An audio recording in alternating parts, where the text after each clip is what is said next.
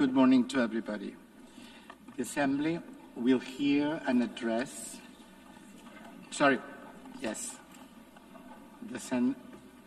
The 8th plenary meeting of the General Assembly is called to order. The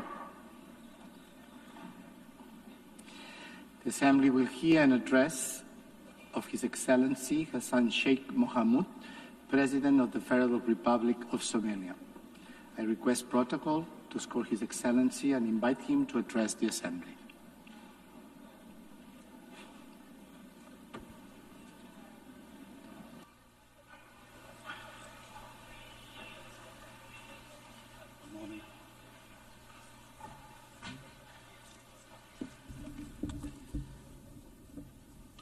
Bismillahir Rahmanir Rahim.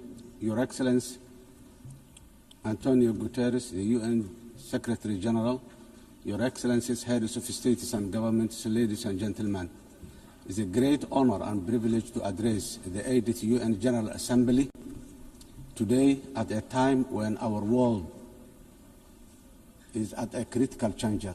The UN was founded on the principles of advancing peace, security and development, and progress globally after the destruction of the Second World War. The UN is the embodiment of our common aspiration for a global governance anchored in international law, fairness, and equality. 8 years on since the first UN General Assembly, we should have already been better together, not seeking to justify why we can't be better together today. Global challenges across the world, people, and indeed humanity as a whole, is challenged with existential obstacles and threats that we can resolve through dialogue, cooperation, unity, and shared purpose.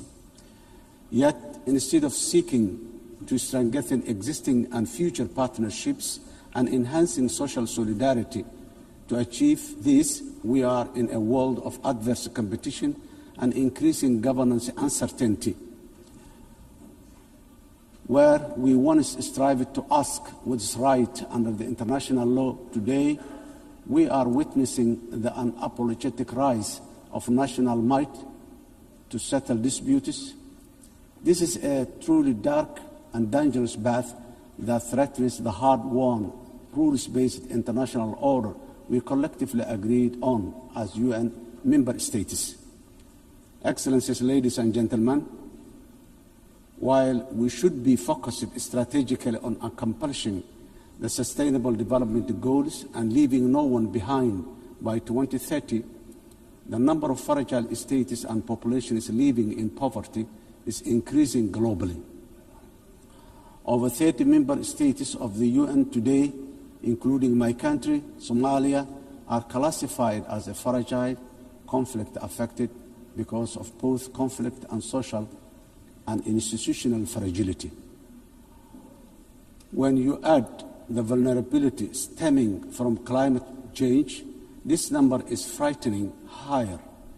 In addition to this, urbanization is rising at the fastest rate in the human history because of conflict, climate, and lack of economic opportunities in rural communities.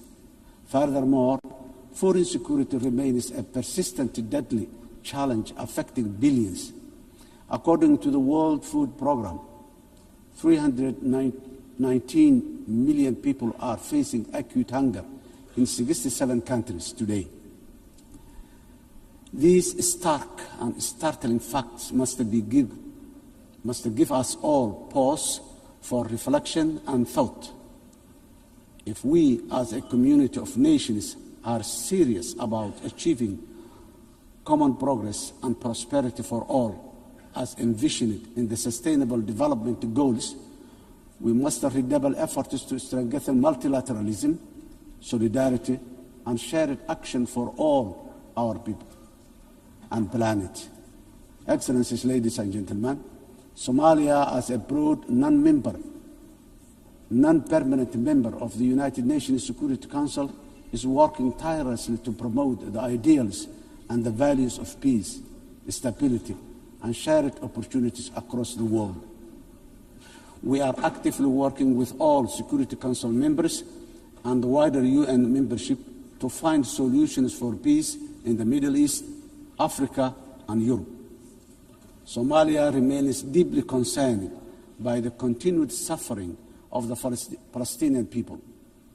The ongoing violence, displacement, and deprivation faced in the occupied territories, including Gaza, demand our collective conscience and urgent action.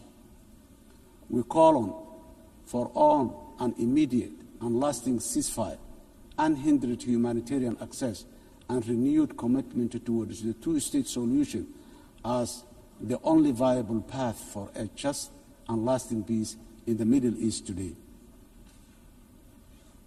Somalia Security Council, Excellencies, ladies and gentlemen, Somalia is a unique history of decisively transitioning from conflict to a brighter socio-economic and political and security future.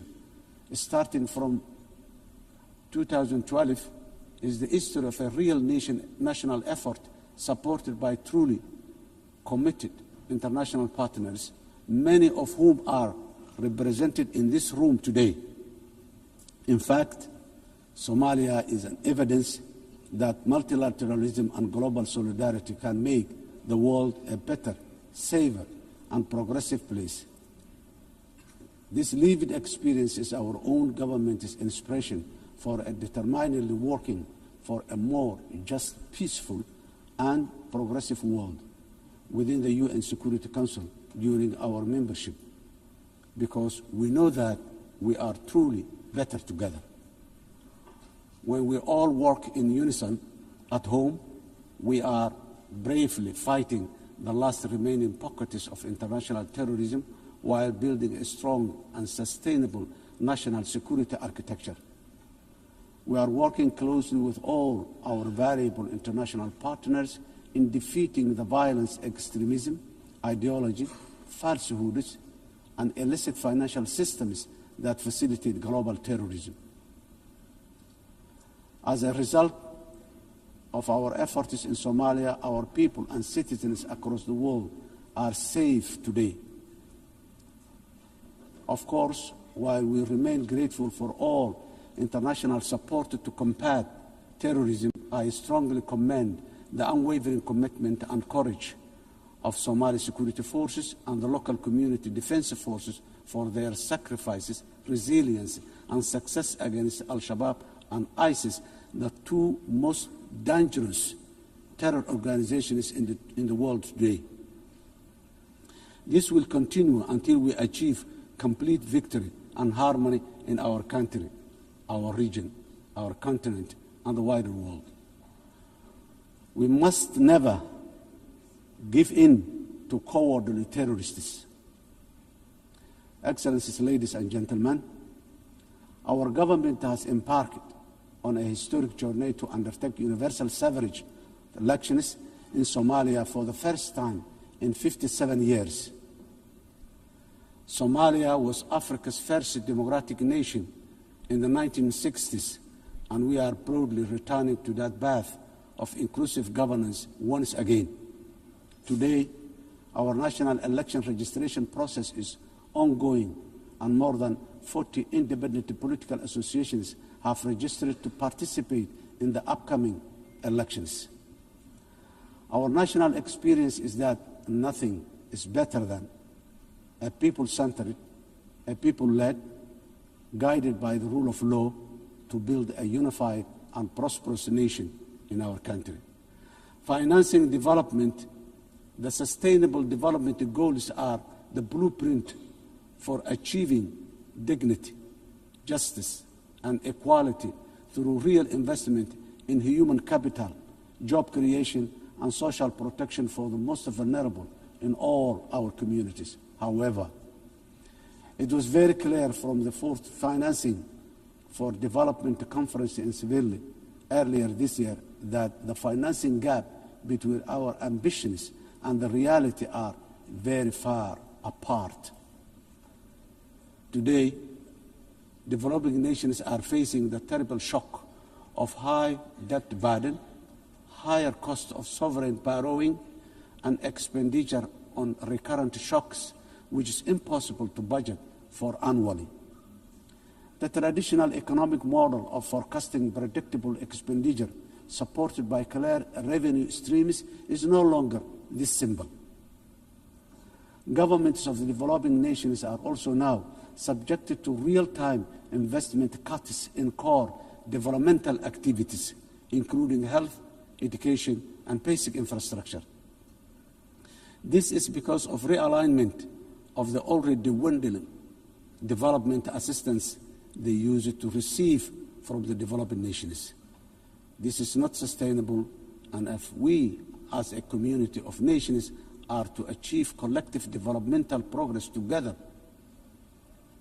Excellencies, ladies and gentlemen, in Somalia, we are taking responsibility of our own economic development by building on the successes of our recent reform based on the debt relief.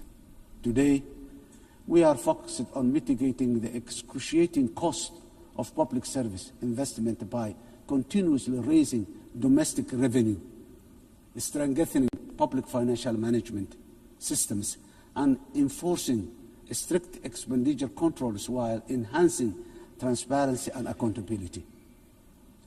Furthermore, we are committed to benefiting from strategic location and natural resources through trade with our region and the world.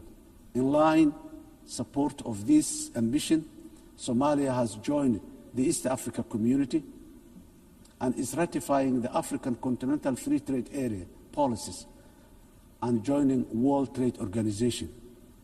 Process is going on very well.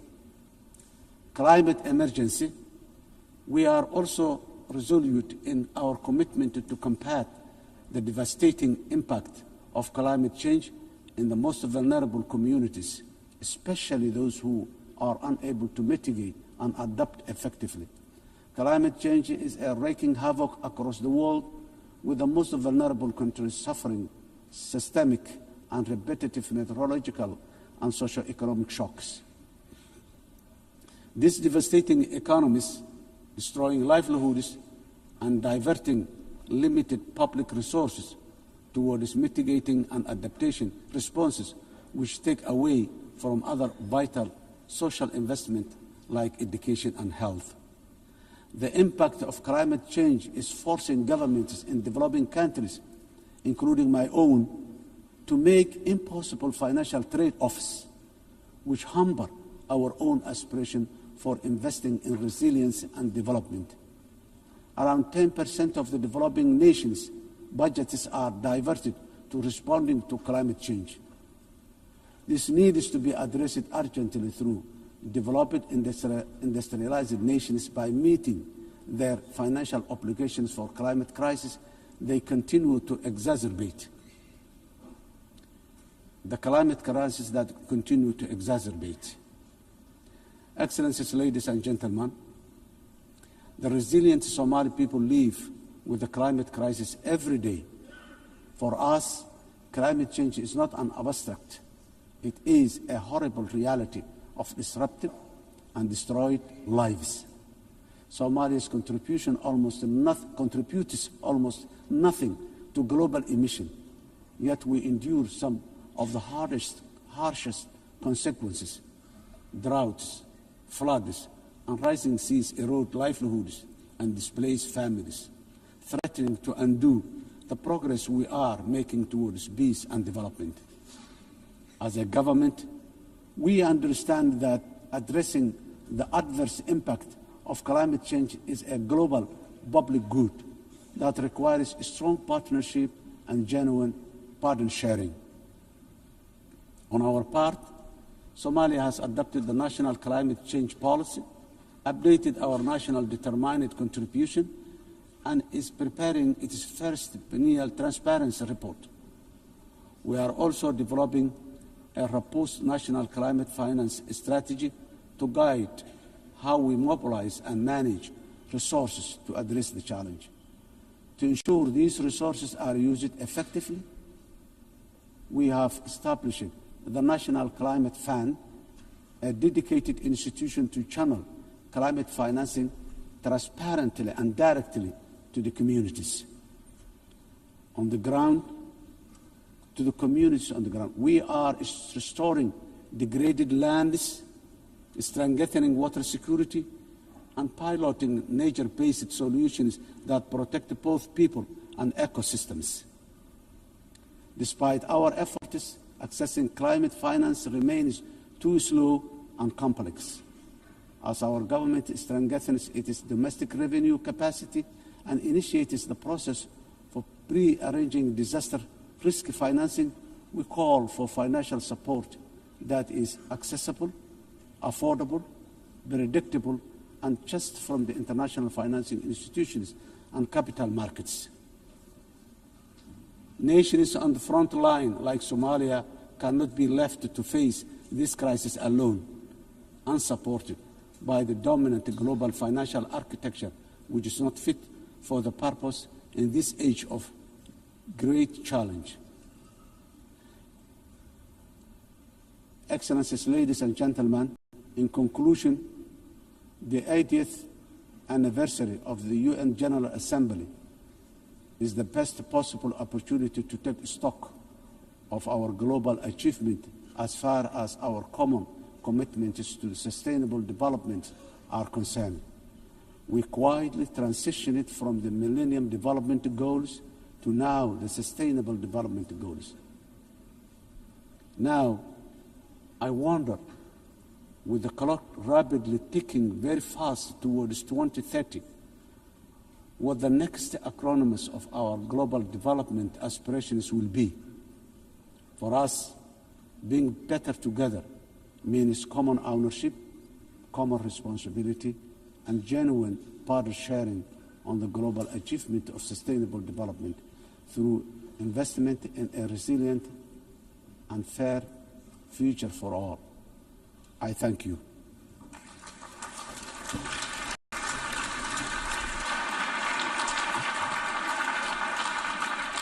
On behalf of the Assembly, I wish to thank the President of the Federal Republic of Somalia.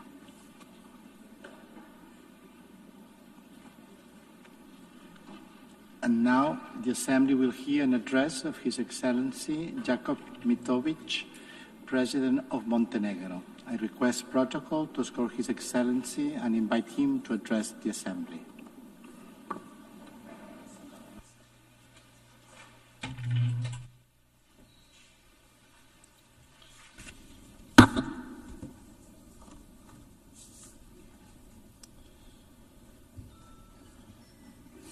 Mr. Speaker, Excellencies, ladies and gentlemen, allow me to convey my warmest congratulations to Her Excellency Annalena Baerbock on her election as the President of the 80th session of the General Assembly.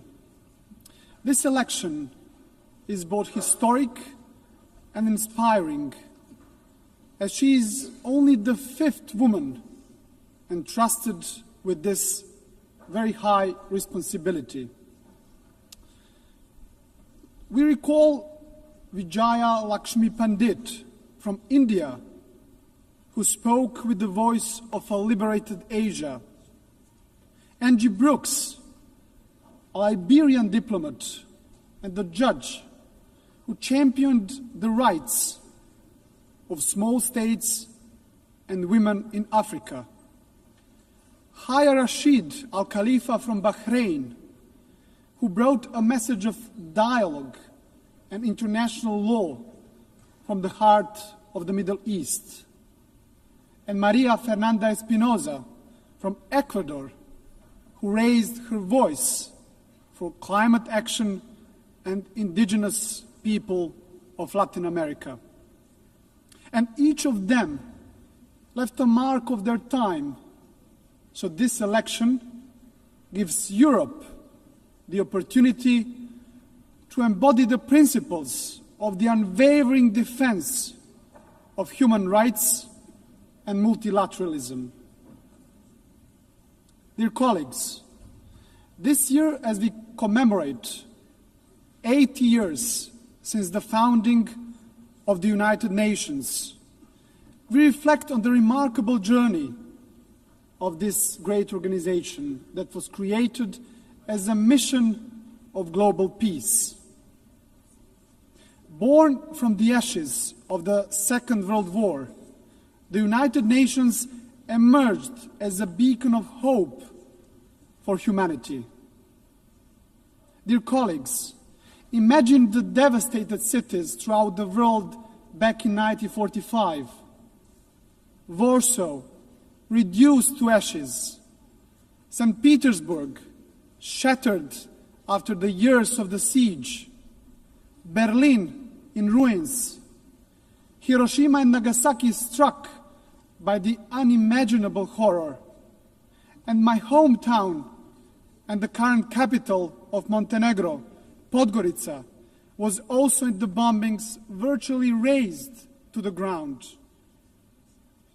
And imagine at the same time the world leaders gathered, who despite their wounds looked to the future. And at that very moment, when the trenches between nations still existed and the graves of the loved ones were still fresh, the Organization of the United Nations was born. The idea that light could emerge from darkness and that solidarity could triumph over despair. Despite the unprecedented destruction, the idea of peace and unity triumphed over division and hostility. The leaders of that time understood the urgent need for a strong global organization capable of preventing all future wars and fostering cooperation among nations. As part of the former Yugoslavia, Montenegro was among the founding nations of the United Nations. We have so far established an international system that promotes peace, upholds rules-based global order, safeguards human rights, and fosters sustainable development. Dear colleagues, without the United Nations, much of our collective progress would have remained just a distant dream. Yet, even after 8 decades, we must also acknowledge a sobering truth. The absence of the World War has not always meant the presence of genuine peace and prosperity in the world. Today, multilateralism is being tested like never before, and our world is confronted with devastating conflicts, rising polarization, grave human rights violations, deep economic inequalities, and the corrosive spread of disinformation. Those challenges remind us of one essential fact. We cannot afford the marginalization of the United Nations, nor the silencing of the international law. Dear colleagues, now more than ever, we need to renew our commitment to the founding principles of the UN Charter. And despite its imperfections, the United Nations remains the only global organization where every nation has a seat and a voice, and where international law remains the basis for international legitimacy. And that makes the United Nations indispensable. Ladies and gentlemen, since regaining our independence back in 2006, Montenegro worked hand in hand with the United Nations to advance reforms in sustainable development, human rights and good governance, and in line with our European Union membership aspirations. Next year, we will proudly mark 2 decades of regaining our independence, as well as 2 decades of our UN membership. So over the past 20 years, Montenegro has evolved into a modern democracy. This transformation is also reflected in our economy, which has grown steadily, driven by key sectors such as tourism and energy. Our resilience has been tested by many global crises. Yet, Montenegro remains firmly committed to building a knowledge-based economy that fosters sustainable development and contributes to regional stability and regional prosperity. Montenegro's commitment to the United Nations and multilateralism remains a cornerstone of our foreign policy, fully in harmony with our European and Euro-Atlantic paths, and our dedication to good neighborly relations and regional cooperation. With NATO membership as the pillar of our security, our strategic focus is now on joining the European Union by 2028. It's an ambitious goal, dear colleagues, yet one that is now firmly within our reach. And as the most advanced EU candidate country, Montenegro remains steadfast in implementing structural reforms and fully aligned with the European Union's common foreign and security policy. We are convinced that the EU integration is a catalyst for lasting progress, stability, and ultimately security of the European continent. And in this process, Montenegro is not only a beneficiary, but also a contributor, demonstrating that enlargement strengthens the European Union as much as it strengthens the candidate countries. Your Excellencies, to strengthen multilateralism, we also must confront its weaknesses. The Security Council is increasingly paralyzed and unable to fulfill its mandate as the primary guardian of peace and security. The latest example is the war in Ukraine, which has brought unimaginable suffering to the people of Ukraine. And Montenegro welcomes recent diplomatic efforts of the international community led by the United States aimed at achieving a just and lasting peace. And we sincerely hope that these efforts will succeed. At the same time, Montenegro is deeply concerned about the unfolding humanitarian suffering of the Palestinian people in Gaza. And we call for an immediate ceasefire. Montenegro also strongly condemned the horrific terrorist attack by Hamas on October the 7th, 2023, and calls for unconditional release of all hostages. Montenegro has consistently supported a peaceful resolution of the Israeli-Palestinian conflict based on the two-state solution in full accordance with international law and relevant United Nations resolutions. And this is why we also endorsed the New York Declaration on the peaceful settlement of the question of Palestine and the implementation of the two-state solution. Dear colleagues, dear delegates, Montenegro fully supports the implementation of the UN Pact for the Future as well as the Seville Compromise, a renewed global commitment for financing sustainable development as important steps in strengthening our collective capacity to respond to global challenges. And we also believe that the upcoming second World Summit for Social Development must move decisively beyond reflection and analysis and deliver concrete, tangible solutions that will improve lives of people across the globe. Ladies and gentlemen, back in 1991, Montenegro proudly became the world's first ecological state, a milestone that proclaimed our commitment to the highest principles of environmental protection, the preservation of nature, and the pursuit of sustainable development.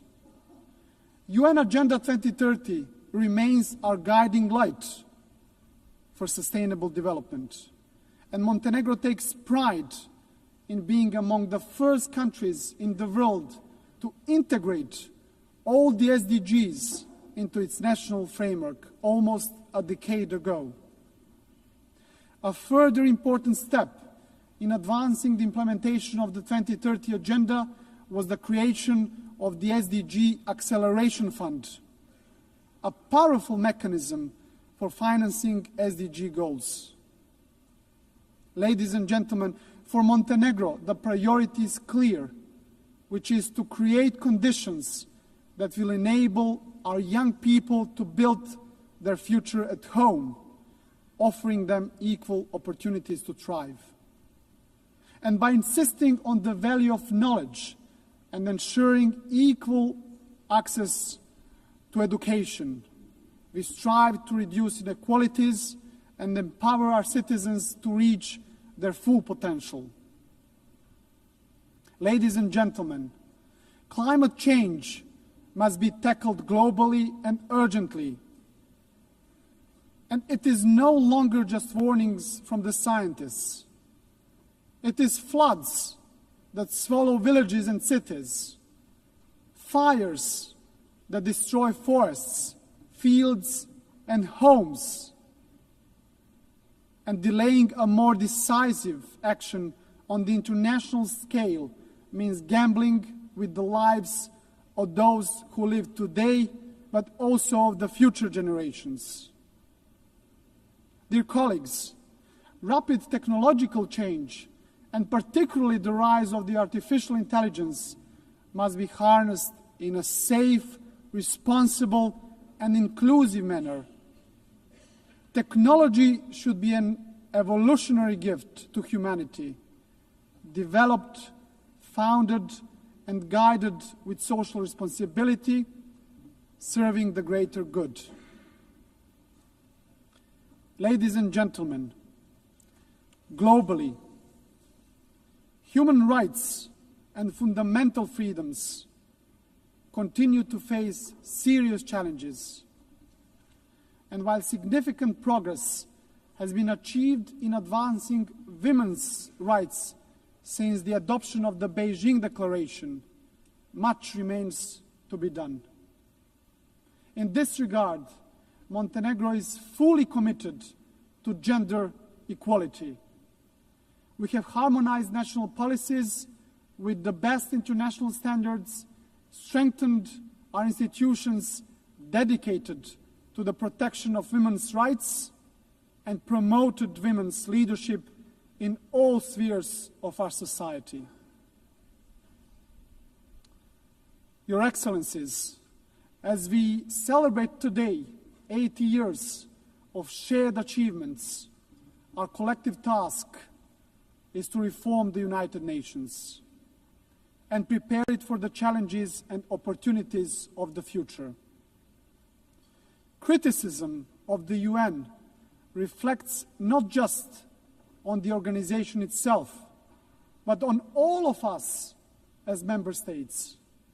For it is we who have created it, who guide it, and who bear responsibility to strengthen it.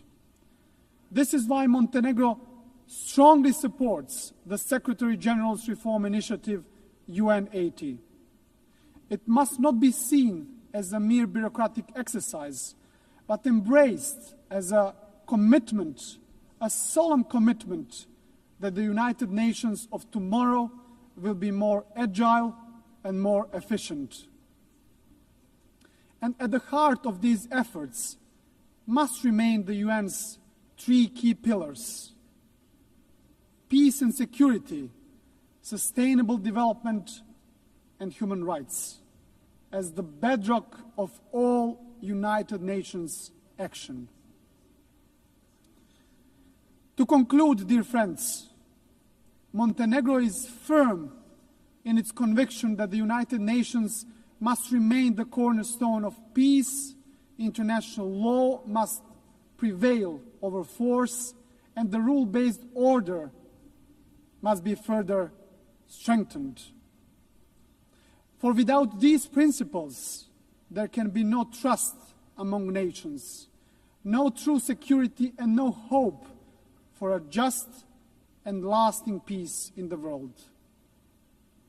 And let me, at the end, quote the most famous writer from our part of the world and the Nobel Prize laureate, Ivo Andrić, who wrote in his masterpiece, The Bridge on the River Drina, of everything that man erects and builds in his urge for living, nothing is, in my eyes, better and more valuable than bridges. They're more important than houses, more sacred than temples, for they belong to all and are equal for everyone. Dear colleagues, this timeless truth reminds us that bridges are not only structures of stone, but structures of peace. It is a dialogue that builds bridges, and it is only through bridges that nations can walk towards peace. So our task is not to be passive heirs of history, but active builders of a better legacy. So let the next 8 years of the United Nations be not years of hesitation, but of courage and solidarity. So guided by these values, Montenegro will continue to build bridges, strengthen dialogue, and work tirelessly towards a future of stability, future of progress, and future of common success, fully aligned with the very spirit and mission of the United Nations. Thank you very much for your attention.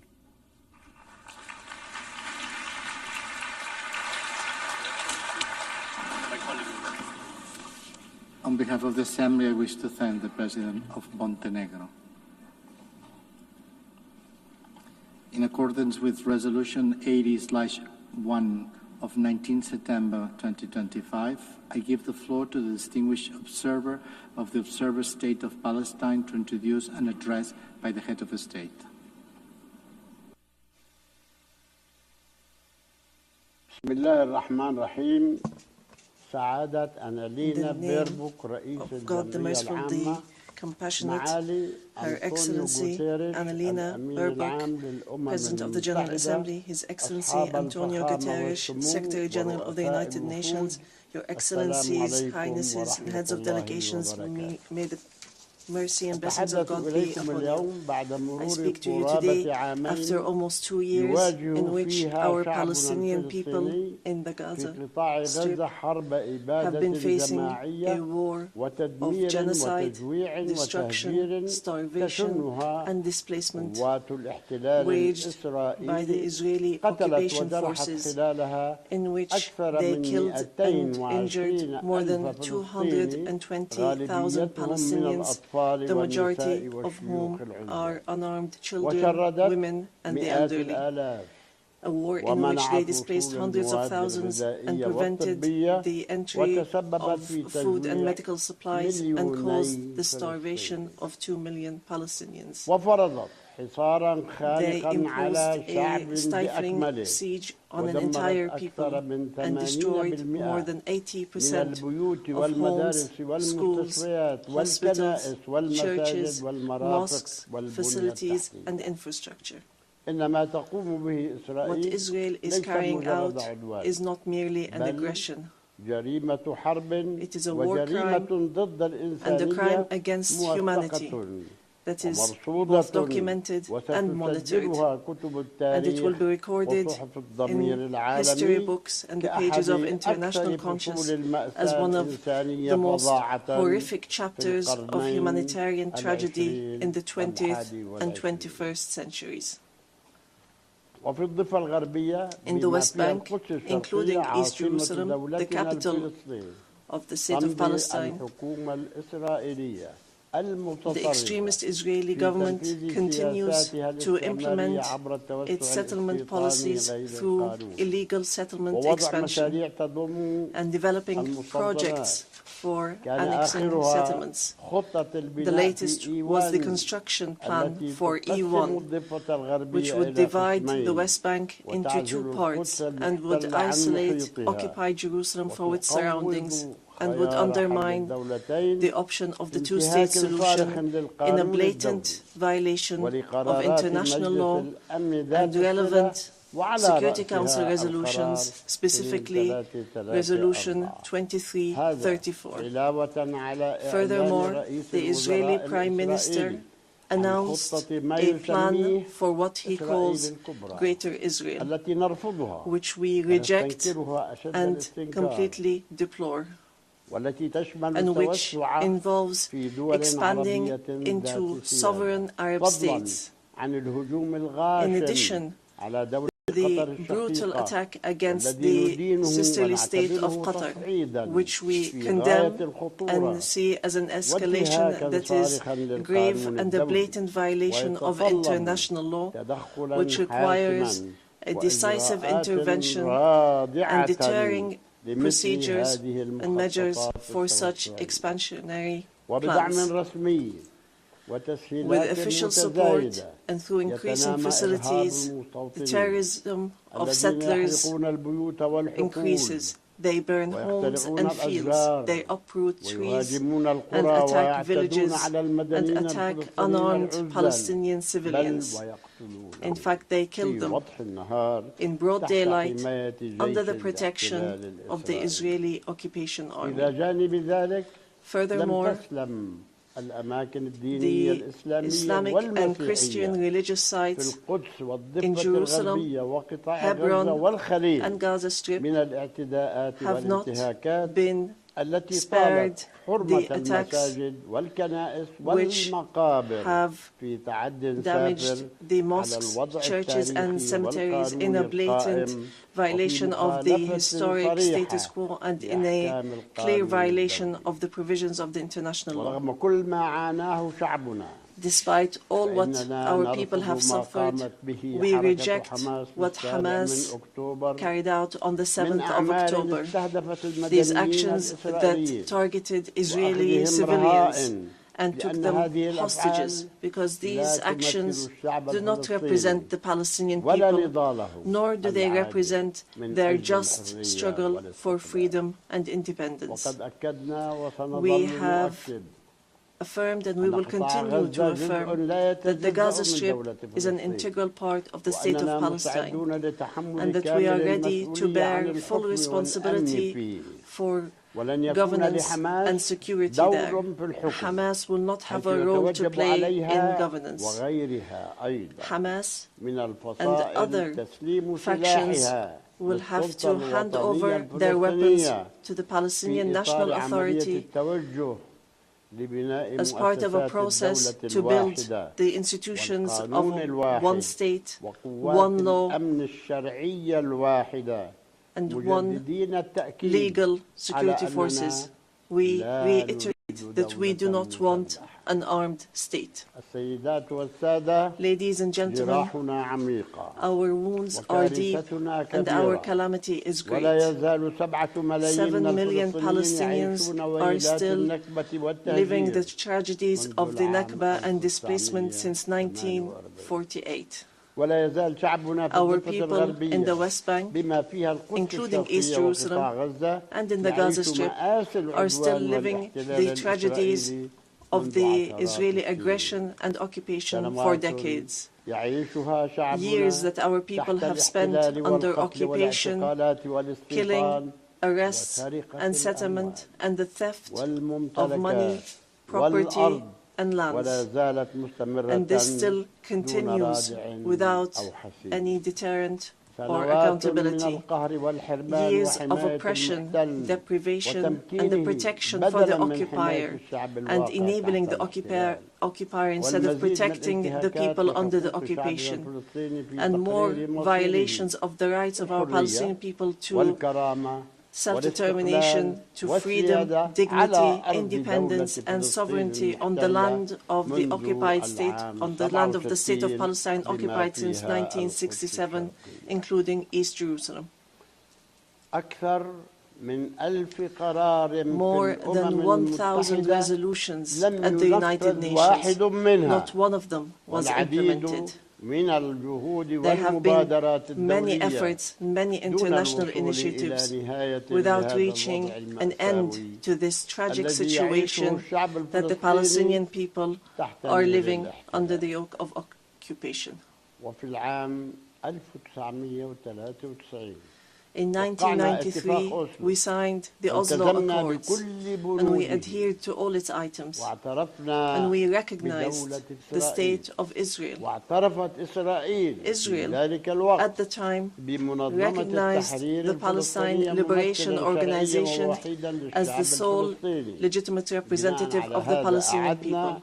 Based on that, we restructured our institutions, and we amended our national charter, and we rejected violence and terrorism, and we adopted a culture of peace.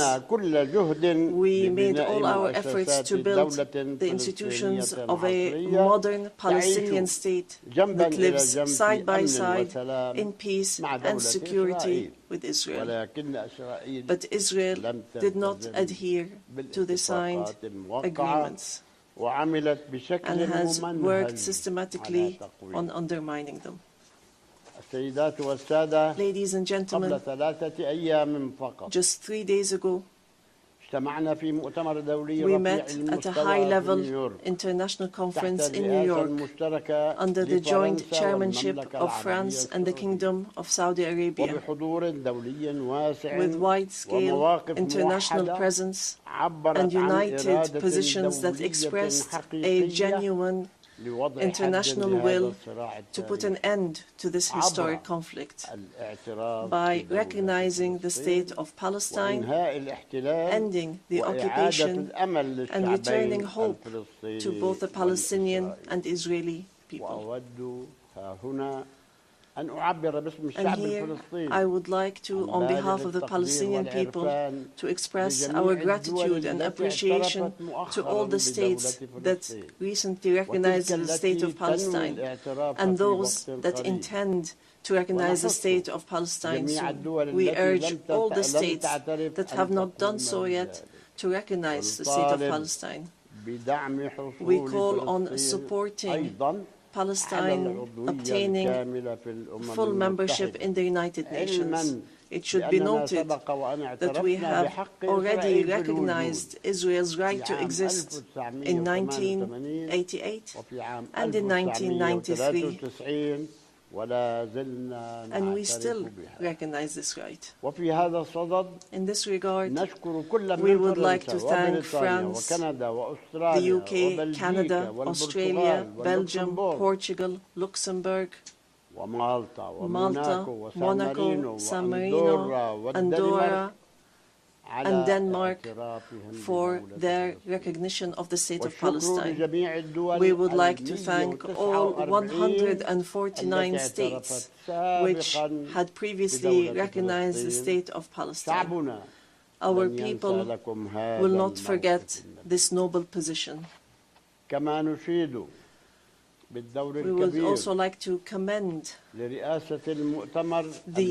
role of the chairmanship of this conference, the Kingdom of Saudi Arabia and France, and also the United Kingdom. We would also like to thank all the states that headed the various working groups and those which participated and continue to participate in the International Alliance for Peace. We would also like to thank the states that are supporting our efforts to stop the genocide and the occupation and achieve peace. We highly appreciate all the peoples and organizations around the world who protested in support of the rights of the Palestinian people to freedom and independence and to stop the war, destruction and starvation.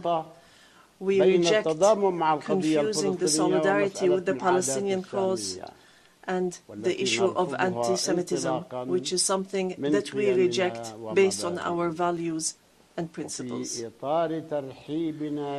the framework of welcoming the outcomes of the International Conference for Peace, we reiterate today before the General Assembly the following points. First, the need for an immediate and permanent end to the war in Gaza. Second, the entry without conditions of humanitarian aid through United Nations organizations, including the UNRWA, and to stop using starvation as a weapon.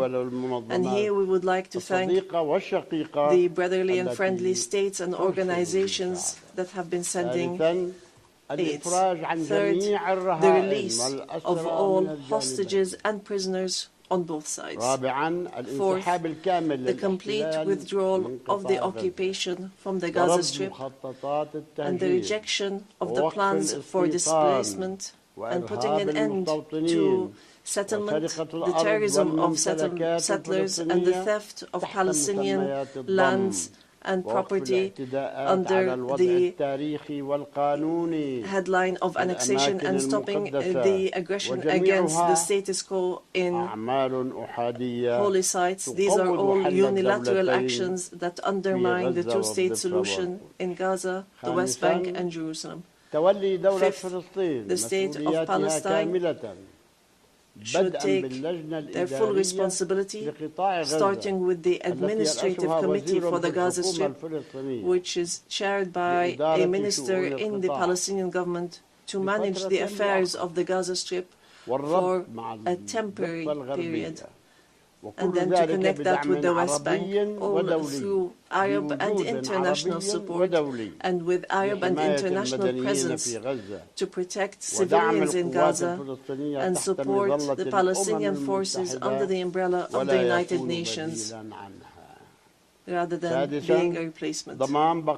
Sixth, to guarantee that the residents of the Gaza Strip remain on their lands without displacement, and to implement a recovery and reconstruction plan in both the Gaza Strip and the West Bank. Seventh, releasing the Palestinian tax money that is being held by the State of Israel unjustly, and lifting the economic siege and the barriers from the Palestinian cities, villages, and refugee camps. Eighth, supporting our national efforts towards reform and conducting presidential and parliamentary elections within a year after the end of the war. The practical procedures has begun. A committee has been assigned to draft a temporary constitution, and it will end its work within 3 months, so that we move from authority to state.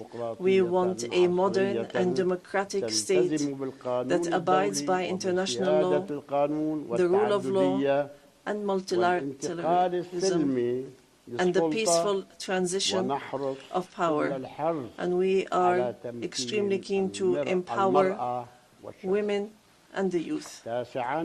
Ninth, we declare that we are ready to work with U.S. President Donald Trump and with the Kingdom of Saudi Arabia and France, the United Nations, and all partners to implement the peace plan that was approved in the conference that was held on the 22nd of September, in a way that would lead towards a just peace and regional cooperation. Ladies and gentlemen, today we say clearly,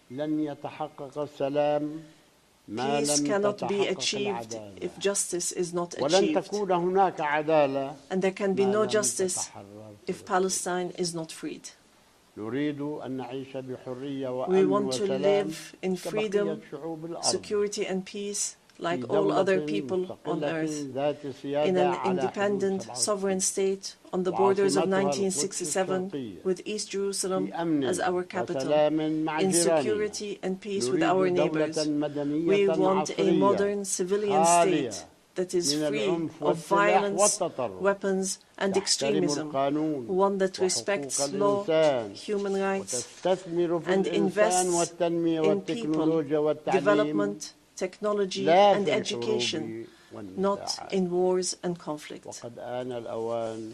The time has come for the international community to do right by the Palestinian people so that they may obtain their legitimate rights to be rid of the occupation and to not remain a hostage to the temperament of Israeli politics, which denies our rights and continue in their injustice, oppression, and aggression. We are continuing to move forward, and we will continue our peaceful, legal, and diplomatic fight to obtain our rights. In conclusion, we say to our sons and daughters in the homeland, in the exile, and in the diaspora, no matter how much our wounds bleed, and no matter how long the suffering lasts, it will not break our will to live and survive. The dawn of freedom will emerge, and the flag of Palestine will fly high in our skies as a symbol of dignity, steadfastness, and being free from the yoke of occupation. Palestine is ours. Jerusalem is the jewel of our heart and our eternal capital. We will not leave our homeland. We will not leave our lands. Our people will remain rooted like the olive trees, firm as the rocks. We will rise from under the rubble to rebuild and to send from our blessed and holy land messages of hope and the sound of truth and right, and build the bridges of just peace for the people of our region and the entire world. May the peace and mercy and blessings of God be upon you.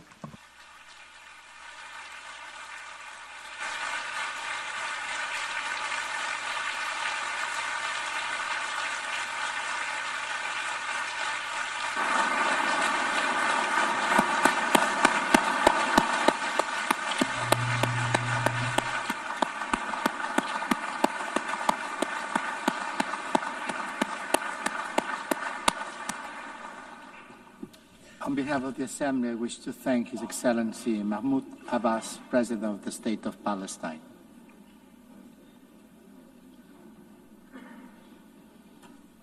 The Assembly will hear an address now by His Excellency Rashad Mohammed Al-Alimi, President of the Presidential Leadership Council of the Republic of Yemen. I request protocol to escort His Excellency and invite him to address the Assembly.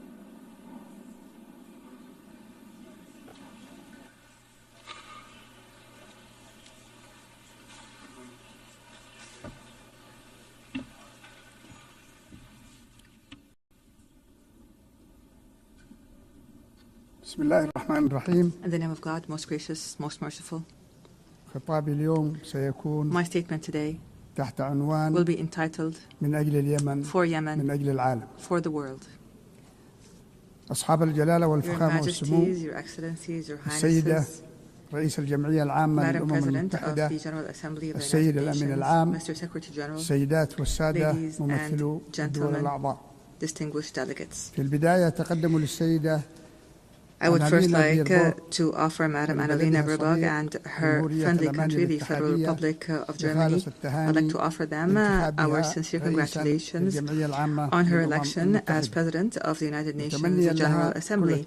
I wish her success in leading this session, which we attach great importance to, as under the slogan, Better Together for Peace, Development and Human Rights. I would also like to commend the efforts of the Secretary General of the United Nations, Mr. Antonio Guterres. We look forward to working with these two leaders of the United Nations to champion peace and human rights in Yemen and to offer protection to the relief staff that have been kidnapped by the terrorist Houthi militias that are backed by the Iranian regime. I also take this opportunity to offer our sincere congratulations to our great Yemeni people who tonight are celebrating the anniversary of the overthrow of the racist Imamate regime 63 years ago and the birth of the republic that is based on the principles of liberty, justice, and abolishing differences and class discrimination and encouraging the participation of women and guaranteeing rights and liberties. Ladies and gentlemen, within this organization, which was built in the aftermath of a horrific war, humanity 8 decades ago pledged that no people would be left alone to face dictatorship or chaos or famine without the backing of the international community. You pledged, and we pledged along, that this organization will safeguard human dignity and the rights of peoples to live in dignity, security, development, and peace.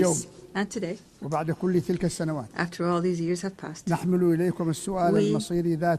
to you the same hateful question from the Yemeni people, whether these values and principles continue to exist or not, or else what would it mean for our country to be left hostage to the Iranian regime's expansionist schemes and its militias that use hunger as a weapon, religion as a tool, and maritime passages as a means of blackmail. What does it mean for this country with an ancient history to become one of the most dangerous hotspots of terrorism, cross-border terrorism in the world?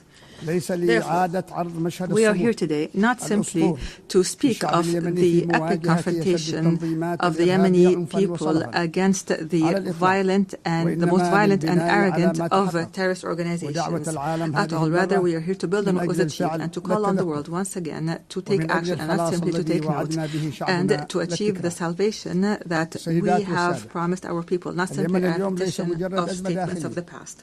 Ladies and gentlemen, Yemen today is not simply a domestic crisis, rather it is a test of the credibility of the international organization. After a decade has passed to the coup that was orchestrated by the Houthi militias supported by the Iranian regime against the national consensus, our people are living one of the gravest humanitarian crises, facing security threats that transcend our borders and spread to the region and the entire world. The Houthi militias are no longer a rebel group in a remote area in the country. Rather, the Houthi militias are an international terrorist organization armed to the teeth with an advanced Iranian arsenal, including ballistic missiles and drones and booby-trapped boats and sea mines and fissile projectiles and other qualitative weapons that are internationally banned.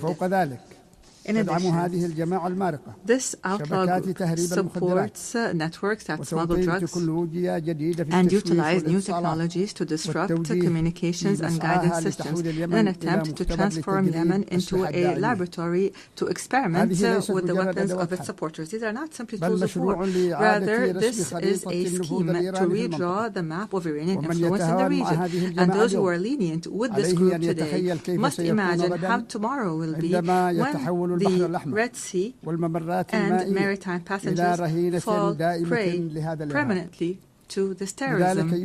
Therefore, ladies and gentlemen, the past years have proven that the policy of conflict management, by offering more incentives, has only brought more disaster and destruction. Moreover, the policy of containment has given the Houthi militias the time and the resources to further expand its arsenal. The United Nations was unable to protect its own staff who were kidnapped in Sana'a, unable to protect the oil installations and the commercial ships. It has become clear that the peace we seek cannot be asked for, but must be imposed by force. Ladies and gentlemen, it has become incumbent upon the world to reconsider its position on the Yemeni situation.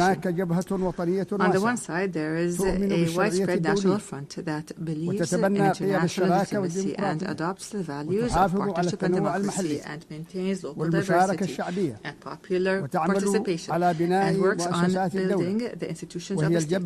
This is the front that I represent today, myself and my brothers, the members of the Presidential Council and the government, which is a member of the United Nations and represents all Yemenis, men and women alike.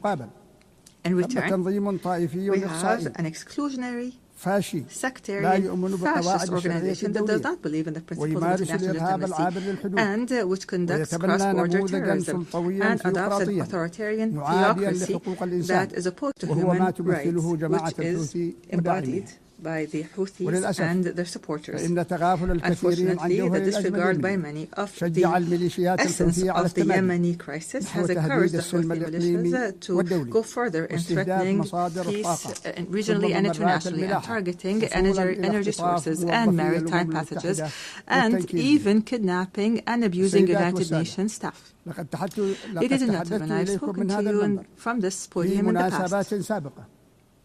And at the time, I asserted that the government of the Republic of Yemen is always ready to embrace a comprehensive peace, even if that includes making painful concessions, as long as they come in the interest of the Yemeni people. However, and after our efforts to maintain peace have failed, it has become necessary to move collectively and firmly to impose peace.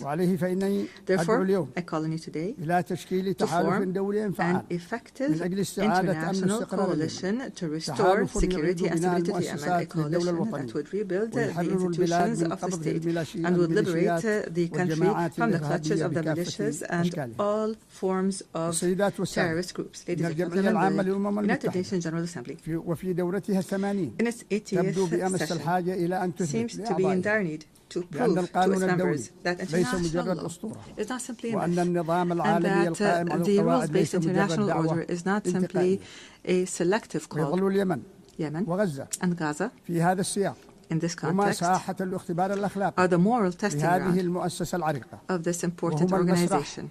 They are the place where we can definitely confirm that the might of right is still able to confront the right of might. And here, the Palestinian cause lies in the heart of this issue as a wound that continues to bleed, and the central cause of the Arab people, which is now also witnessing an important transformation to the overwhelming recognition of an independent state. And here we would like to express our sincere gratitude to our brothers and sisters in the Kingdom of Saudi Arabia for their efforts, along with their French partners, to achieve these unprecedented political gains. We'd also like to confirm here our full support for the Palestinian Authority and the two-state solution in accordance with international resolutions and the Arab Peace Initiative, and we call upon the rest of the member states to recognize Palestine and to support the rights of its people and their dignity. And at the same time, we reiterate our rejection of the use by outlaw militias of this just cause that has as a trading card, which has only brought Palestine more isolation and destruction. Your Majesties, Excellencies, and Highnesses, in the midst of this suffering of the Yemeni people that has lasted for 11 years, our brethren have not left us alone, namely the Kingdom of Saudi Arabia, the United Arab Emirates, who have not only worked to protect the Yemeni state from collapse, but for the entire region from falling into the clutches of the Iranian scheme. They have presented a practical model of strategic partnership based on development. The world must adopt this model and not simply watch it. At the end of last week, our brothers in the Kingdom of Saudi Arabia once again announced additional economic aid to the country's budget and basic services at a time when the Yemeni government is facing extreme financial bottlenecks. And we hope that the international community would join this effort so that we could keep millions of Yemenis alive. Mr. President, ladies and gentlemen, the title of my statement today was For Yemen, for the World. We are not calling upon you today to simply work for Yemen, but for the entire world. Yemen must not be left to fall prey for blackmail and terrorism, because this would mean opening the door to more victims, and this would deliver a blow to the credibility of this organization and its principles. What we ask from you are not new statements, but international action, firm international action to support the legitimate government as a trusted partner on the ground. The time has come to launch an international coalition that will liberate Yemen from terrorism and rebuild its national state, and would guarantee the security and the world, the security of the region and the world from the dangers of cross-border terrorism. And this is what we call for, to regain sovereignty in our country and put an end to the chapter of militias once and for all. I thank you, and peace and God's blessings be upon you.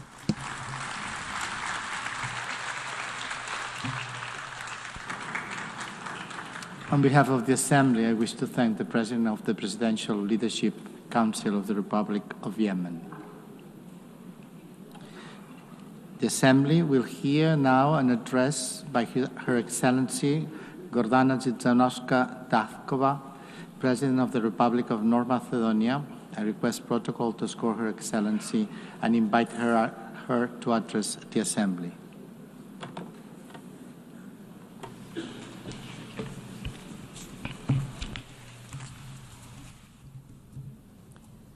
Почитувана председателкина Генералното собрание на Обединените нации госпожа Аналина Барбок, почитуван генерален секретар на Обединените нации господин Гутереш, членки екселенции, дами и господа. Како темел на меѓународното право и мултилатерализм, Обединетите нации спречија нова светска војна, превенираа бројни конфликти и ги увлажија последиците од многу хуманитарни кризи. They have helped many nations embark on the path to sovereign equality, lifted millions of extreme poverty, and educated entire generations.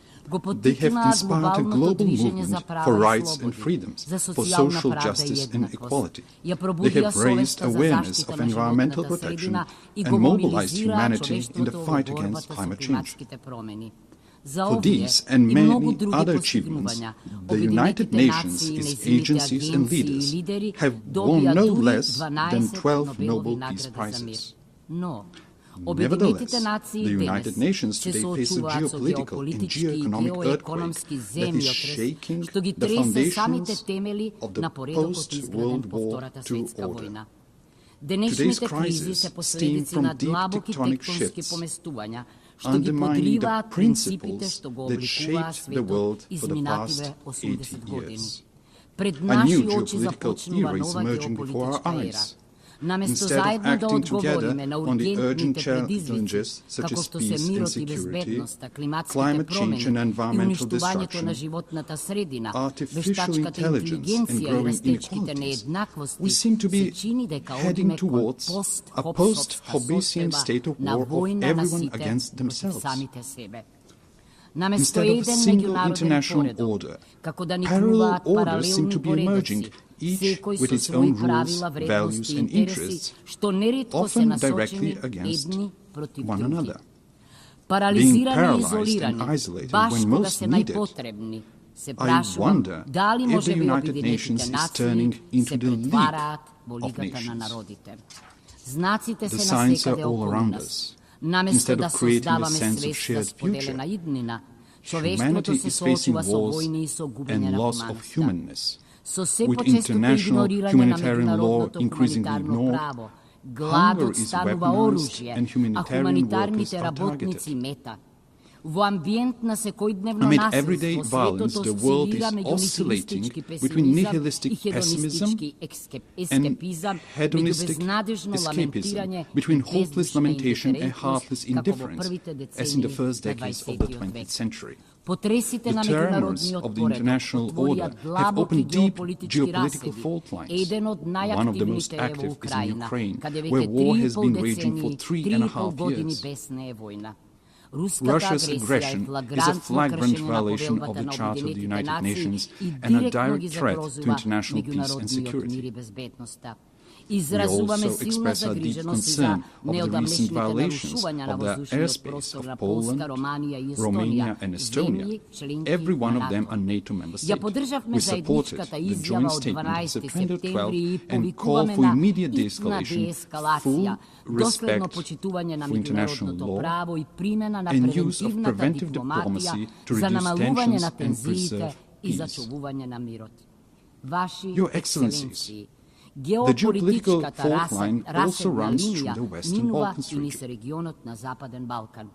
The Macedonian accession process to the European Union has been continuously obstructed for 20 years, but not on the basis of objective Copenhagen criteria, but for subjective nationalistic reasons. The latest EU condition to start our negotiations is a new imposed amendment to the Constitution.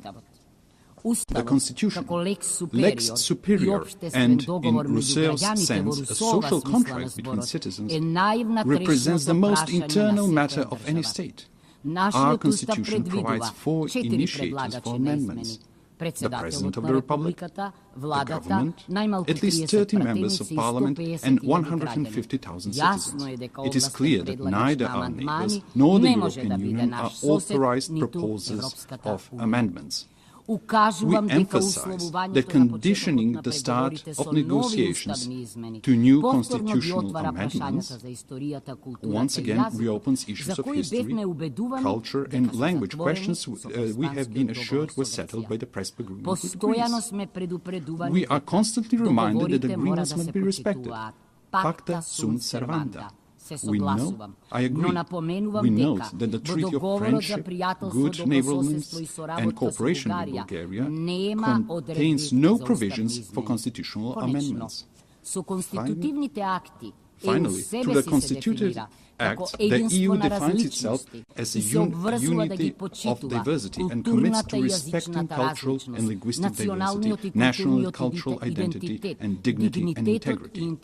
How then is it possible that we are asked to discuss and negotiate with a neighbor about history, culture, and language? Time and again, we stress that we perceive ourselves as Europeans and deeply believe in the European project that brought peace and economic prosperity after the Second World War. The European ideal remains our greatest inspiration and strategic aspiration. As a country dedicated to good neighborly relations and regional cooperation, we do not seek disputes with our neighbors. What we desire is to be integrated in the Union, but without additional conditions and with national dignity preserved. We warn that after the war in Ukraine, the blocked European integration of the Western Balkans is not only a political, but also a security issue. With the political door closed for the Western Balkan countries and the door wide open for influences of third geopolitical centers of power, it is ironic that the Union calls for resilience towards them. Must we end up on the Security Council's agenda for the EU to unblock enlargement? If the European Union wants to be a geopolitical union, it must not leave the Western Balkans in a geopolitical vacuum. As the President of the European Commission has noted, the European Union must break the armor of consensus as soon as possible if it wants to complete the reunification of Europe and become a strong geopolitical factor again. Madam President, esteemed Excellencies, finally, I cannot but not address one of the most geopolitically volatile regions, the Middle East and Gaza. The Middle East has an ancient and rich tradition of interreligious and inter-ethnic coexistence. History has shown that diversity, when respected, can be a source of cultural enrichment and long-term peace. But also history teaches that violence, regardless regardless of its origin, deepens divisions, prolongs human suffering, and distances the parties from a just and comprehensive solution. We are convinced that sustainable peace in the Middle East can only be achieved through dialogue and diplomacy, in accord with international law. The inviolability of human life and dignity must be respected, even in times of war, in accord with international humanitarian law. In that spirit, we reaffirm our support for international efforts aimed at de-escalation, inclusive dialogue, and direct negotiations. Esteemed Excellencies, these geopolitical fault lines and tensions point unequivocally to the following. Without multilateral institutions and procedures, without international law and principles that would tame the strong and protect the weak, we will reenact the Thucydides Melian dialogue, with the strong doing what they can and the weak what they must. Consider how repeated violations of the United Nations Charter were tolerated, clearing the path for new ones. Remember the General Assembly resolutions left unenforced, the International Court of Justice's judgments disregarded and its opinions ignored, and the peace initiatives obstructed in the Security Council. Facing with the dysfunction of the current international order, some realists advise forgetting international treaties and conventions as a needless burden and seeking shelter in regional blocs and alliances. Then, the fastest and best way to resolve crisis is outside the United Nations without a Security Council mandate. However, departing from universal principles and mechanisms in favor of pragmatic opportunism and reaching for ad hoc measures pushes us towards an uncertain future of growing geopolitical and geoeconomic competition and even confrontation in the race for resources. Is that the harsh world we mean to leave to our posterity? The alternative is to try to revitalize multilateralism and make its institutions more resilient to these systemic shocks. Respected Madam President, respected attendees, young generations have the right to a renewed charter, to a reformed and strong United Nations that will enable them to live in peace among nations and peace with nature. These reforms must not be cosmetic, but profound, to enable greater inclusiveness, harmonization between values and mechanisms, optimization of national and global interests, and functional institutions. The UN reforms depend on whether they are seen as an opportunity to renew the rules-based international order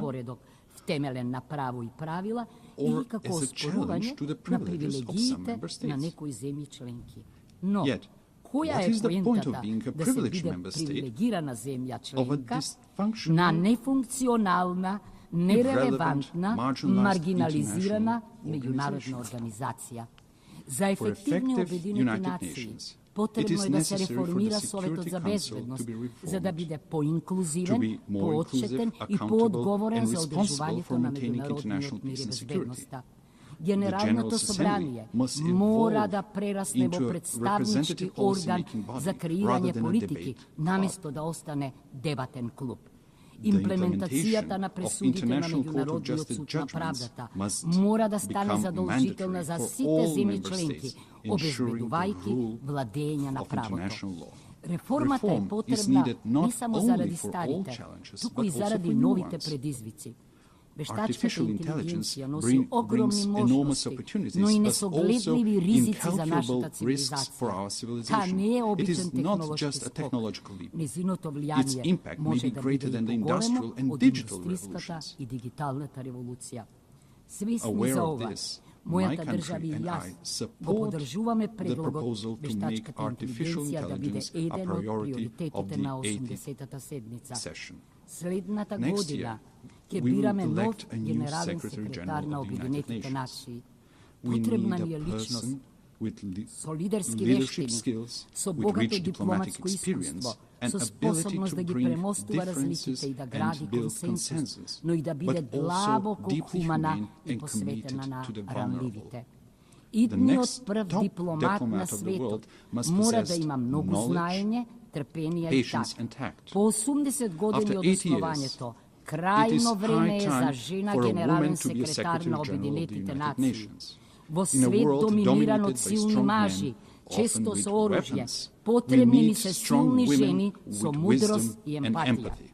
I believe that women, koji who zajedno are, so decata along with their se children, are the najgolemite i greatest and najbrojni most žrtvi na numerous vojnite, victims of ima wars, have neotuđivo an pravo i inalienable obvrska right and da posegnat obligation to polivna prevent them. prevencija. Anarhični The anarchic međunaroden international order poredak je is a zakana threat za to site, all, a but najmnogo especially za to small malite državi. states. Prirodno je natural malite i for srednji državi small da and bidat medium-sized najgolemite states to be the podržuvači greatest na supporters reformite of na the United Objedinjenih Nations naciji. reforms. Ceniti ekscelenciji, Distinguished excellencies, dozvolite let da me share with you podelam what što we pravi are doing. nije. Macedonian Makedonskite građani citizens veke are gi already čustuvat experiencing the posledicite od consequences of the klimatskata climate kriza, crisis, kako što such su as extreme ekstremnite weather conditions. vremenski uslovi. That Zato is na why we supported the COP29 v implementation of Baku the Paris go Agreement at podržavme sproveduvanje to na COP29 Parijski in dogovor. Baku. Ja podržavme We supported obrskata the od Sevilla Sevilla za commitment finansiranje on na financing razvoju for i gi development and integriravme integrated celite the za sustainable održivi development razvoj goals in vo our našata national nacionalna development razvojna strategy strategija 2024-2044. 2024-2044. Na tretata third konferencija UN na Objedinitite Ocean naciji Conference za in Nice, okean otvonica se we založitme committed to za strong silno međunarodno international upravuvanje ocean sa governance okeanite, supporting podržuvajki go the action akcijski plan. plan. We Vložuvame are making golemi great napori za efforts to promocija promote na women's žensko to leadership liderstvo and the i implementacijata implementation na of the agendite agenda za on ženite, women, mirot i peace and bezbednosta. security. Ja We potpišavme signed novata the new ramka za sorabotka s Objedinitite nacije 2020-2030 framework for cooperation with the United 2030 zaradi to ensure obezbeduvanja na inclusive inkluziven, social and socijalni i human čovečki development, razvoj, sustainable održiva economies ekonomija and i decent dostojna work, rabota, otporno i resilient zeleno and green opštestvo societies i and ekosistemi, ecosystems, the rule vladenje of na law pravoto i and good dobro upravuvanje. governance. Počituvani, Esteemed excellencies, pred golem we are ispisme, standing in front of a ili great ke go test. garantirame Either we will međunarodni guarantee an odporedo, international order vrz based on vizionerski visionary principi, principles, ili ke or we will itame rush towards kon a catastrophe katastrofa so of nesogledljivi unimaginable razmeri za proportions čovečstvo. for humanity. Poranešni Former od generalen Secretary General sekretar Dag Dag Hammarskjöld Hammarskjöld podsjeti reminded deka us that the Objedinitite United Nations naciji was not ne se created formirani in za da ne order to odnesa bring us to tvorajot, heaven, tuku za da ne but in order to spasat save od us from pekolo. hell. We Treba should da gi recognize the prepoznajeme United Nations for Objedinitite what it naciji is. za ona što se. Na An vistina admittedly nesovršen, imperfect, no but neophoden indispensable instrument na instrument nacijite, of go rabotenje nations to za in working mirna for peaceful evolucija evolution kon po towards a more praveden just i po and bezbeden secure svetski world poredok. order. Da im je Let's dademe give them ta that šansa. chance. Благодарам. Thank you.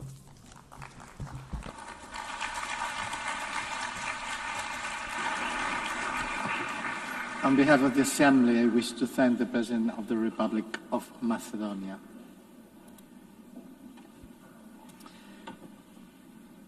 L'Assemblée va entendre l'allocution de son Excellence, Monsieur Anthony Frank Laurent Saint-Cyr, président du Conseil présidentiel de transition de la République d'Haïti.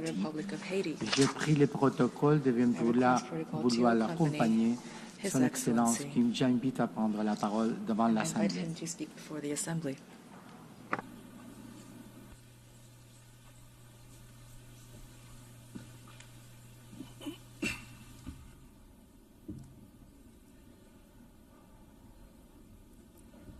Madame la Présidente de l'Assemblée Générale, Madam President of the General Monsieur le Assembly, Secrétaire Général, Secretary General, Excellences, Mesdames, Messieurs les chefs distinguished d'État et de heads of gouvernement, state and government, Mesdames, Messieurs les chefs de distinguished délégation, heads of delegation, distingués délégués. C'est avec distinguished gravité delegates, et beaucoup it's with d'espoir a que je sense porte of la voix gravity and d'Haïti, a great deal of les hope that salutations I d'un convey the peuple voice digne of et Haiti résilient, and the qui greetings malgré les of a épreuves dignified and resilient revendique pour people lui-même which, et pour despite l'humanité hardships, entière, is claiming trois for itself and for promesses all of universelles. humanity three Le développement, universal le promises: respect de la dignité development, humaine respect et la for paix. human dignity, and peace. La paix qui est aujourd'hui Peace, l'urgence absolue which du is peuple now haïtien. an absolute Au nom de ce imperative for the peuple, Haitian je vous people. adresse, Madame On la behalf of this Présidente, people, mes plus sincères félicitations Madam pour President, votre I would like élection to à la tête warmly de cette congratulate Assemblée. you on your election as J'exprime President of également this ma Assembly. gratitude I also au would like to Secrétaire thank Général Secretary Antonio General Guterres, Antonio son Guterres engagement for his indéfectible en unwavering faveur de notre commitment to our organisation organization et son soutien and his constant constant et and multiforme multifaceted à la support République for the d'Haïti. Republic of Haiti. Mesdames, Messieurs, Ladies and gentlemen, the theme of this session, Better Together, 80 Years and More for Peace, Development and Human Rights, honors the outstanding work carried out over the past decades. It also recalls the importance of remaining unified and resilient in the face of the unprecedented crises threatening the future of the planet, as well as international peace and security. Today, hunger is threatening millions of lives. Armed conflicts are multiplying and extreme poverty is deepening, causing forced migrations that jeopardize international stability and that put solidarity between nations to the test. In addition to these challenges, we also are dealing with climate change, a rise of terrorism, mass atrocities, transnational crime, the erosion of human rights, and disinformation. We cannot turn a blind eye to the urgent need to strengthen our healthcare systems, to ensure a just energy transition, and to promote gender equality and youth inclusion. These issues require us, the world leaders, to shoulder our responsibility to build a UN that is better adapted to the challenges of today and the hopes of tomorrow. We must ensure that all of our actions, including technological breakthroughs such as artificial intelligence, foster peace, development, and human dignity. Ladies and gentlemen, just a 4-hour plane ride from here, a human tragedy is unfolding, one of the most devastating of our hemisphere. Every day, innocent lives are extinguished by bullets, fire, fear. Entire neighborhoods are disappearing, forcing more than 1 million people into internal exile and annihilating memories, investment, and infrastructure. Thousands of children have been deprived of their fundamental right to education. Thousands of young people are condemned to despair. Hundreds of women and girls have been raped, and they will forever carry the scars of this violence in their bodies and souls.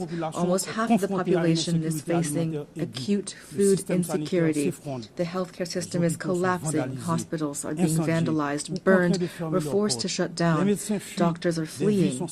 Lives are being lost due to a lack of treatment. Even the treatment for persons with HIV and tuberculosis is under threat. This is the face of Haiti today, a country at war, a modern-day Guernica, a human tragedy at the doorstep of America. Only a 4-hour flight from here. It's important to say this. Haiti is experiencing a war between criminals that want to impose violence as a social order and a population, an unarmed population that is fighting for human dignity and freedom. The response must be firm and determined. Today, the international community must stand alongside Haiti and take large-scale measures, not half steps. A strong, coordinated, and immediate action is needed. Silence and inaction are not an option. We must act quickly to protect lives, to protect the innocence of children, to provide youth with a future, and to allow citizens to decide their own future at the voting booth. Every minute lost means human lives sacrificed and an erosion of democracy. Haiti wants peace. Haiti expects peace. Haiti has the right to peace. Yes, ladies and gentlemen. Peace today is the most pressing need of the Haitian people. It is the raison d'etre behind our tireless battle, the battle between our security forces, led by our security forces and the multinational security support mission. Many policemen and soldiers have fallen in the war against criminal groups. We pay tribute to these heroes, Haitian and Kenyan, who have laid down their lives for their commitment to restoring peace and security in Haiti. Today, out of the 2,500 troops initially required and promised, there are only 1,000 members of the multinational mission on the ground. Their courage, combined with our own efforts, have not been sufficient to contain the security crisis. And yet we have increased by 40% the budget for our security forces. We've recruited new members. We have strengthened our troops and acquired more material and equipment. We must face the reality. Haiti is at the epicenter of an unprecedented regional threat. Powerful and heavily armed criminal networks are trying to destabilize our country and take over the economies of our entire common space. The new front lines of this battle are in our country, in Haiti. If we lose this battle on our soil, it will be futile to try to contain it in the rest of the region. That is why we must show the same determination, the same resolve, and the same unity that we showed in the fight against terrorism. Haiti cannot, could never overcome this challenge single-handedly. Today, it is crucial to mobilize a strong force with a clear mandate and with adequate material, logistical, and financial resources. In this regard, the lessons of the MMS and recommendations of Haitian experts must be taken into account. We also need heightened international cooperation based on intelligence sharing and on rigorous border control to curb the flow of arms, ammunition, drugs, and financing toward these gangs. Peace cannot be restored unless our regional partners take concrete measures to ensure their territories do not serve as a starting point or a transit hub for this kind of trafficking. Approaches that failed yesterday will not save Haiti today. It is critical to listen to the voice of the Haitian people, to try new solutions that are stronger and more adapted to the realities on the ground. In this regard, we fully support the efforts made to transform the multinational security support mission. We also call for solidarity from the entire international community, especially for the commitment of members of the Security Council for a vote in favor of the resolution establishing a gang suppression force. That is why I would like to express on behalf of the Haitian people my profound gratitude to the United States and to Panama for this initiative, the implementation of which will mark a turning point in our fight against insecurity, which is suffocating our nation. I thank the administration of President Trump for the efforts made to provide support and resources in our common fight against the gangs, these enemies that are threatening both Haiti and the entire region. Today, the complexity of the Haitian crisis cannot serve as a pretext for endless talk, for drawn-out negotiations, or for stalemates caused by geopolitical considerations. Every day that we hesitate, criminal groups benefit. We urgently need to be proactive, to transcend divisions, to act together, to promote the values that bring us together, peace and human dignity.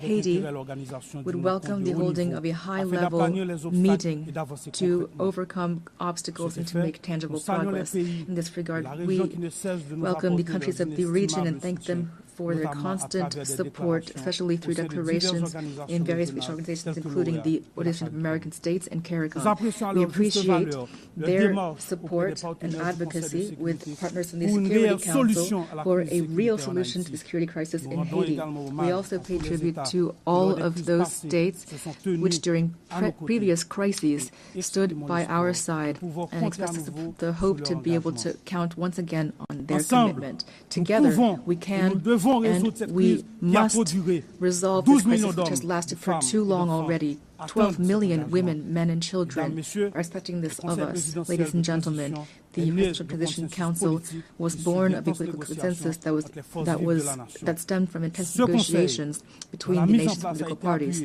This council, establishment was supported by various international partners and facilitated by leaders of CARICOM, has a clear agenda which centers on holding free and credible elections.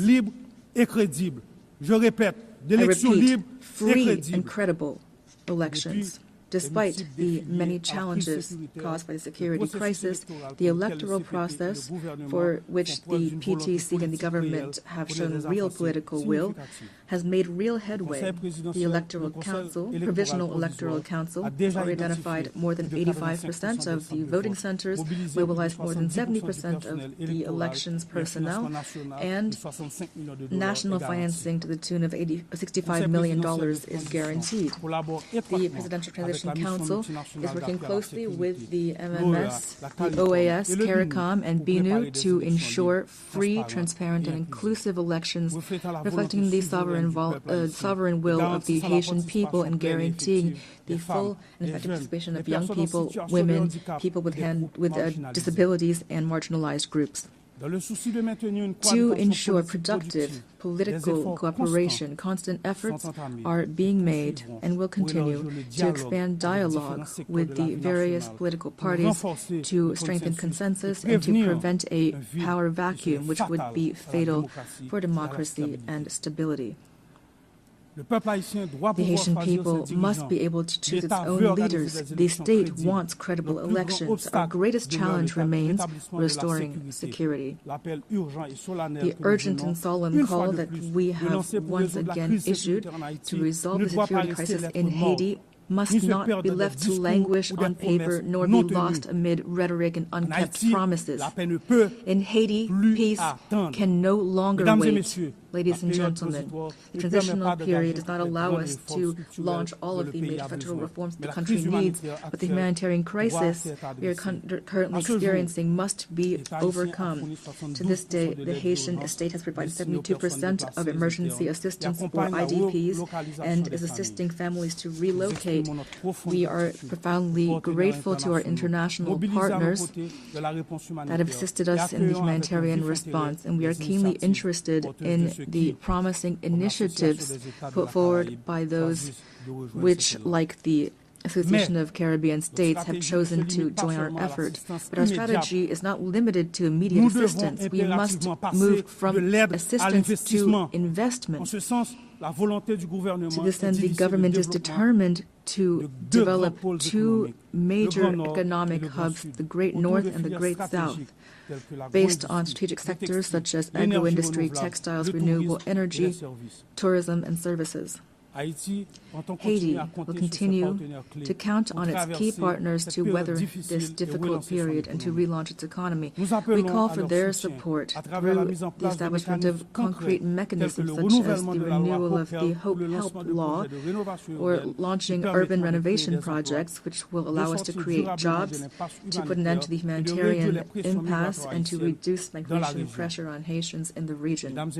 Ladies and gentlemen, 2025 marks the bicentennial of the order forcing Haiti to pay a ransom for recognizing its own independence. We call for reparations, not out of bitterness or vengefulness, but out of a desire for justice and truth. We have with satisfaction the statement by the French presidency recognizing the need to open spaces for dialogue and historic truth, as well as the resolution of June 5, 2025 of the French National Assembly recognizing the injustice of this ransom. Haiti has established a National Reparations and Restitution Committee. We call for this progress to be accompanied by concrete action. France, which is the cradle of human rights, today has the opportunity to write a new chapter in its history with Haiti by honoring the ideals of freedom, equality, and fraternity that unite us. Ladies and gentlemen, I must underscore the invaluable support provided by the Haitian diaspora throughout the world, who are often living in hardship, whether in America, in Europe, in Africa, or elsewhere. The millions of Haitians living abroad contribute to the development of Haiti. We are undergoing a multidimensional crisis, and we call for the patience and understanding from our partners and friends so that our nationals are always treated with respect and dignity. Behind every migrant there is a face, a family, a history, and a contribution to be made to their new country of residence. Haiti reaffirms its commitment to dialogue and to bilateral cooperation in the spirit of neighborliness and mutual respect to identify balanced and long-term solutions to Haiti's problems. The safe and orderly circulation of goods and of people, especially through air transport, is crucial for a shared future and common prosperity. Ladies and gentlemen, the Haiti of tomorrow deserves peace and prosperity, a future based on independent judiciary, universal education, affordable health care for all, and an economy that provides every citizen with the same chance at success. This future also requires bold reforms, independent justice, and an end to impunity.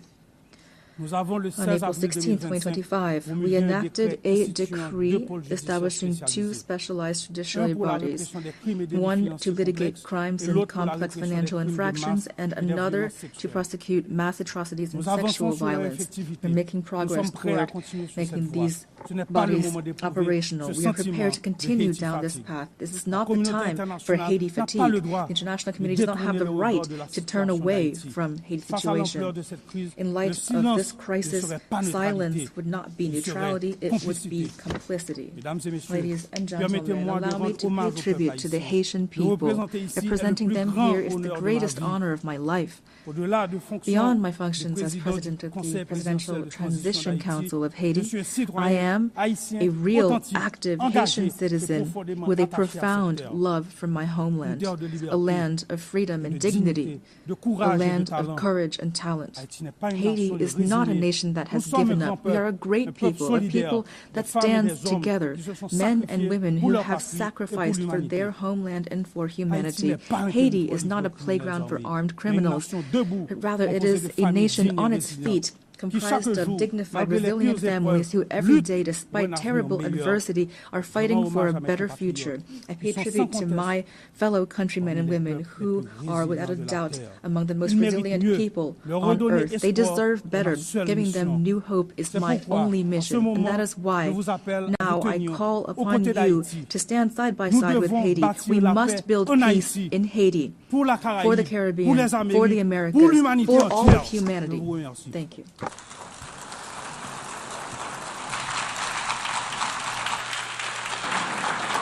Au nom de l'Assemblée Générale, je tiens à remercier le président du Conseil présidentiel de transition de la République d'Haïti. The Assembly will hear an address by His Excellency Mikhail Kabalashvili, President of Georgia. I request protocol to score His Excellency and invite him to address the Assembly. I can see it here. Yeah.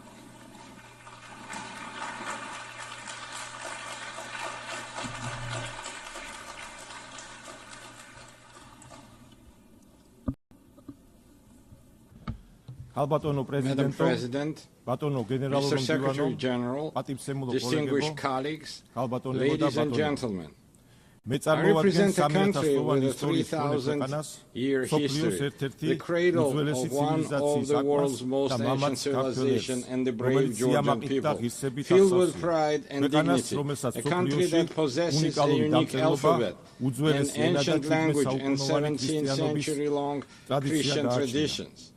The history of Georgia is a continuous chronicle of our people's struggle for survival against invaders, through which we have miraculously managed to preserve our cultural identity, traditions, and national character.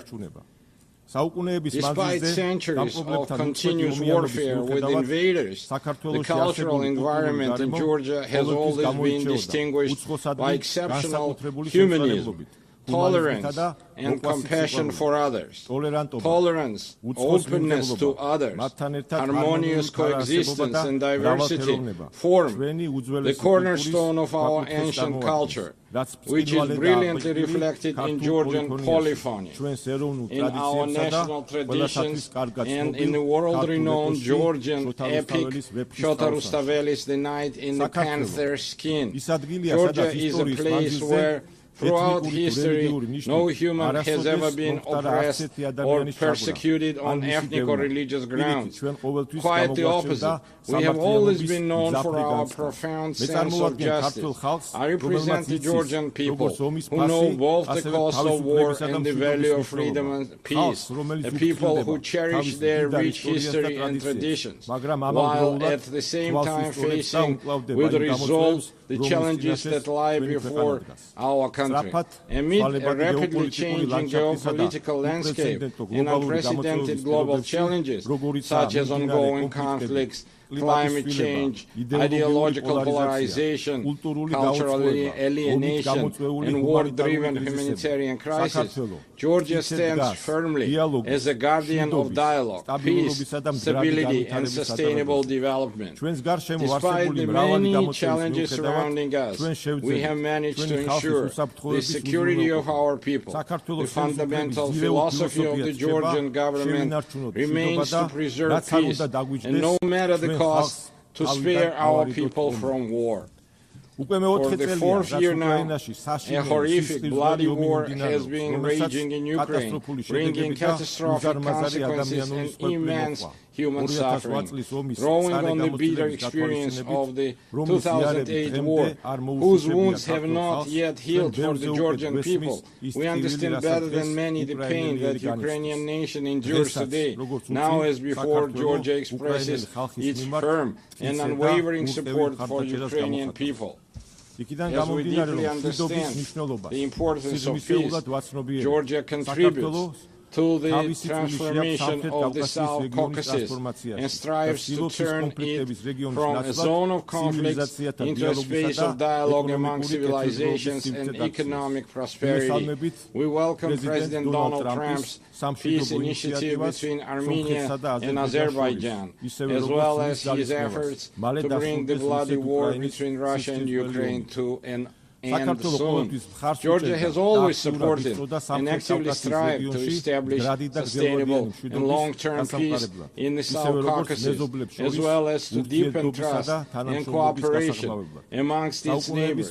For centuries, our country has been a crossroads of civilization and a space for dialogue among diverse cultures. Today, Georgia is reclaiming its historical role.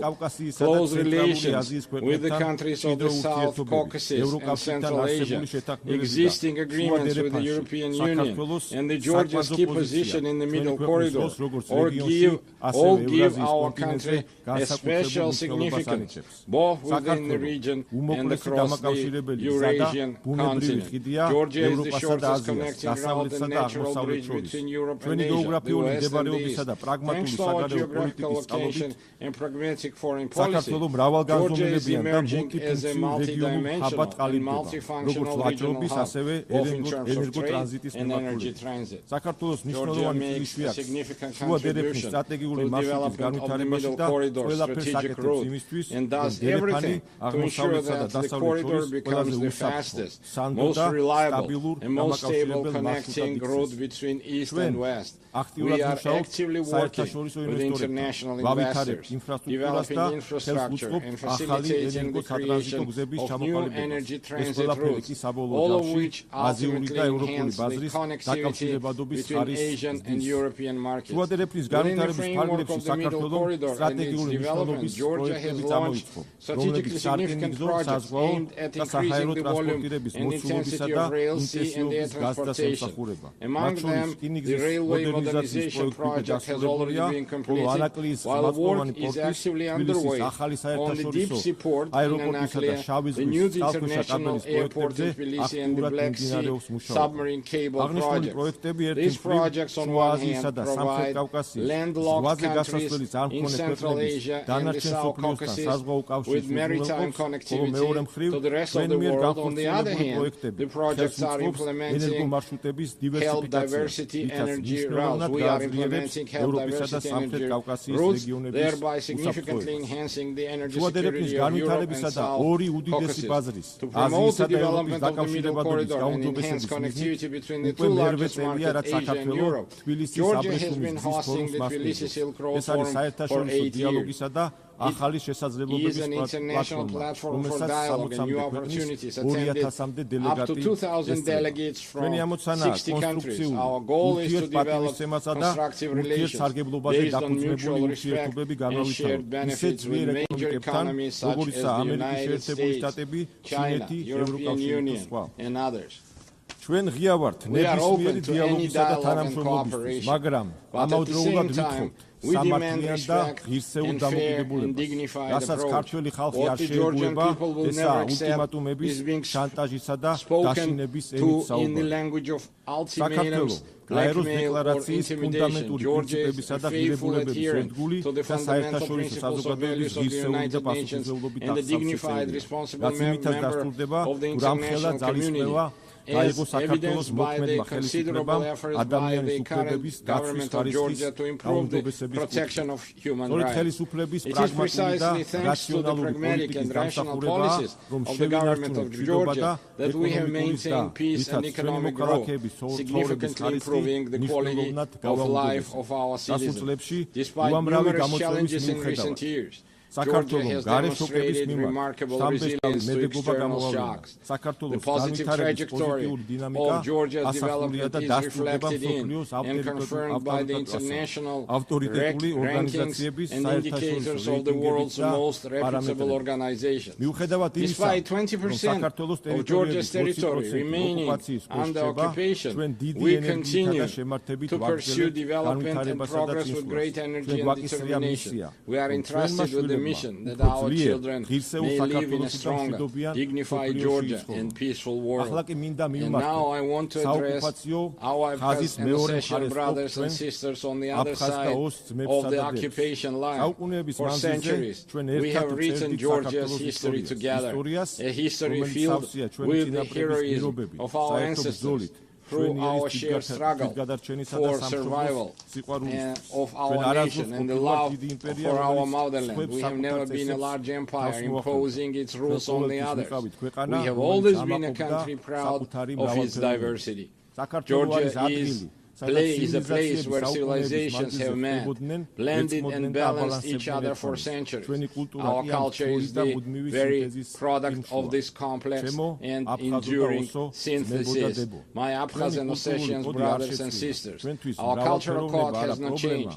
For us, diversity is not a problem. It remains an essential formula for our existence, which is why we always meet our compatriots from the other side of the occupation line with open hearts and outstretched hands. It's our duty, through joint efforts, to overcome artificially created obstacles, rebuild broken bridges, and leave past grievances to history. As a people of exceptional patience and resilience, I believe that one day we will, together with our children, we will live with our children in a united, happy and developed Georgia, where nothing will stand in the way of our harmonious coexistence. Herewith, I would like to express my gratitude to the international community for its unwavering support of Georgia's sovereignty and territorial integrity. Georgia, like the entire world, is going through a pivotal moment in modern history. We live in a transitional era where the future of the international order remains uncertain. The United Nations must ensure our planet's transition to a peaceful, stable, and fair, multipolar international order. Georgia is responsible, as a responsible member of international community, is ready to support the United Nations in becoming the inevitable alternative to war and the principal guarantor of peace. I would like to reiterate that we are prepared and open, taking into account our national interests, to engage in dialogue with all parties on issues of global and regional significance. The current reality requires us to face difficult issues and initiate an open, pragmatic and result-oriented dialogue. I believe that only in this way we can overcome common global challenges and unlock new opportunities for the benefit of our countries, peoples and future generations. Thank you very much for your attention. May God bless humanity. On behalf of the Assembly, I wish to thank the President of Georgia. La Asamblea escuchará ahora un discurso del excelentísimo señor Luis Alberto Arce Catacora, Presidente Constitucional del Estado Plurinacional de Bolivia. Pido a protocolo que acompañe a su excelencia, a quien invito a dirigirse a la Asamblea.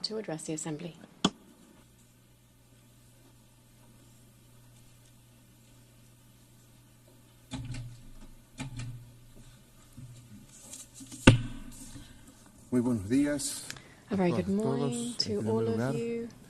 Permítame expresar un fraternal saludo a la Presidenta de la Asamblea General de Naciones Unidas, Annalena Baerbock, y por su intermedio a toda la Asamblea. El 80º periodo de sesiones no es un dato cualquiera.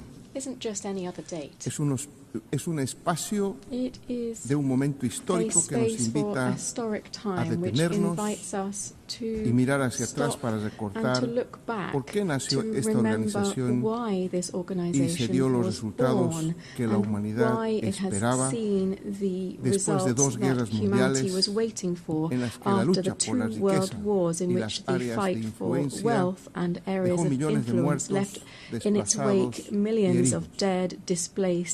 Vivimos con una verdadera lacerante que pretendemos ignorar.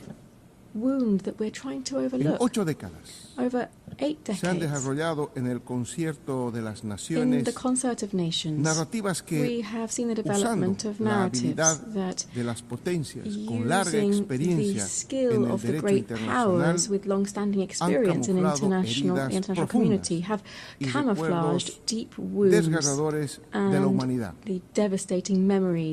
empleando inteligentes cuerpos normativos que predican el deber ser de las Naciones Unidas, registrados en costosos materiales impresos y audiovisuales, que son poco efectivos ante problemas flagrantes como el neocolonialismo en todas sus expresiones, ocupación territorial, genocidio, injerencia política, económica y cultural, el racismo, la discriminación, el armamentismo y la violencia que lleva implícito, sin contar otros aspectos como el hambre, la crisis climática, alimentaria y las cada vez más frecuentes crisis financieras. Los efectos de esta realidad son claros. Confrontación y discursos que promueven el odio y la división entre naciones hermanas, inequidad, exclusión, pobreza y desigualdades e injusticia producidas aún en instituciones creadas para resguardar los derechos de los más débiles. Ya ni hablar de los derechos económicos, sociales y culturales de los pueblos, y más si se tratan de los pueblos indígenas. Una evaluación sincera nos lleva a confirmar que a 80 años los resultados no son los esperados. Por consiguiente, no estamos bien. El mundo actualmente está igual de dividido y confrontado más que hace 80 años atrás. En el mundo existe mayor inequidad en la distribución de la riqueza que hace 80 años atrás. Las cifras de pobreza, desigualdad e injusticia, en lugar de reducirse, cada vez son mayores. El riesgo de que la paz que aún exista desaparezca y que una tercera guerra mundial de nuevo tipo enlute el planeta es muy cercano si no reaccionamos a tiempo. El peligro de que el irrefrenable desarrollo de las fuerzas productivas en el capitalismo, con un mal empleo de la inteligencia artificial, incremente la crisis climática, liquide al planeta y convierta a la inmensa mayoría de la población en innecesaria, es también algo no muy lejano. No estamos bien. La ONU se erigió sobre las osamentas que entre 50 y 70 millones de vidas que perecieron en el Holocausto y la destrucción de naciones que quedaron en ruinas, no solo físicas, sino también morales, debido a la violencia que aplicó el fascismo, pero también el naciente imperialismo con el uso de 2 bombas atómicas. Uno de los objetivos con que nació las Naciones Unidas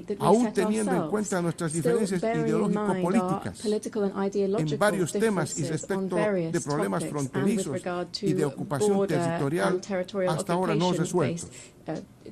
Podemos decir, invirtiendo la ecuación de los estrategas del Pentágono, when we invert the equation of the Pentagon, that it is peace rather than war that guides our international relations. A la impronta de esa declaración, in hearing this declaration statement, in 2022, in the same place, I came to appeal to the United Nations for a General Assembly to declare to the world that it would be an entire territory of peace.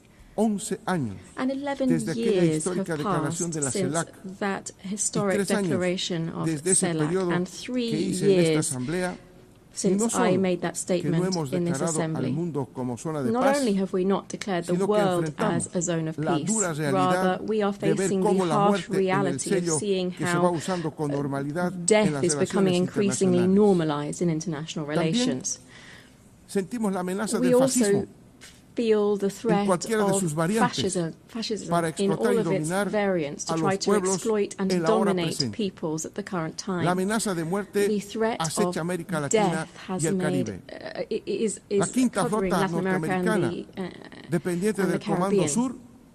Está movilizada con un potencial bélico que contempla desde lanchas patrulleras hasta misiles, pasando por aviones, helicópteros y submarinos, usando el pretexto de que ese espacio marítimo está siendo utilizado contra la seguridad nacional de los Estados Unidos, a partir de la introducción ilegal de cocaína por parte de bandas criminales pertenecientes a carteles de drogas. Más allá de violaciones de derechos internacionales, esta acción provocadora del imperialismo tiene dos intenciones. Primero, la intervención sobre nuestra hermana República Bolivariana de Venezuela, que desde 1999 levanta en alto las banderas de la independencia efectiva, la libertad de su pueblo y la soberanía de su Estado, y que posee importantísimos recursos naturales, especialmente petróleo, que desde el norte se pretende controlar y apropiar. Segundo, intentar reconquistar el control de América Latina y el Caribe sobre la base de minar la democracia liberal, impulsar la militarización y emplear otras prácticas colonialistas que debemos llamar por su nombre. El imperialismo dice que interviene para luchar contra el tráfico de drogas y combatir el crimen organizado, lo cual es una falacia, pues si fuera verdad empezaría a enfrentar efectivamente ambos hechos dentro de su propio país, donde la demanda de consumo de todo tipo de drogas es alta y en ascenso, y donde se plasman distintas modalidades de crimen organizado. Where in its origins, where we see different types of organized crime, what the United States is trying to do is to give our region the role of holding back the edification of a multipolar world and to submit it to its own interests.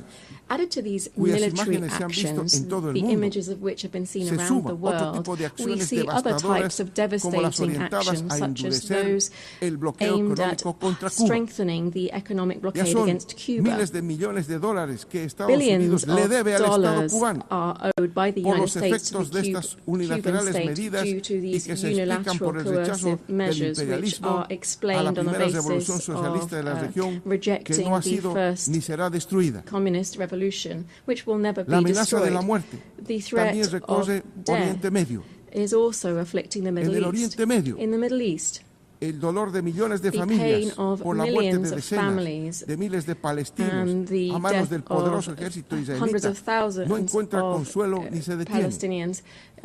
Toda esta violencia cuenta, hay que decirlo, con el apoyo incondicional de los Estados Unidos, que quiere acelerar el desplazamiento del pueblo palestino en el menor tiempo posible. La paz será una palabra vacía mientras el pueblo palestino siga siendo sometido a prácticas de genocidio y no cuente con territorio propio y soberanía plena con Jerusalén como su capital. Pero en esta región, eso no es lo único que ocurre. That's not the only thing that's happening. La frágil estabilidad política y geopolítica está amenazada por ataques preventivos contra la República Islámica del Irán y contra la pequeña nación de Yemen, muy al estilo del que empleara en su momento el expresidente George Bush. La amenaza de muerte también está en Euroasia, en la zona de Eurasia.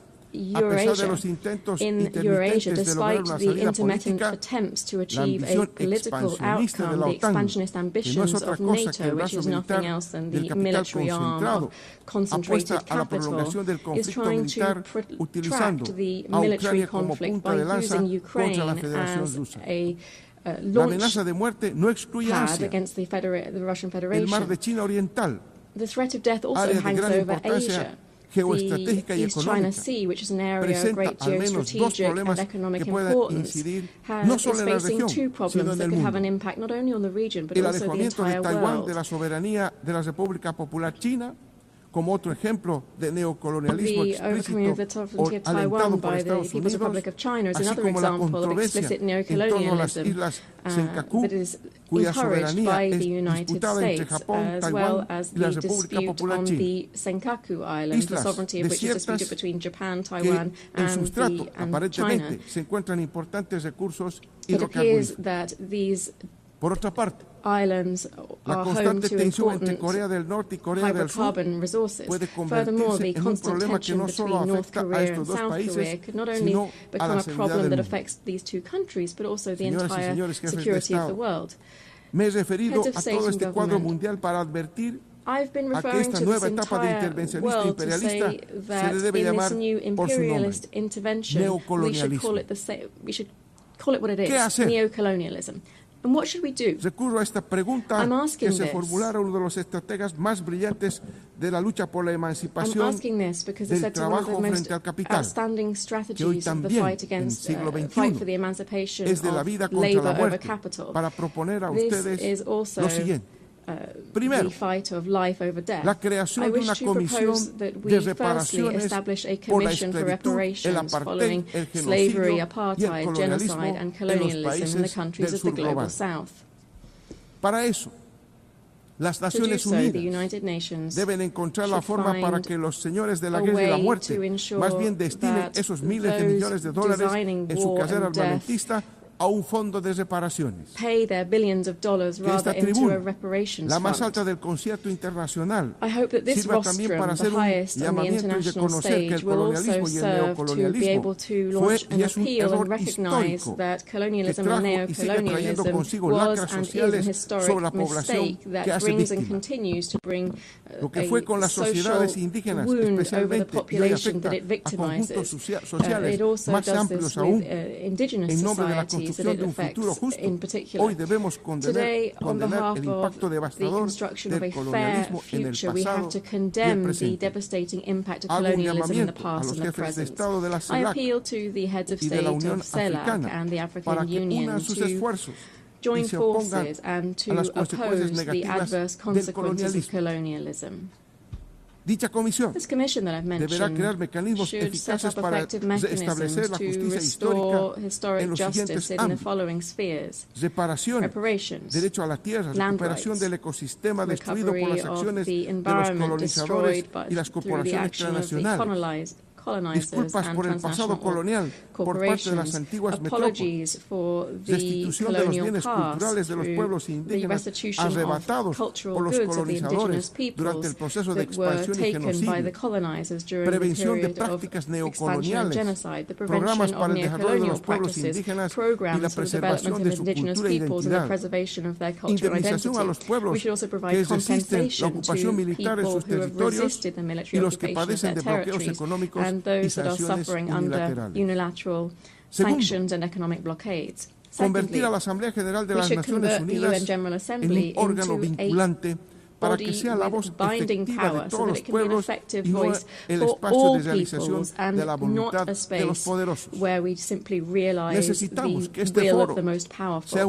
We need this forum to be an ethical nucleus, a political heart, and the living spirit of a new era guided by the culture of life. We need the resolutions adopted within the UN General Assembly to not be vetoed by any superpower and to be truly complied with. This means ensuring that multilateralism is truly valid and not just a formality. We should declare the world as a zone of peace and promote demilitarization as far as possible. The immense majority of the population in the world refuses to accept that the revitalization or overcoming the cyclical crisis of capital should be done on the basis of investment in billions of dollars to manufacture all types of conventional and unconventional weapons. Tendríamos mayor y mejor Just educación, one-third salud of y military vivienda expenditure garantizada would give para us todas y todos. better and greater education, Naciones health Unidas and tiene que housing guaranteed for en un everyone. pacto por la The paz UN y la has to vida, become a pact for como el peace destino and for life, compartido de todo as lo que the sostiene la shared vida destiny of everyone who believes in Cuarto, living together. una reforma Four, profunda we del need to Consejo de undertake a Seguridad que profound impida reform of que the uno de los Security dos países Council that would tenga prevent secuestrada la estabilidad one mundial. of two countries Esta reforma es una holding up necesidad global y un stability. planteamiento que las naciones del sur We global need to ensure están this reform insistiendo desde and hace varios ensure años. the reform that the Democratizar countries el of the global Consejo south have been de insisting on for Seguridad es several hacer years. efectivo el principio de Democratizing the igualdad Security jurídica Council would de be los estados giving effect to y the es principle of the democratizar legal el equality futuro. of states and democratizing the Es future. asegurar It would be que to las ensure voces de that the África, voices of América Africa, Latina Latin y America el and the Caribe, Caribbean, Asia Asia y and de los pueblos the históricamente historically marginados marginalized también peoples cuenten. would also count.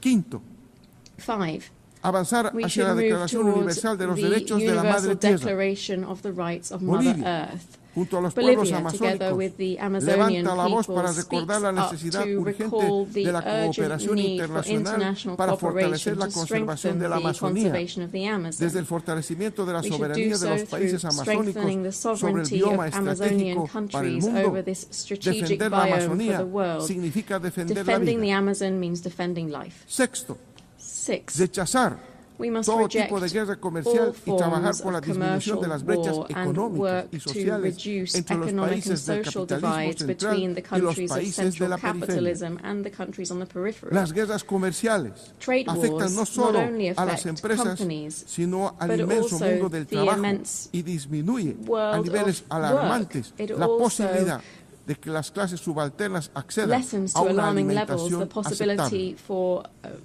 Las pugnas lower classes to intercapitalistas access y mucho menos acceptable las food. ambiciones hegemonistas no tienen el menor derecho de ahondar las Hegemonic relaciones and de capitalist intercambio interests desigual don't y have mucho any menos right de ir to reduciendo a límites overtake, inimaginables al derecho al trabajo, la alimentación y la educación de las rights clases of trabajadoras. trade and reduce the right to Apreciados employment, concurrentes food and education for the a la working sesión de la Asamblea classes. General de las Naciones Unidas. Agradezco Dear profundamente guests here at the que en 80th session of ocasión the de UN este General Assembly, aniversario de I'm very creación de grateful that on Naciones this Unidas, occasion of the 80th haber anniversary of the escuchado el establishment análisis y of la the United prospección del Estado Nations, plurinacional de having Bolivia listened to the analysis sobre and problemas the outlook globales of the críticos plurinational en state of nuestros días, Bolivia en la perspectiva over de trabajar critical en pro de la problems paz, el facing us desarrollo today, y los and derechos as we humanos look ahead colectivos. to working El together pueblo for boliviano, peace, development a and quien collective human rights. le The hemos Bolivian garantizado un tránsito people, to democrático whom we have como no se vio en 28 guaranteed años a en nuestro democratic país, transit that we have estará not seen vigilante in y 28 atento years in our a los country, cambios que is deben looking darse forward to en el seeing marco the de las changes that Naciones we Unidas must see en within the procura de United Nations garantizar in order to la paz guarantee mundial. global peace. Muchísimas gracias. Thank you very much. Gracias. On behalf of the Assembly, I wish to thank the Constitutional President of the Plurinational State of Bolivia.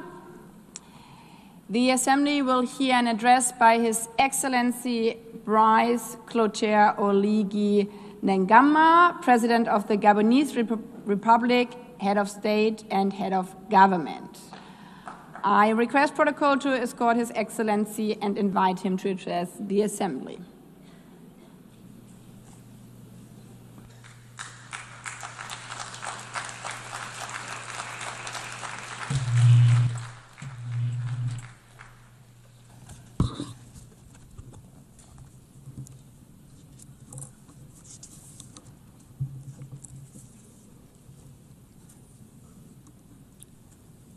Madame la Présidente Madam de l'Assemblée Générale, General Assembly, Mesdames et Messieurs les distinguished chefs d'État et de heads of gouvernement, state and government, Monsieur le Secrétaire distinguished général Secretary General des Nations of the Unies, United Nations, distingués délégués, distinguished delegates, Mesdames et ladies Messieurs, and gentlemen, à l'entame de mon at the propos, outset, il me plaît I would like d'adresser mes to plus sincères et most chaleureuses warmly and félicitations sincerely à congratulate Son Excellence, Her Excellency Madame Annalena Annalena Baerbock, Baerbock pour son élection on à la her présidence election de cette as 80e President of session this de l'Assemblée 80th Générale des session Nations of the Unies. General Assembly of the United Nations. Madame la Présidente, Madam President, votre expérience your experience, vous permettra, I'm j'en sure, suis convaincu, will allow you d'accomplir to avec efficacité effectively carry out les missions the inhérentes à missions votre haute fonction. of your august post. Soyez assurés Rest de assured l'entière coopération of the de mon full pays. cooperation of my country.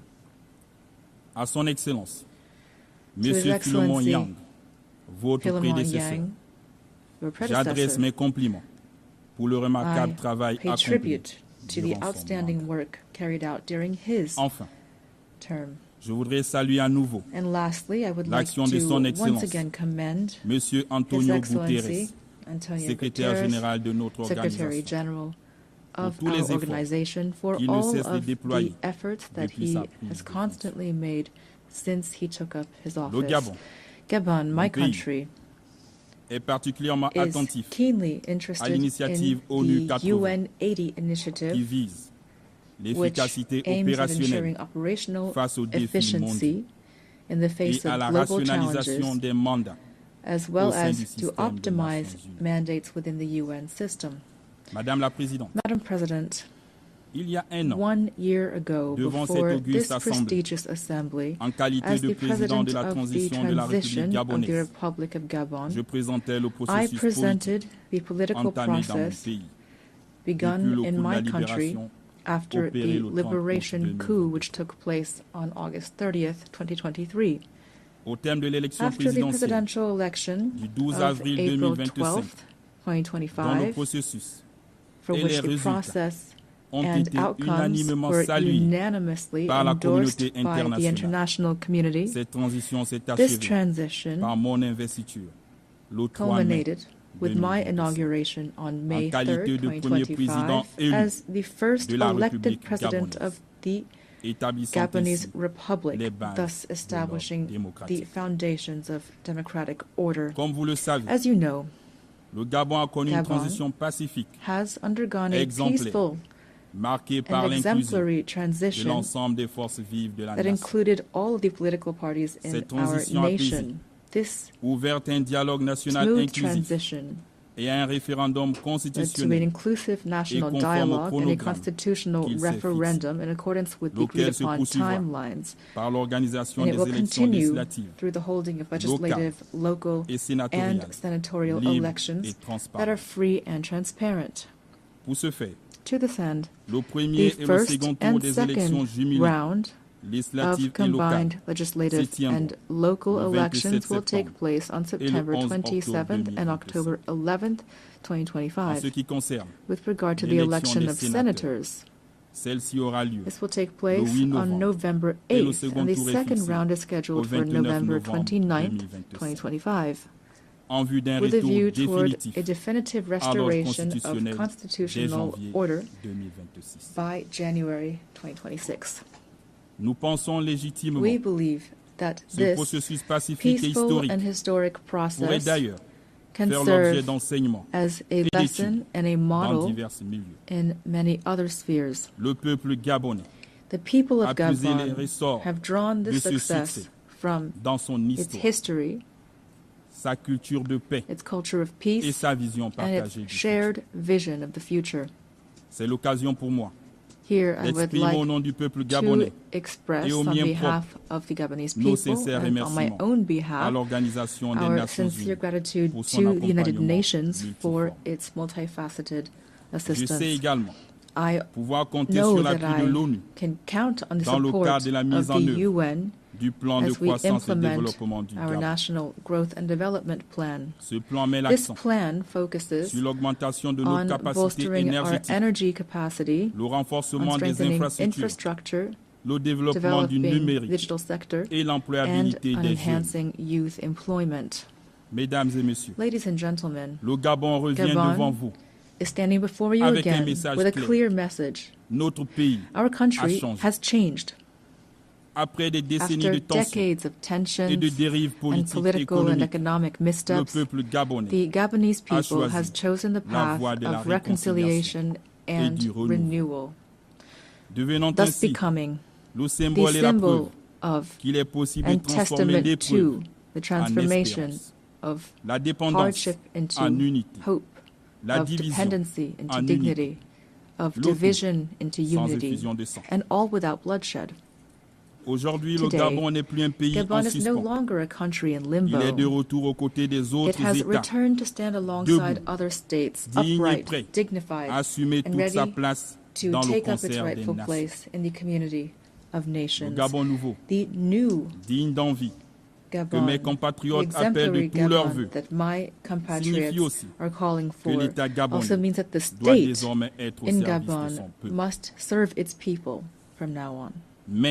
But our national rebirth would be futile without a change in the international order. It is no longer acceptable for African nations to remain relegated to the role of providers of raw materials for which others set the price and from which others profit.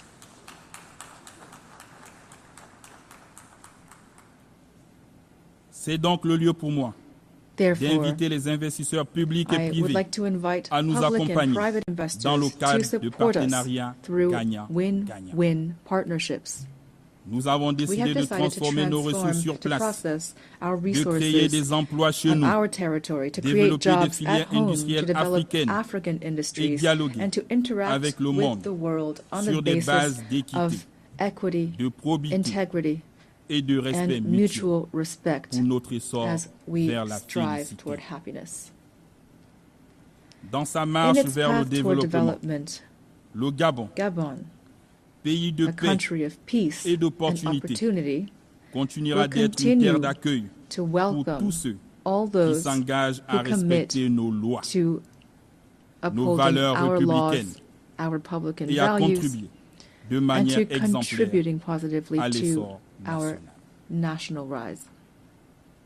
Distingués délégués, distinguished delegates, mesdames et messieurs, ladies and gentlemen, cette 80e session de l'Assemblée Générale ayant pour thème Mieux ensemble, better plus de 80 ans years and more et plus pour la paix, peace, le développement et les droits humains se tient dans un contexte international marqué par des crises économiques, environnementales et sécuritaires qui appellent à un engagement collectif plus soutenu et plus ferme.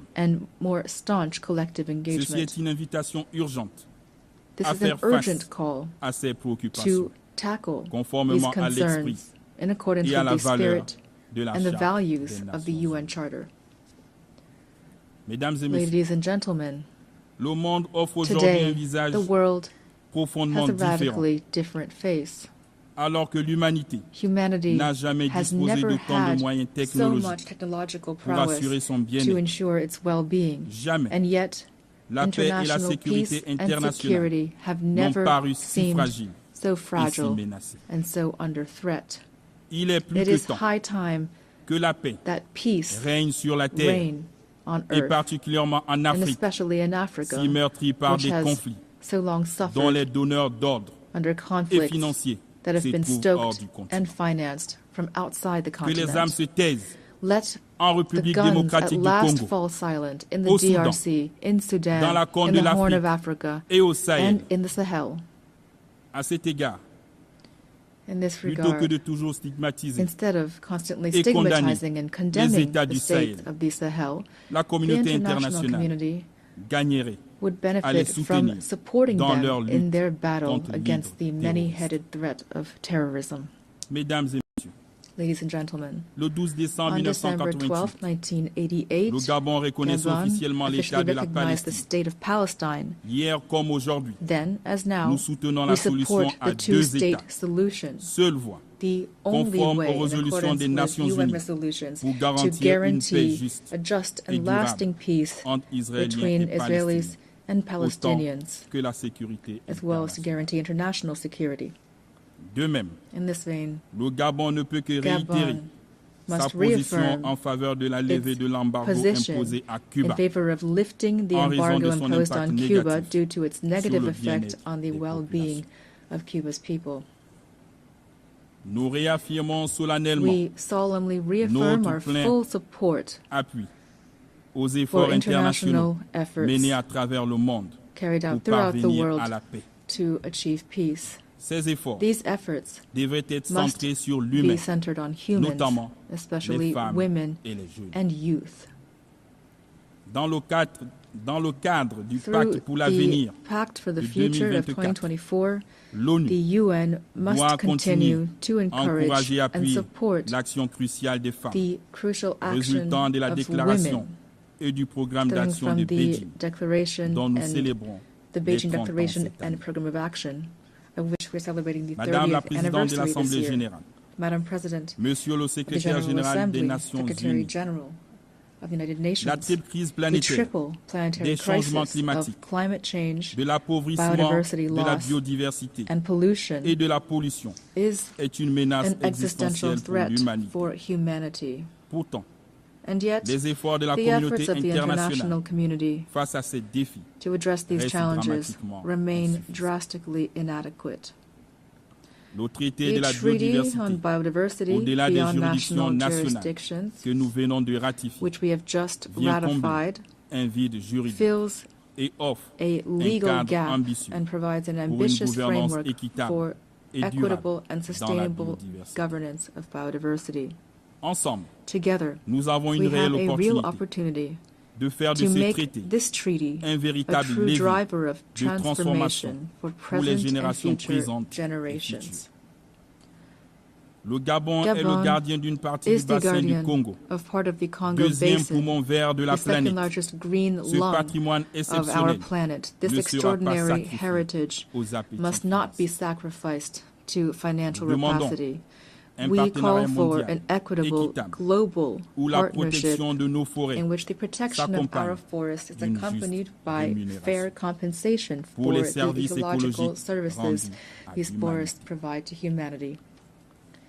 Mesdames et messieurs, Ladies and gentlemen, le nouveau ordre mondial est en the marche. new global order Les is mutations underway. en cours dans nos The sociétés changes sont taking place in inévitables our societies et are ne peuvent pas inevitable continuer d'être and ignorées. cannot be La paix overlooked. et la justice International internationale peace ne and seront justice garanties can que par only be un guaranteed multilatéralisme by a revitalisé, revitalized multilateralism, in par la particular réforme du through Conseil de Security sécurité Council reform tenant that compte takes des into exigences account africaines the exprimées à African travers la claims déclaration de enshrined Sirte in the et le Sirte consensus Declaration and the des Esuatini Consensus, auquel le Gabon est to which fermement Gabon attaché. is firmly committed. En souhaitant plein succès à nos I travaux, wish every success je to our formule work. mes vœux d'heureux And anniversaire I à wish notre a happy organisation. birthday Je to vous our remercie. organization. Thank you.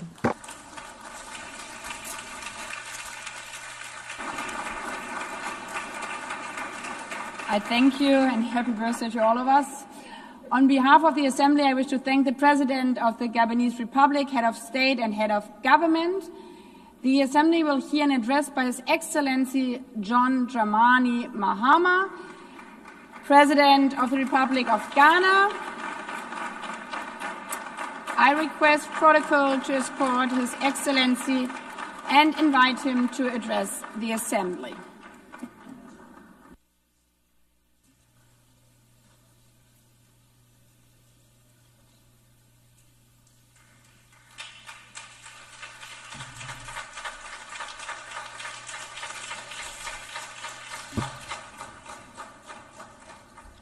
Thank you, Madam President, Mr. Secretary General, Excellencies, ladies and gentlemen. At this 80th session of the United Nations General Assembly, I'd like to speak about Africa's role in the future of this organization. However, it's impossible to do that without first considering the collective role that Africa played in its founding, which was small and relatively insignificant. Of the 51 member states involved in the founding of the United Nations in 1945, only 4 were African: Egypt, Ethiopia, Liberia, and South Africa. It is important to point out that the United Nations came into being in the aftermath of World War II because of the inability of its predecessor, the League of Nations, to avert a large-scale global conflict, which had been its guiding purpose when it was founded in 1920 at the end of the First World War. Out of the 42 founding member states of the League of Nations, only 3 were African: Liberia, the Union of South Africa, and Ethiopia. Egypt was to join later in 1937. Africa's overall participation in the organization's founding was minimal and relatively unimportant. That's because before all the other talks and meetings, representatives from a group of 40 nations gathered in Berlin for a series of discussions that began in 1884 and which led to the partitioning and formal colonization of the African continent, which is also called the Scramble for Africa. It has famously been written that past is prologue. Well, in the past, the majority of the 54 nations that now comprise Africa were never offered a seat at the table where plans for a new world order were being drawn. But, Madam President, as fate would have it, the tables are turning, and Africa's role in the authorship of whatever is yet to come for this world is going to be huge, and it will be consequential. According to this organization's own projections, by the year 2050, more than 25% of the world's population is expected to come from the African continent. Additionally, by 2050, 1/3 of all young people aged between 15 to 24 will be residing on the African continent. So you see, the future of this world is African. Allow me to say this once again a little louder for those of you in the back. The future is African.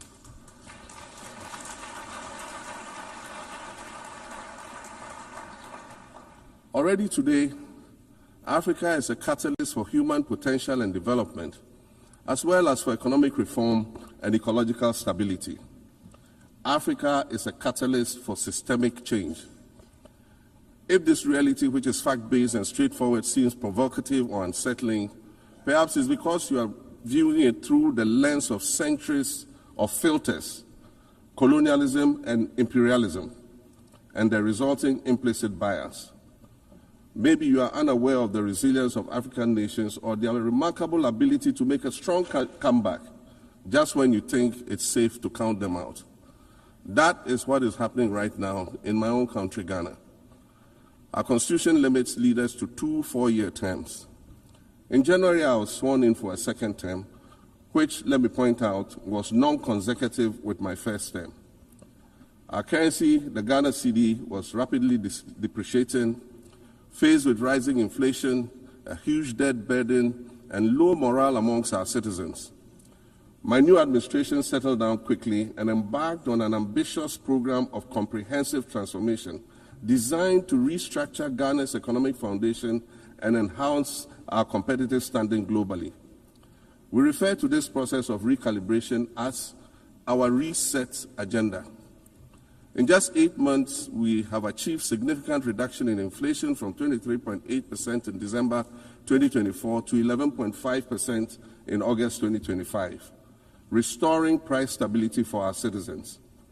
Additionally, our currency, the Ghana cedi, has appreciated considerably against other currencies, with Bloomberg reporting it as the best performing currency in the world at one point.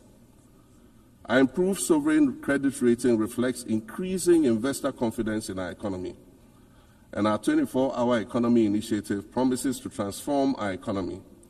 And there's a renewed willingness amongst our people to trust that their elected officials have Ghana's interests at heart and that we're progressing together. Madam President, I believe that in honor of this milestone celebration, the United Nations should also embark on a process of serious recalibration and establish its own reset agenda. Since the organization's founding, the number of UN member nations has nearly quadrupled. And quite frankly, it is not the same world that it was back then when the UN was formed. I mentioned earlier that I began my second non-consecutive term as president this past January. My first term ended in January 2017. In that span of time, 8 years, the world has changed with such ferocity. My first days in office after my return felt as though I had just awakened from a Rip Van Winkle-style sleep. Now, no, that was only after 8 years. Imagine then what it will be like after 80 years since the founding of the United Nations. In 1945, the sun had not yet set on the largest empire in history.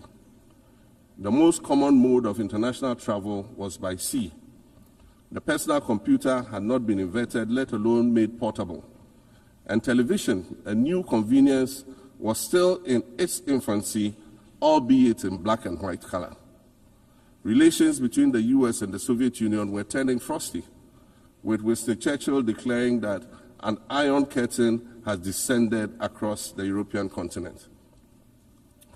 Fast track 80 years on. In today's world, hundreds of thousands of commercial flights take off and land every day. Libraries have been digitized so that volumes of literature can exist on a small device, small enough to fit inside your pocket. We live in a world of cryptocurrency, artificial intelligence, social media, the internet and its dark hidden dungeon of the dark web, all of which carry a potential threat to global peace and security. Climate change is real, and we're fighting a losing battle against the loss of Maldives and other island nations to the rising sea level, against the loss of Timbuktu to desertification and the Amazon forest to global warming and deforestation. Madam President, the UN Founding Charter is outdated when it comes to representation in this August Assembly. The most powerful post-World War II nations are still being rewarded with an almost totalitarian guardianship over the rest of the world. And yet, the first sentence in Chapter 2, Article 1 of the UN Charter declares that the organization is based on the principle of sovereign equality of all its members.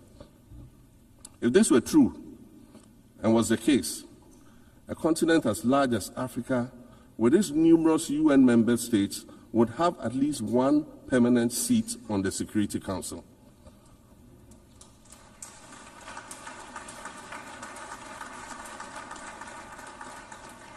Furthermore, we believe that veto power should not be restricted to only 5 nations, nor should it be absolute.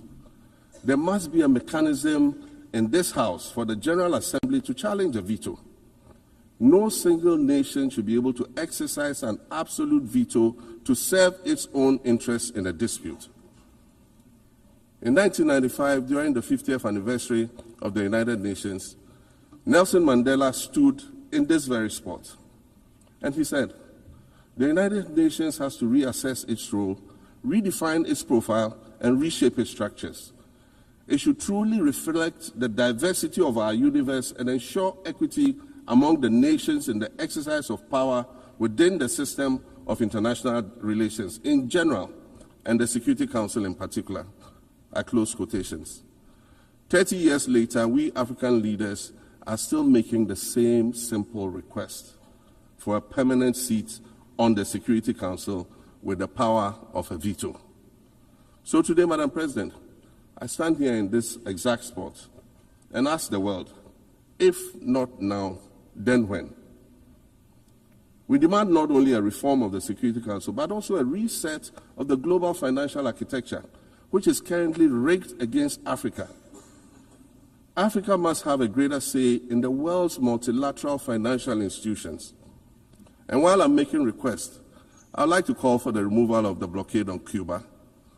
As Dr. Kwame Nkrumah, our nation's founder, famously said, "We seek to be friends with all and enemies to none." The Cuban people shed their blood on African soil in the fight against apartheid. And indeed, Cuba has been and continues to be a faithful friend of Africa. You see, the very fact that I can stand here and ask these things and say these things, and the fact that all nations can ostensibly gather here to address critical global issues, air our grievances, and express our concerns, that is what makes the survival of this organization so important. In every old city or village, you will find a town square, or a courtyard, or a plaza that once served as a gathering space for the citizens of the community and their leaders. Meetings and celebrations were held there, as were trials and elections. And these were spaces that brought people together and held them together as a community. Sadly, time and technology have eroded these spaces. Madam President, in many ways, the United Nations is the proverbial town square of our modern global village. And it has never been more critical for us to protect this one space that brings and holds the world nations together as a community. The internet, social media platforms, and artificial intelligence offer us the illusion of connectivity, when in fact what they do is reinforce isolation by using algorithms that ensure that we do not receive new ideas and perspectives, but rather more of the same content. We are served alternative facts and manipulated images, making it easy to disseminate disinformation and sow seeds of division amongst communities. Madam President, these are dangerous times. Our world is currently experiencing a rise in nationalism and economic instability. There's a general breakdown of multilateralism. Various acts of aggression have been committed against the sovereignty of others, and nations are attempting to circumvent the very safeguards that were put in place to prevent large-scale global conflict. These conditions are all too similar to the ones that led to the League of Nations' failure in fulfilling its mandate. The denial of visas to President Abbas and the Palestinian delegation sets a bad precedent and should be deeply worrying to all member nations of the United Nations. Ghana recognized the state of Palestine in 1988 and supported a two-state solution to the conflict since then. And I say, contrary to the claims of some, a two-state solution would not be a reward for Hamas. It would rather be a reprieve for the hundreds of thousands of innocent women and children and people who are facing collective punishment and forced starvation for no reason other than the fact that they are Palestinian. For nearly 2 years and for the fear of reprisals, we here in this General Assembly have been playing hide and seek with language to find the right words to help us avoid or excuse what we all know is taking place in Gaza.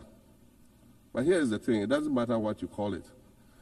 If it looks like a duck, it swims like a duck, and quacks like a duck, well, then it must be a duck. The crimes in Gaza must stop.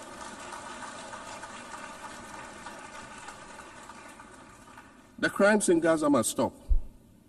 Madam President, I also want to draw particular attention to the conflict in Sudan, which this body has described as the world's largest humanitarian crisis. 12 million people have had to flee their homes. And when we speak of migration, we refer to the 12 million new Sudanese refugees, whom we as a global community should be willing to assist in much the same way that many member nations readily assisted new refugees coming out of Ukraine. Let's dispense with the euphemisms and dog whistles and speak frankly. It is not a mystery that when leaders of Western nations complain of their migration problems, they are often referring to immigrants from the global south. But many of those immigrants are climate refugees.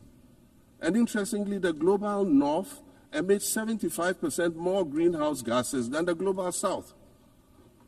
However, the effects of climate change are more severe in the global south because we lack the resources to address them effectively. And so when the desert encroaches on our villages and towns and they become unlivable, we are forced to flee. Warsan Shire, a Somali-born prophet, a Somali British poet, born in Kenya to Somalian refugee parents, was London's first youth poet laureate. She writes in her poem titled Home, and it says, "You have to understand that no one puts their children in a boat unless the water is safer than the land. No one bends their palms under trains beneath carriages. No one spends days and nights in the stomach of a truck feeding on newspaper unless the miles traveled mean something more than just a journey." Madam President, we cannot normalize cruelty. We cannot normalize hatred. We cannot normalize xenophobia and racism. If we're going to tell a story, let's not tell it slant. Let's tell all the truth. When we speak of migrants, we speak of Mami Ewusi Mensah Frimpong, a judge on the U.S. District Court for the Central District of California. She's the first black female judge on any of California's 4 federal district courts. She was born here in America to immigrant parents from Ghana. We speak of Peter Bosman, a medical doctor in Ghana who moved to the town of Piran in Slovenia in the 1980s and later became the first black mayor of Piran, the first black mayor in Slovenia and in the whole of Eastern Europe. We speak of T. Michael, the iconic Ghanaian Norwegian artist and designer. And of course, we speak of the late Kofi Annan, former United Nations Secretary General.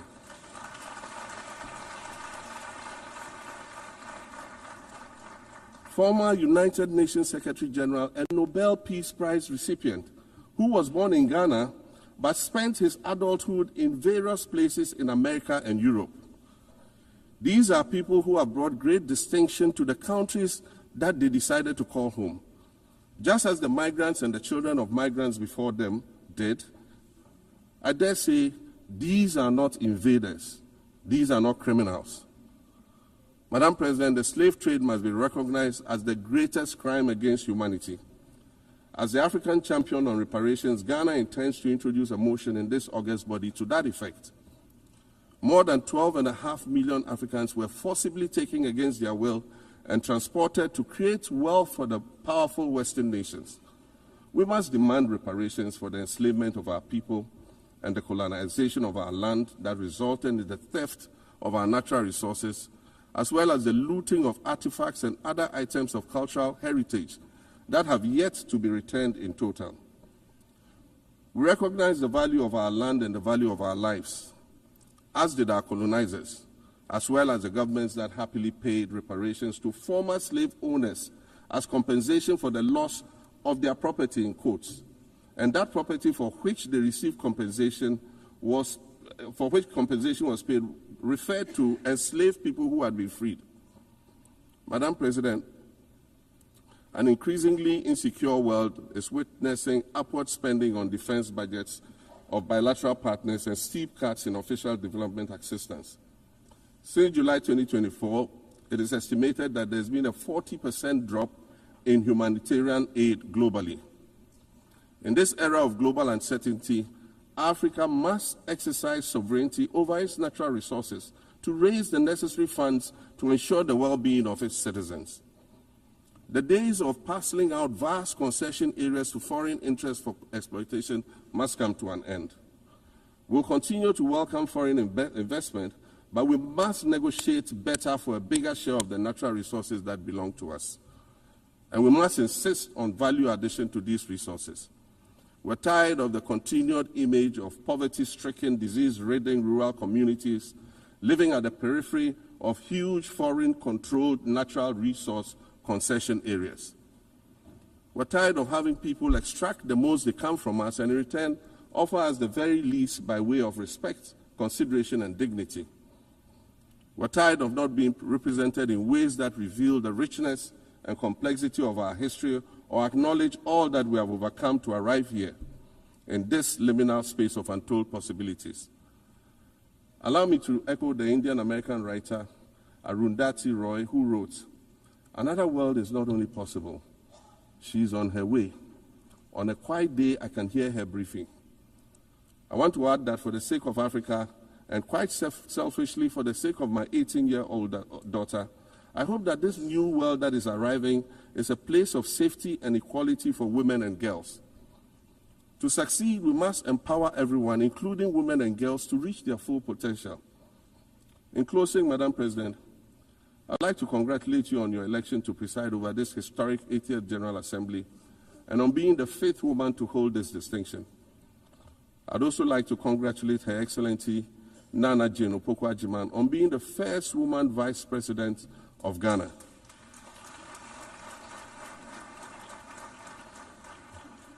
Now every Ghanaian girl knows the heights to which she can ascend.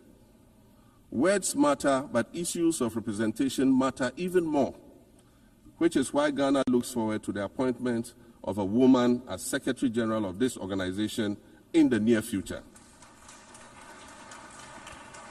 Madam President, Your Excellencies, I thank you for your kind attention.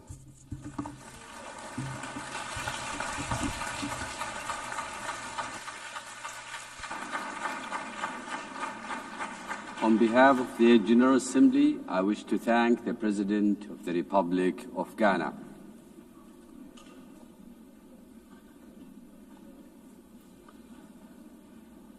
The Assembly will hear an address by His Excellency Omaho O.C. Sohkan Embalo, President of the Republic of Guinea-Bissau.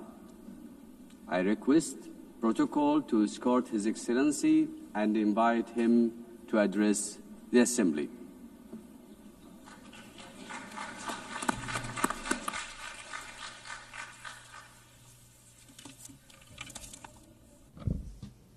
Senhora Presidente, Madam Asamblea General, distinguished heads ilustres of chefes de state Estado and e do Governo, government, Mr. Senhor Secretário-Geral, Secretary-General, minhas senhoras e meus senhores. ladies and gentlemen, Permitam-me iniciar a minha allow me to intervenção begin felicitando by a senhora congratulating Anela Bariboc Mrs. pela sua Annalena eleição à Baerbock presidência on her da election as 80ª President of sessão da the Assembleia 80th Geral session das Nações of the Unidas. United Nations General Agradeço ao Assembly. presidente cessante, I thank Philemon the Yang, outgoing President, pelos Mr. serviços Philemon prestados Yang, for à his comunidade service internacional. to the Ao Senhor international Secretário-Geral community. Antônio Guterres, To Secretary General Antonio pleno Guterres, apoio da I wish to Guiné-Bissau pelos reaffirm seus esforços Guinea-Bissau's full em support prol da for paz his mundial, tireless da efforts cooperação in internacional, favor of world do peace, multilateralismo international e do cooperation, desenvolvimento sustentável. multilateralism, and sustainable Minhas senhoras e meus senhores, há 80 anos, os 80 fundadores years da ago, ONU comprometeram-se a preservar as the gerações founders of the futuras United Nations do flagelo pledged da to guerra. save succeeding Essa promessa, generations from the infelizmente, scourge of não foi war. plenamente That cumprida. promise, unfortunately, Todavia, has not yet esse compromisso, been fully assumido fulfilled. por cada de nós Yet ou dos this Estados-membros,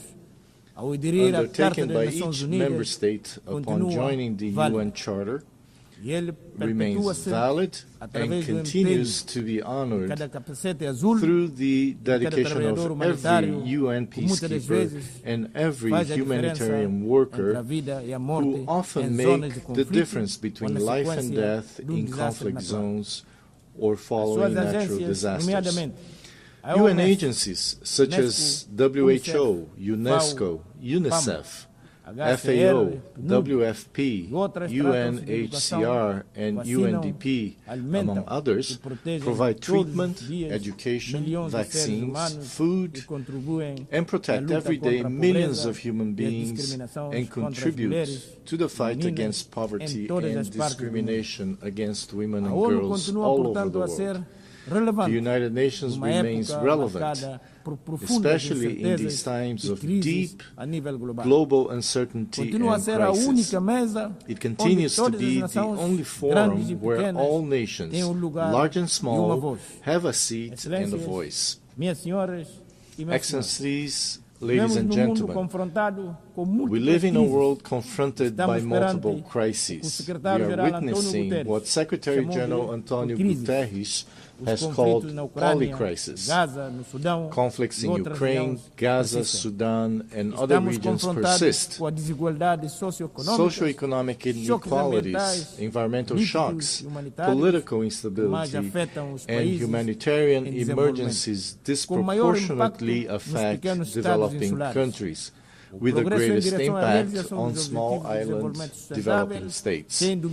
Progress towards the Sustainable Development Goals has slowed significantly or even stalled. The sovereign debt burden of poor countries is increasing, while development assistance is declining. Guinea-Bissau welcomes the UN80 initiative, and we hope it will contribute to strengthening the organization, especially in promoting peace, international security, and the achievement of the SDGs. The Pact for the Future offers a roadmap and an action plan that must not remain on paper. Madam President, Excellencies, ladies and gentlemen, last July, Guinea-Bissau hosted the 15th Conference of Heads of State and Government of the Community of Portuguese-Speaking Countries, CPLP. I have taken on the presidency of the CPLP for the 2025-2027 term. The CPLP places high importance on its cooperation with the United Nations and its specialized agencies. During our term, we will continue to work with all partners and multilateral organizations toward the implementation of global commitments, especially concerning the Paris Agreement on Climate Change, the 3rd UN Ocean Conference, and the 4th UN Conference on Financing for Development, held last June-July in Seville.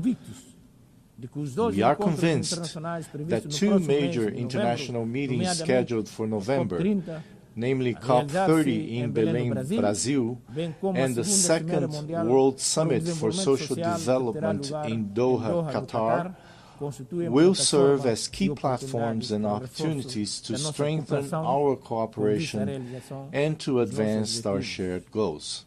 Madam President, Excellencies, ladies and gentlemen, Guinea-Bissau is scheduled to hold presidential and legislative elections on the 23rd of November this year. All necessary conditions are being put in place to ensure that these elections are held peacefully, freely, transparently, and credibly. Over the past 5 years, I have prioritized dialogue, inclusion, political stability, and the consolidation of the democratic rule of law. I am confident that these upcoming elections will reaffirm the irreversible nature of citizenship and democratic values in Guinea-Bissau. Madam President, Excellencies, ladies and gentlemen, allow me to conclude by saying that in an increasingly interdependent world, we need, now more than ever, a world order grounded in the principles enshrined in the United Nations Charter, in respect for international law and in peaceful coexistence. In this regard, Guinea-Bissau reiterates our call for an end to the economic, commercial, and financial embargo and other forms of restrictions imposed on Cuba. 80 years after the creation of the United Nations, the world has changed. We are no longer just the 51 countries who signed the UN Charter in 1945. Today, the United Nations is all of us, the 193 member states, plus observer states, NGOs, civil society organizations, and other actors represented in this great assembly hall. To meet the challenges of the 21st century, the UN must undertake urgent reforms, reforms that reflect today's geopolitical realities and global power balances, reforms that expand and democratize the Security Council, reforms that provide a place and a voice to the Global South, reforms that restore confidence in the multilateralism and international cooperation. The UN continues to be a unique multilateral space where dialogue is still possible, even when diplomacy and good offices fail elsewhere and in other circumstances. The legitimacy, strength, and future of the UN lie in the inclusion and full participation of all of us in deliberations and decision-making. Its core details, peace, dignity, equality, poverty eradication, cooperation, and peaceful resolution of conflicts remain alive and continue to inspire the purposes of the international community and the March of Humanity. Thank you very much.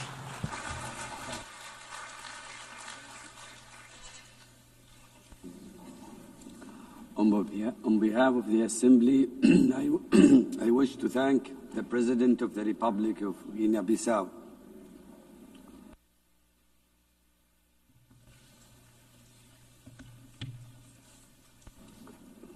The Assembly will hear an address by His Majesty King Esuatini III, head of the state of the Kingdom of Esuatini.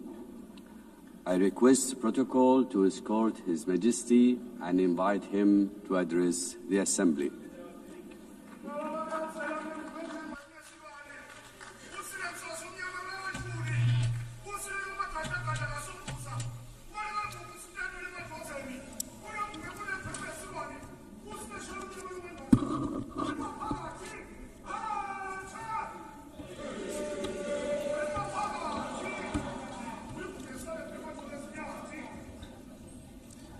Your Excellency, Madam President of the General Assembly, Your Majesties, Excellencies, Heads of State and Government, UN Secretary General, distinguished delegates, ladies and gentlemen, it is a great pleasure to address the 80th session of the United Nations General Assembly under the theme Better Together, 80 years and more for peace, development, and human rights. At the outset, we wish to assure you, Madam President, of Esuatini's unwavering support during your tenure. We also commend the UN Secretary General and the Secretariat for their steadfast leadership in navigating our world through unprecedented challenges. As we gather today, mankind is confronted with many challenges, including conflicts around the world. We must remind ourselves that when the United Nations was established in 1945, it was during a time of widespread global strife. Its founding fathers resolved that no country or people should endure suffering due to conflict. The UN Charter and structure were designed to be clear and resolute. Now is the time to ask ourselves what has gone wrong and what steps must be taken to correct these challenges and restore the UN's mission of fostering peace. The question we must ask ourselves further is, what is the UN doing to address these issues effectively? I propose that the United Nations establishes ad hoc committees to tackle global conflicts and promote peace. These committees should have equitable representation in dealing with the relative conflicts in the diverse regions of hotspots, including Africa, the Middle East, Europe, and beyond, ensuring that all affected nations have a voice. Supported by the Secretariat of the United Nations, these ad hoc committees would visit conflict zones, engage with local communities, and work towards peaceful resolutions. For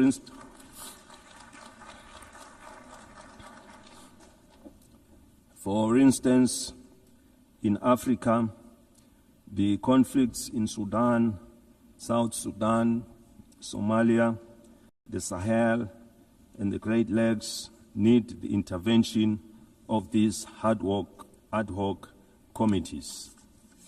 In the Middle East, they should facilitate dialogue with all parties involved. The team could ask the Palestinians what it will take to release the hostages, given the fact that the Israelis would remain aggrieved as long as their loved ones are not with them. Similarly, the ad hoc committee should engage the Israelis to ascertain what it will also take for them to stop the bombardment, to avoid loss of more innocent lives, widespread destruction of property, and a growing refugee crisis. By engaging directly with the affected communities, these communities could help broker solutions that address the concerns of all sides to reduce tensions, suffering, and foster stability. In the conflict between Russia and Ukraine, these ad hoc committees could mediate discussions to identify pathways to peace. Their role would be to engage in meaningful dialogue and report back to the United Nations with actionable recommendations on what it would take to end the war. In Esuatini, we encourage that yield positive outcomes proving that dialogue is the cornerstone in nation building. We thank those countries already making means in finding solutions. This suggested approach is not meant to undermine their efforts, but it would complement them as they are already working towards peaceful resolutions. We must avoid actions that could escalate tensions further and instead focus on saving innocent lives. Millions of lives have already been lost during the COVID-19 pandemic. We therefore cannot afford to lose any more to conflict.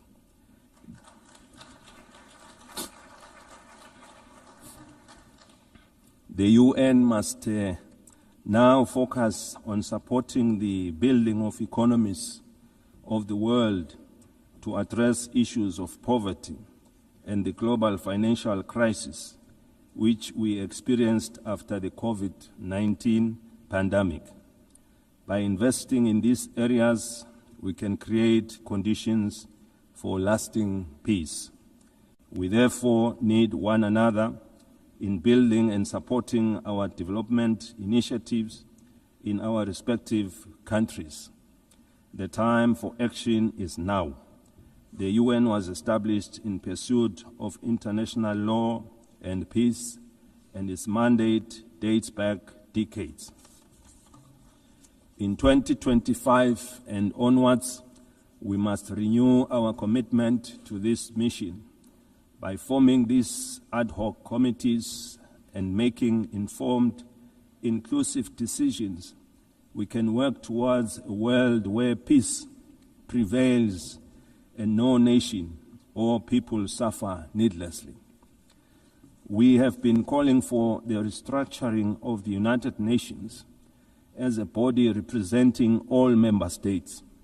It must lead with decisions that are inclusive and widely respected, as no one will question the process taken. These reforms should be fully representative of all countries through the regions of the world in the Security Council to create an all-inclusive structure. Without such reform, the legitimacy and effectiveness of this body will remain incomplete. We have been encouraged to witness UN high-level meetings prior to the General Assembly being held to address various issues. These include the Seville and Awaza declarations on financing for development and socio-economic challenges faced by landlocked countries. We are aware that for any growth to take place, nations must have enough resources to achieve sustainable development goals. As we convene to advance international cooperation and to uphold human rights and fundamental freedoms for all, we are reminded that our work is both urgent and indispensable. The theme Better Together underscores the imperative of delivering on the United Nations Sustainable Development Goals and reinvigorating global cooperation. Esuatini continues to believe that working together remains our most powerful tool for addressing global challenges that transcend borders. The world stands at a critical juncture in pursuit of Agenda 2030. With only 5 years remaining, we must face the reality that progress on the SDG is far off track. This is a sobering reminder that our collective efforts must be redoubled and that international solidarity, cooperation, and shared responsibility are more urgent than ever before. Through my national call to all Esuatini, to all Emaswati of Ngwe, for a greater sense of agency in the pursuit of sustainable development, the Kingdom has made important strides in advancing Agenda 2030, particularly in the areas of the economy, in various sectors, health, education, and gender equality, to mention a few. Furthermore,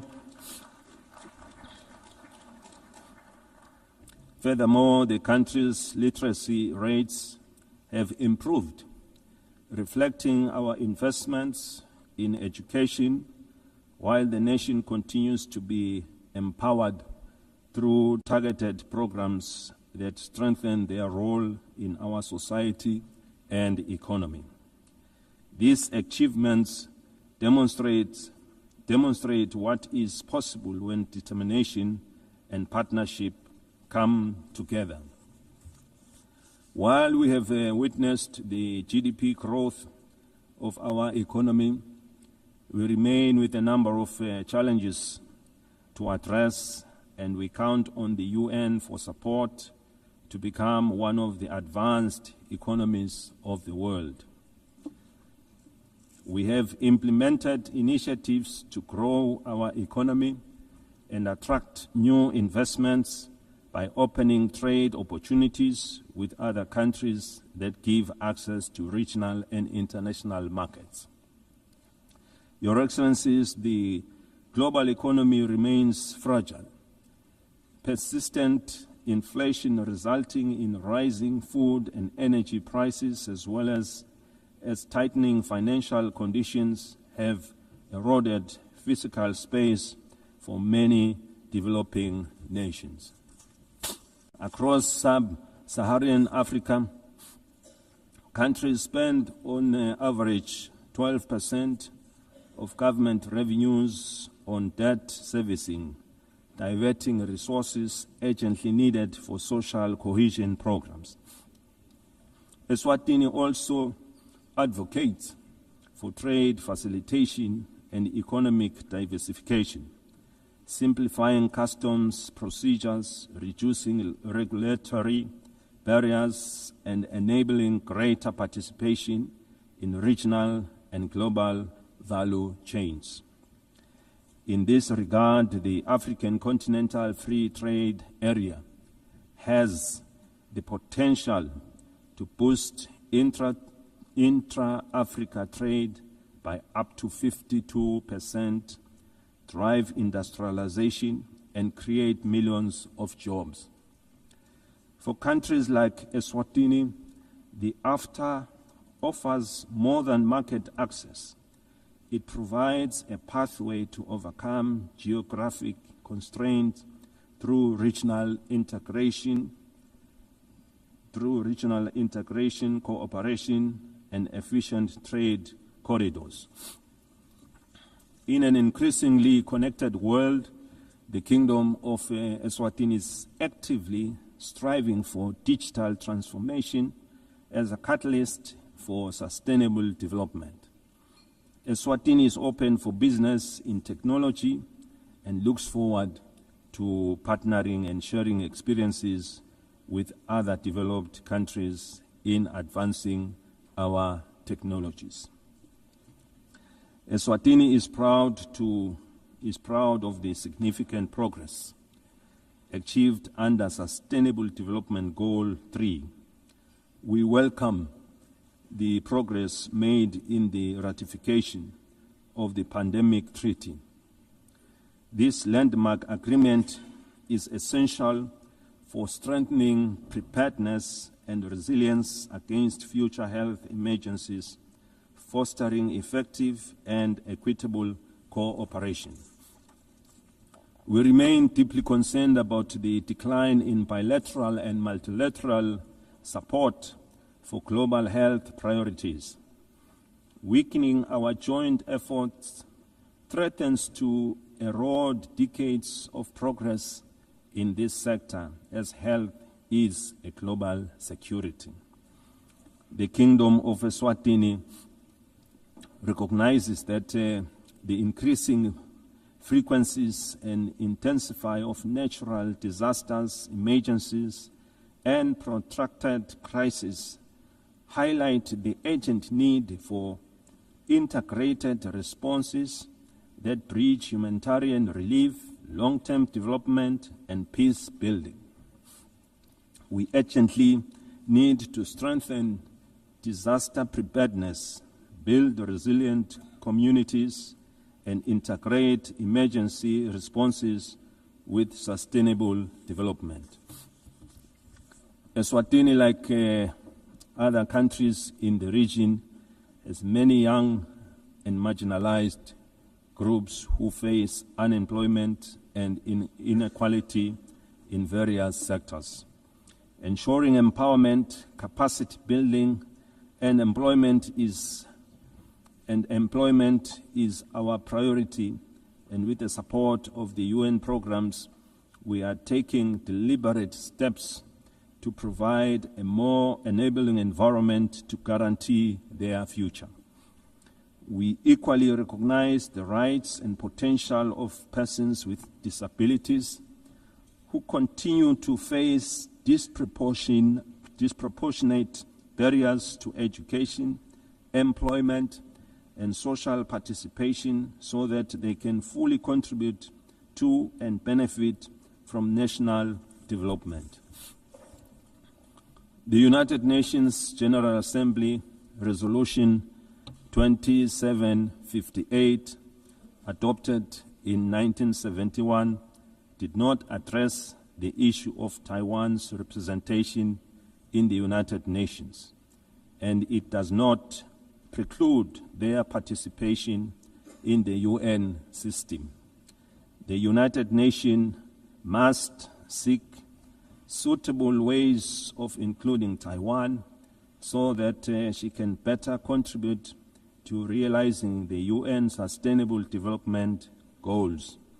In that way, this will fulfill the UN mandate to ensure that no country is left behind.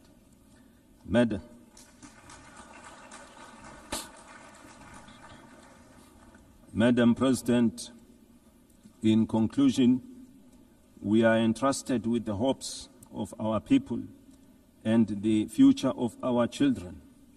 Let us not leave this assembly without reaffirming our commitment to justice, peace, and sustainable progress for all. The Kingdom of Esuatini stands ready to play its part. The international community must remain united in addressing shared global challenges, from hunger and malnutrition to climate change, under the guiding spirit of better together. I thank you. May Almighty God bless us all.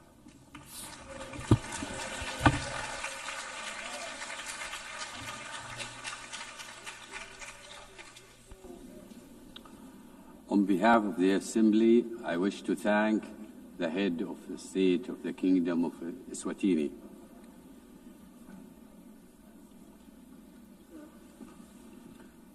The Assembly will hear an address by His Excellency Solan Jilwept, President of the Republic of Palaos. I request protocol to escort His Excellency and invite him to address the Assembly.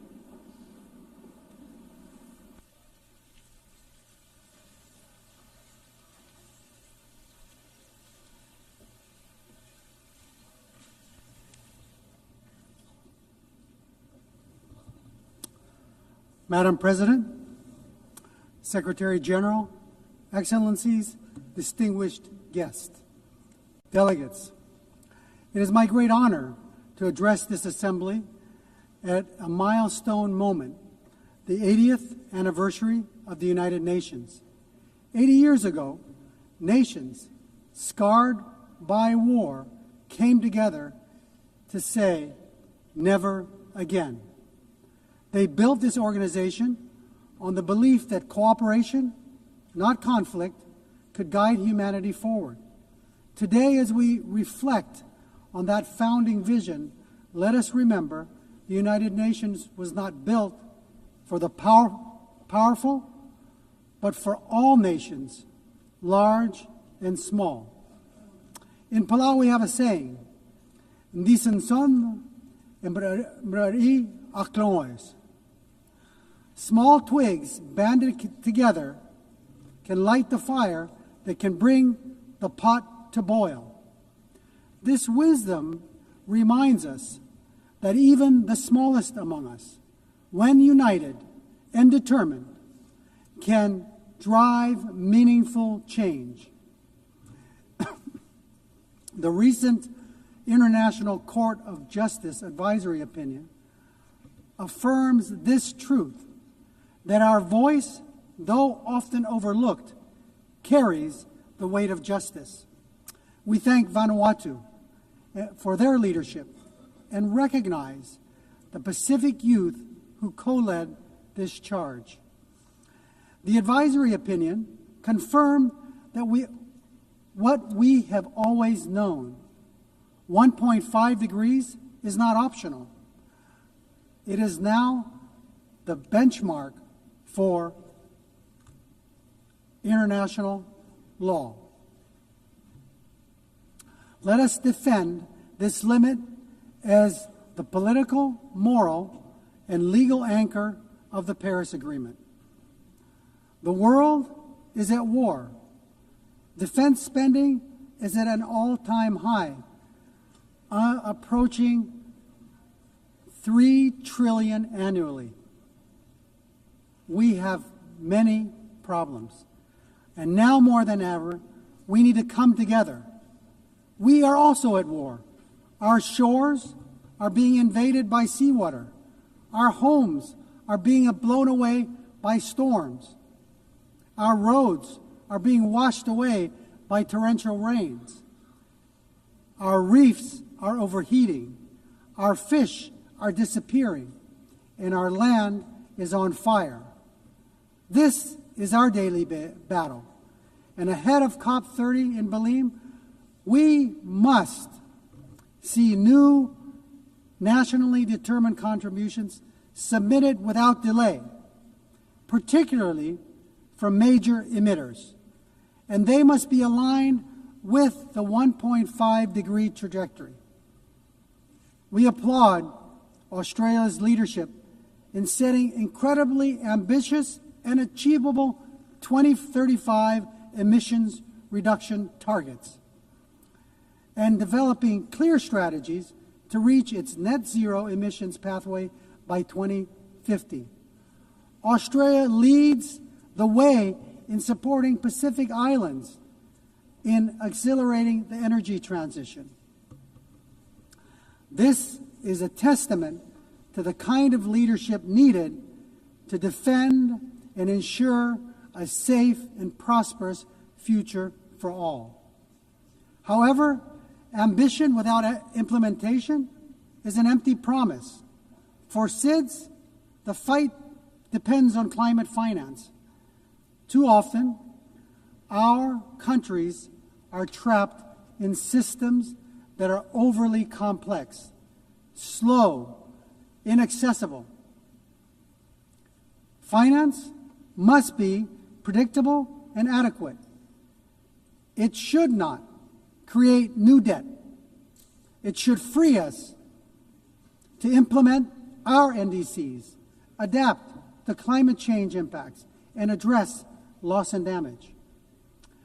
The 1.5 degrees Celsius limit remains our lifeline, and finance is the key to achieving it. We need investment, not in defense, but for us to combat our greatest threat, climate change. It is not aspirational. It is the scientifically grounded guardrail that protects the most vulnerable from the worst climate impacts. Madam President, our region has served as the world's moral compass on climate justice. We have helped secure the 1.5 degree goal in Paris. We have pushed for a mechanism on loss and damage.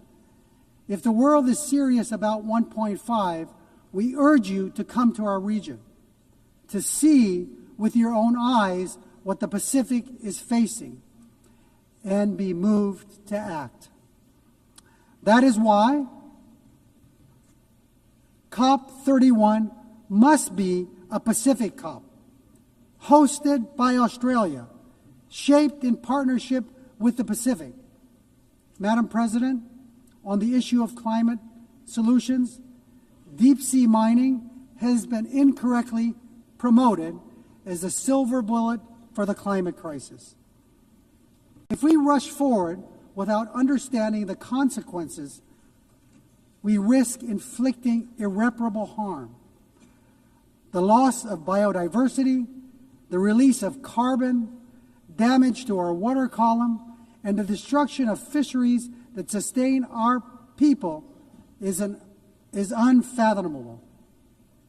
At UNOC 3, 38 countries, including Palau, came together to support a moratorium, and our message is clear.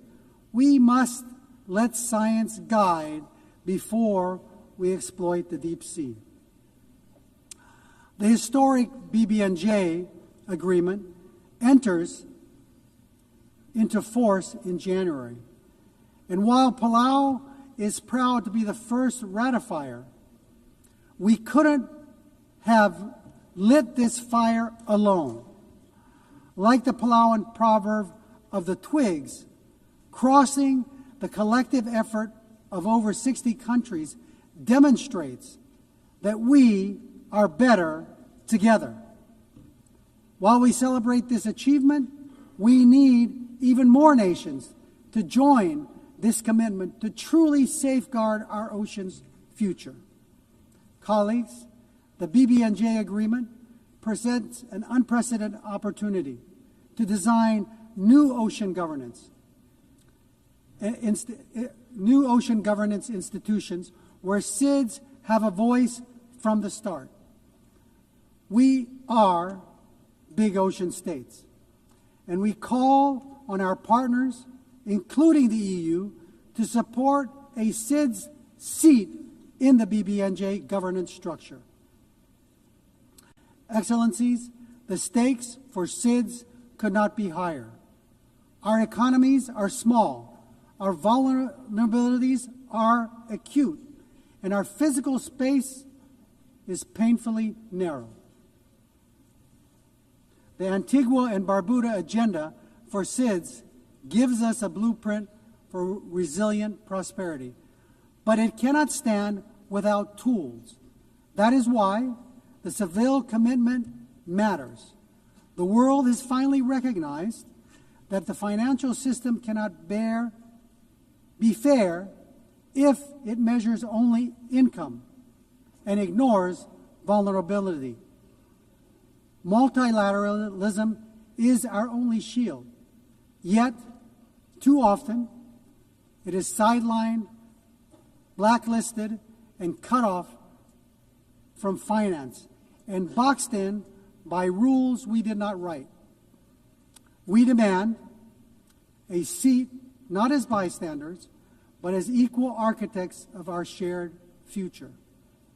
We call for the full and immediate integration of the multidimensional vulnerability index into the policies and frameworks of international financial institutions, multilateral development banks, and international organizations. It is time that we move the MVI from theory to practice. As we commemorate 80 years of this United Nations, we must look honestly at the strengths and its shortcomings. We welcome the Secretary General's UN 80 initiative, but let me be clear, reform cannot be cosmetic. This UN must be more responsive, more equitable, and more focused on delivery. Madam President, Palau knows too well the heavy cost of war, having endured the devastation of World War II on our islands. That history reminds us not only of the suffering left in the wake of conflict, but also the sacred value of peace.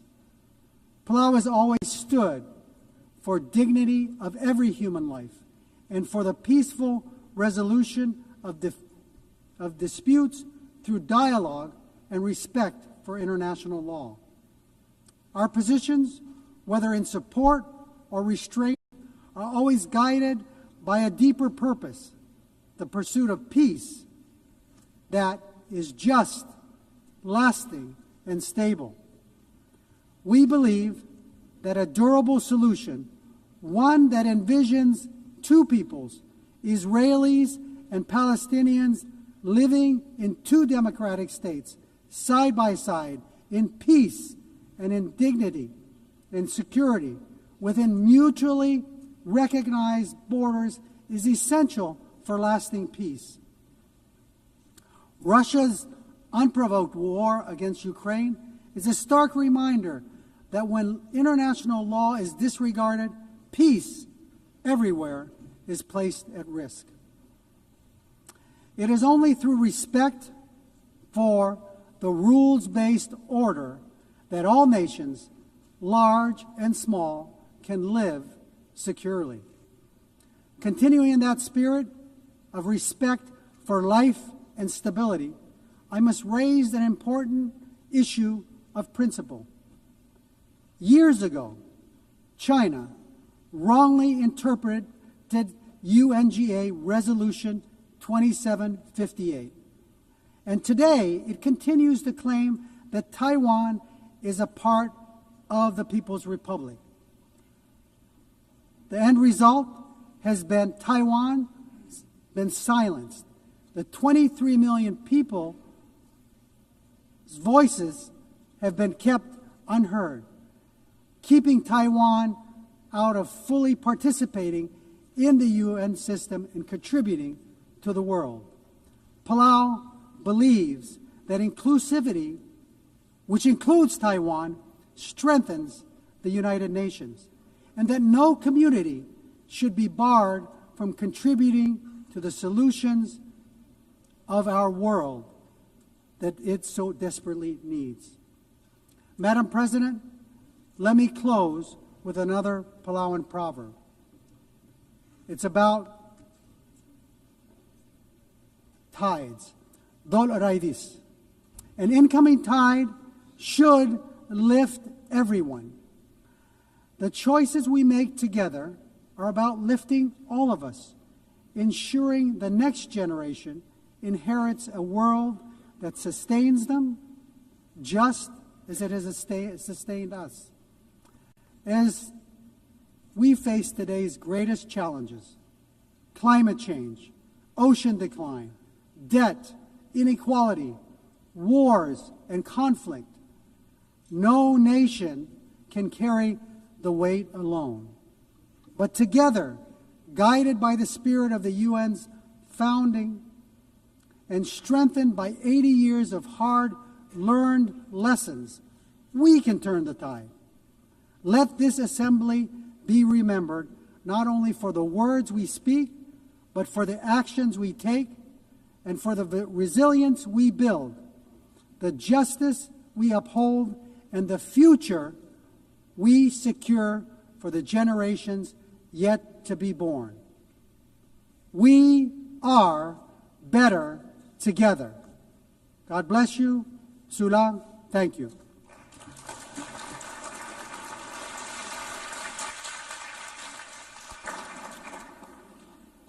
On behalf of the Assembly, I wish to thank the President of the Republic of Palau. The Assembly will hear an address by His Excellency Ilhamu Haydar Ogolo Aliu, President of the Republic of Azerbaijan. I request protocol to escort His Excellency and invite him to address the Assembly.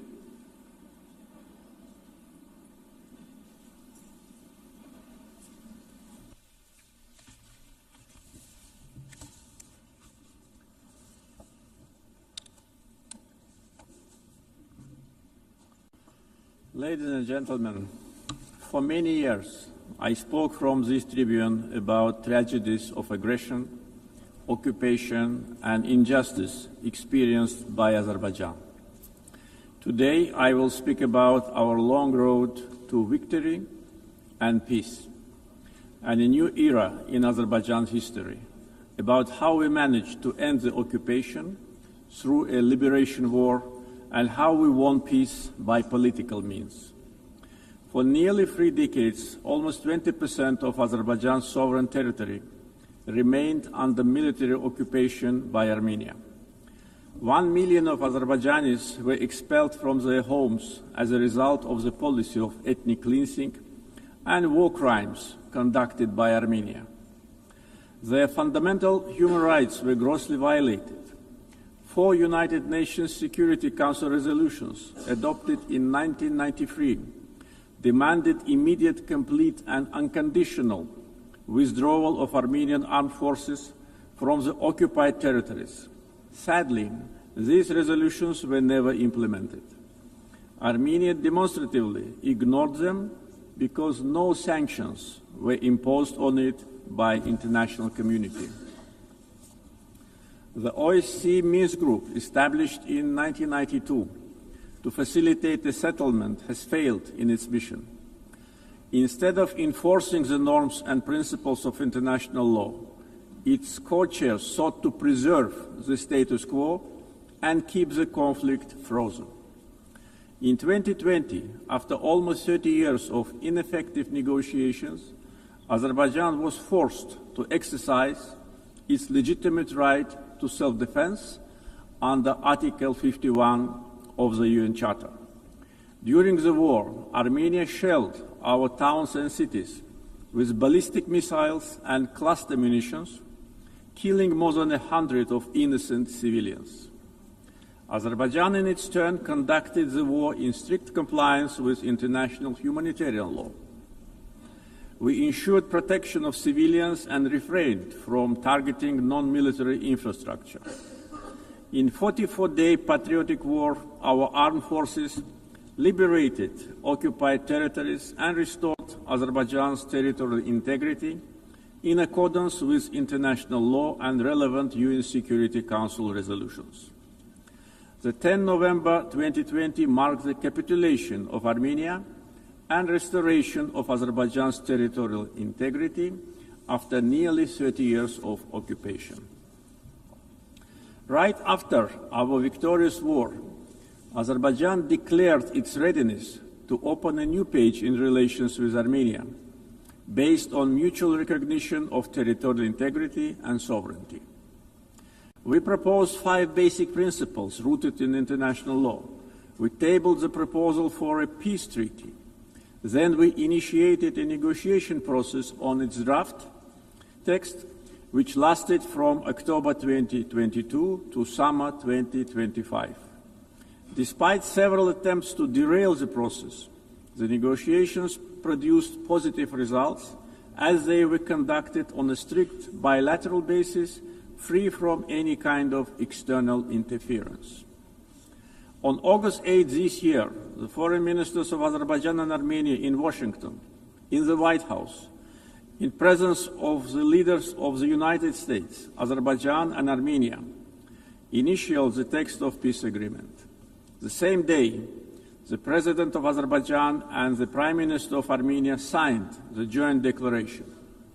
President of the United States, Donald Trump, also signed it as a witness.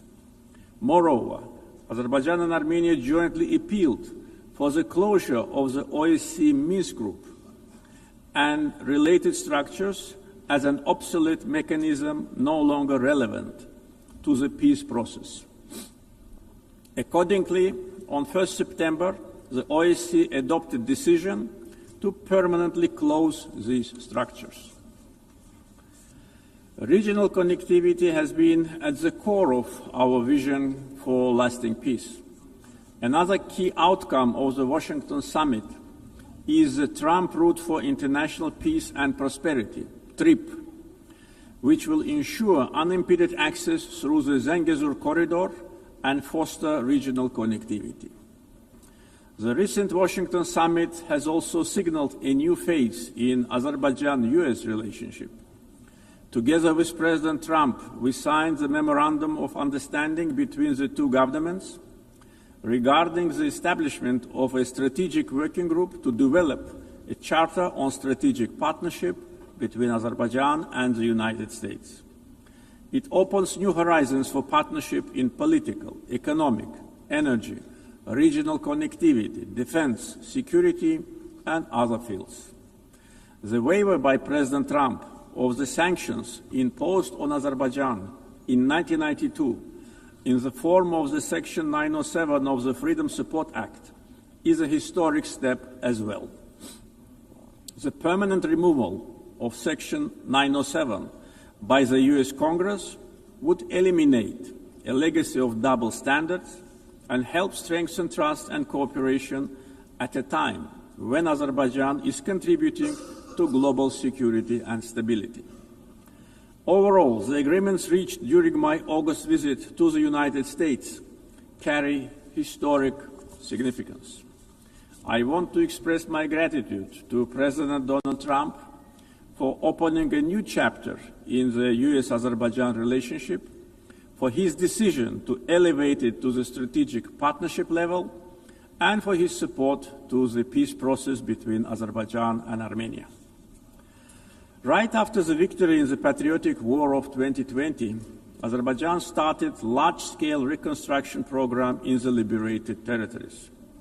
During the time of occupation, Armenia leveled to the ground hundreds of Azerbaijani cities and villages, deliberately ruined 65 mosques. That was a policy of Armenia which was ruled by war criminals for almost 30 years. We are rebuilding villages and cities razed to the ground.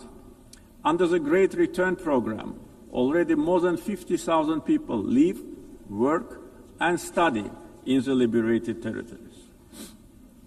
One of the gravest humanitarian challenges facing Azerbaijan in the post-conflict period is landmine contamination during the time of Armenian occupation. Since November 2020, more than 400 Azerbaijani civilians and military personnel were killed or seriously injured by landmine explosions. This massive contamination obstructs the safe return of displaced persons and delays reconstruction projects. Similarly, the tragic fate of nearly 4,000 Azerbaijanis who went missing during the Armenian aggression and occupation since the early 90s continue to require close attention and action.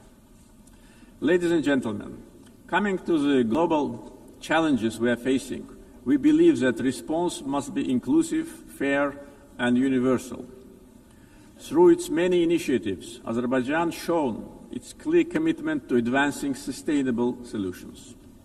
Azerbaijan is proud to have hosted COP29 last year, where we achieved important outcomes in advancing climate action, the green transition, and equitable access to financing. As a host of COP29, we guided negotiations towards ambitious and balanced outcomes, ensuring that all voices, particularly those of the developing world, were heard. The adoption of the new collective quantified goal at COP29, also known as Baku Finance Goal, is a historic milestone in global climate finance. This commitment brings previous $100 billion annual climate finance goal to at least $300 billion per year through 2035 from public sources in developed countries to developing countries. Azerbaijan also successfully finalized the long-awaited framework for carbon markets under Article 6 of the Paris Agreement, making the Paris Agreement fully operational 9 years after its adoption. Several key agreements were signed at COP29 to make the Loss and Damage Fund fully operational, providing critical support for vulnerable communities impacted by climate change. Being strongly committed to the green transition, we at the same time should not put unrealistic targets in front of us. The world cannot live without fossil fuels today and in the foreseeable future. Energy security is closely linked to peace, regional connectivity, and economic development. Azerbaijan continues to play a proactive role in advancing these objectives globally. Azerbaijan has established itself as a reliable and indispensable partner in providing energy security to many countries. We play a strategic role connecting the Caspian region with international markets through diversified oil and gas pipeline systems. As of today, we are supplying natural gas to 14 countries. This ranks Azerbaijan as a top country in the world in terms of number of countries it supplies with pipeline gas. This reflects our strategic role in enhancing energy security and diversifying supply routes across Europe and beyond. Moreover, Azerbaijan and Syria have recently strengthened their bilateral partnership, focusing on energy supply, infrastructure development, and post-conflict reconstruction. Since August this year, Azerbaijan started to supply Syria with natural gas via Turkey, significantly reducing its electricity shortages. Azerbaijan also attracts large investments in renewable energy sources, like solar, wind, and hydropower. Almost 40% of our energy will be generated by renewables by 2030. Connectivity projects like East-West and North-South corridors cross our country. We have witnessed almost 90% growth in cargo volumes through the Middle Corridor since 2022. The transit time along the corridor have been significantly reduced. The biggest trade fleet in the Caspian, Alat International Trade Port, with its annual capacity reaching 25 million tons in the near future. The Baku-Tbilisi-Kars Railroad, 9 international airports, the biggest air cargo company in the region, and many other factors have turned Azerbaijan into one of international transport hubs. There is a great potential for cooperation in digital connectivity. Azerbaijan leads the Digital Transformation Initiative through such ambitious projects as the Digital Seaway. This project includes plans for the advanced fiber optic cable network under the Caspian Sea, establishing Azerbaijan as a key regional digital hub. Azerbaijan achieved significant economic growth by focusing on diversifying its economy beyond oil and gas, developing the non-oil sector, and and improving the investment climate through reforms and transparency. Reducing poverty and unemployment to the historic low of 5% is another achievement of our country. Recently, two major international rating agencies, Moody's and Fitch, have increased Azerbaijan's ranking. Azerbaijan was provided with favorable investment-grade status, citing very strong external balance, low public debt, and substantial sovereign wealth assets as a key strength. This underscores our economic resilience, strong fiscal discipline, and favorable investment climate. Our foreign debt is only 6.5% of GDP, which is one of the lowest in the world. Azerbaijan's foreign exchange reserves exceed its foreign debt almost 16 times. Back in 2022, at the summit of the Caspian littoral states, I raised the issue of environmental degradation of the Caspian Sea. Today's situation is much worse. Caspian Sea is shrinking rapidly. The main reason is not climate change. Joint efforts of littoral states are needed to stop ecological catastrophe with unpredictable consequences. Azerbaijan is also ready to cooperate closely with the UN to tackle this problem.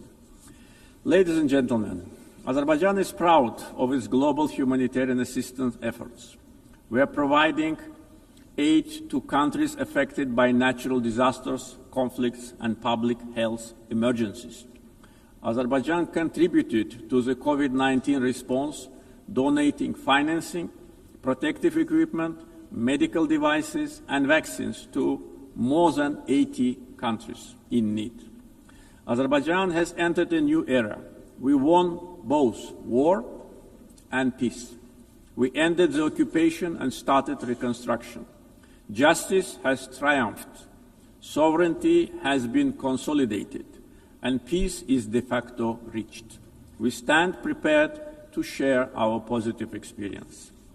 The achievements of the recent years are not only a victory and success of Azerbaijan, they are also a demonstration that international law must ultimately prevail.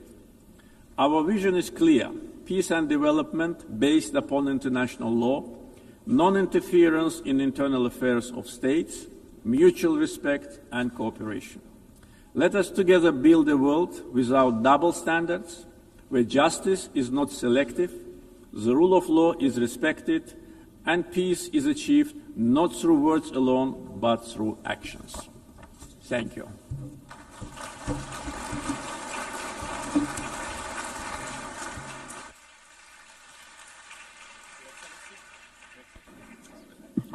On behalf of the Assembly, I wish to thank the President of the Republic of Azerbaijan.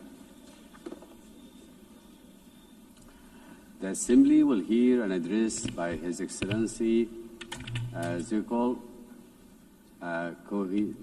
Kohesic, Chairman of the Presidency of Bosnia and Herzegovina.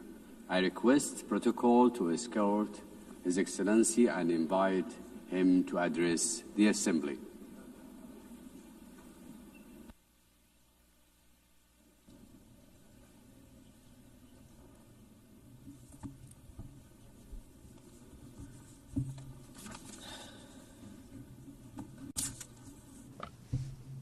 Gospodine predsjedavajući, gospodine generalni sekretaru, Dear Chairperson, Secretary General, dear colleagues, ladies and gentlemen. To start with the theme of this year's session of the United Nations General Assembly, Better Together, 80 years and more for peace, development and human rights, allow me to express my congratulations to the United Nations from this important place on behalf of Bosnia and Herzegovina and all its citizens. The UN is celebrating 80 years since its founding, and at the same time 80 years of continuous work on the fundamental goal of this organization. That goal is to secure and maintain peace in the world. History will give the final judgment on how successful the UN has been in the past, as well as on the results of the work and participation of several generations in the United Nations itself, its bodies and organizations. At the same time, I believe it is important to clearly express our common position today. Peace in every part of the world has no alternative. We must continue to work together persistently on this. I would like to believe that we all share the same positive opinion, that we must protect peace in every part of the world. However, reality and what is happening today in different parts of our planet clearly show us that world peace is often not in the interest of certain geopolitical actors. For them, conflict or war is a means to realize their own political and economic interests. These interests largely diverge from the goals set out in the United Nations Charter. If we add to this the fact that attempts are being made to change the borders of state around the world by means of armed force in a manner that is contrary to the United Nations Charter, we can draw a simple conclusion. International law is not applied equally to all states that are subject of that very international law. We have been witnessing that in the past period, certain armed conflicts have been deliberately provoked. What follows is the use of significant armed force, which a state with a smaller or weaker armed forces simply cannot resist. After that, the attacked state is required to sit at the negotiating table and sign a waiver of parts of its territory, ostensibly in the name of peace, but in reality in the name of force. I believe that all of us in this room know that the United Nations Charter allows for the changing of state borders. However, this can only be done by voluntary agreement between states. Armed forces or political pressure backed by armed forces cannot be used. However, if armed force is used to force the other side to agree to an imposed agreement in which it loses part of its territory, then there is no good and sincere will. Only coercion is present, which is contrary to several acts of international law. In this particular case, I'm speaking of Ukraine and the pressures it is under as a sovereign state. These pressures require Ukraine to give up parts of its territory in order to achieve a supposedly lasting and sustainable peace. Are we, in this particular case, participants in a change in the world order? In such an order, peace is not set as the ultimate goal. On the contrary, war and armed force appear as a legitimate means to achieve the political goals of major geopolitical actors. Changing international borders through the use of armed force creates political pressure to force a state to give up parts of its territory. This creates a dangerous precedent in international law, which can easily become the rule. Ultimately, it means living in an unstable world in which peace no longer has value. This is certainly not the desired outcome. Such a thing cannot be justified by any provision of the United Nations Charter or other acts of international law. Today we have an equally unwanted situation in the Gaza Strip. There, such violence is perpetrated against the local population, which in its form indicates the existence of several elements of genocide, as established in the Convention on the Prevention and Punishment of the Crime of Genocide. Let us recall, in addition to the fact that genocide represents the physical liquidation or removal of a national, ethnic, racial or religious group from a certain territory, it can also be committed in the event that such difficult living conditions are consciously imposed on that same national, ethnic, racial or religious group that threaten to ultimately destroy that group completely in a certain territory. Ultimately, such an aggressive genocidal approach is used as a means to forcibly occupy and take over territory. Under international law, these territories cannot belong to those who initiate and produce aggression. However, this is exactly what is happening in the Gaza Strip today. In Gaza, the people of Palestine face these two elements of genocide prescribed by the aforementioned Convention on the Prevention and Punishment of Genocide. A part of the world's political public closes its eyes and keeps silent about this extremely terrible fact. There is no political interest or even economic interest motivated by the intention to exploit natural resources, such as oil or natural gas in that part of the Mediterranean, which could justify such a high level of genocidal violence against the local Palestinian population. Such violence is unjustified and unacceptable. Equally unacceptable is the silence and occasional approval that comes from various political circles around the world. What kind of peace, development, or protection of human rights can we even talk about if this kind of violence is allowed? Violence with forms of genocide against the Palestinian people. Does something like that mean that the political interests of individual countries or the interests of corporate capital are stronger and more important than our common obligation to protect peace in every part of the world and the human rights of every individual in the world? This obligation is a prerequisite for the development and self-sustainability of various societies. This is a major challenge that we are facing today, and we cannot run away from that challenge. We must not continuously silence this interest for the sake of some higher opportunistic interests. Let us just remember the phrase, silence is actually an expression of either cowardice or approval of cowardice. Dear sir, allow me to briefly say something about my country, Bosnia and Herzegovina. A little more than 30 years ago, Bosnia and Herzegovina was faced with aggression coming from neighboring countries. At that time, the United Nations formed a peacekeeping military force called UNPROFOR, with the participation of countries that expressed interest in such endeavor. The role of UNPROFOR was such that they were, to a large extent, mere observers of a series of war crimes, ethnic cleansing, and ultimately genocide committed by the aggressors of Bosnia and Herzegovina. Of course, there were also positive examples of UNPROFOR's activities, which should certainly not be forgotten, and we are sincerely grateful for that. Unfortunately, a stain remains on that United Nations mission. Certain UNPROFOR commanders did not want to activate airstrikes in order to prevent ethnic cleansing, especially the genocide committed in Srebrenica in July 1995.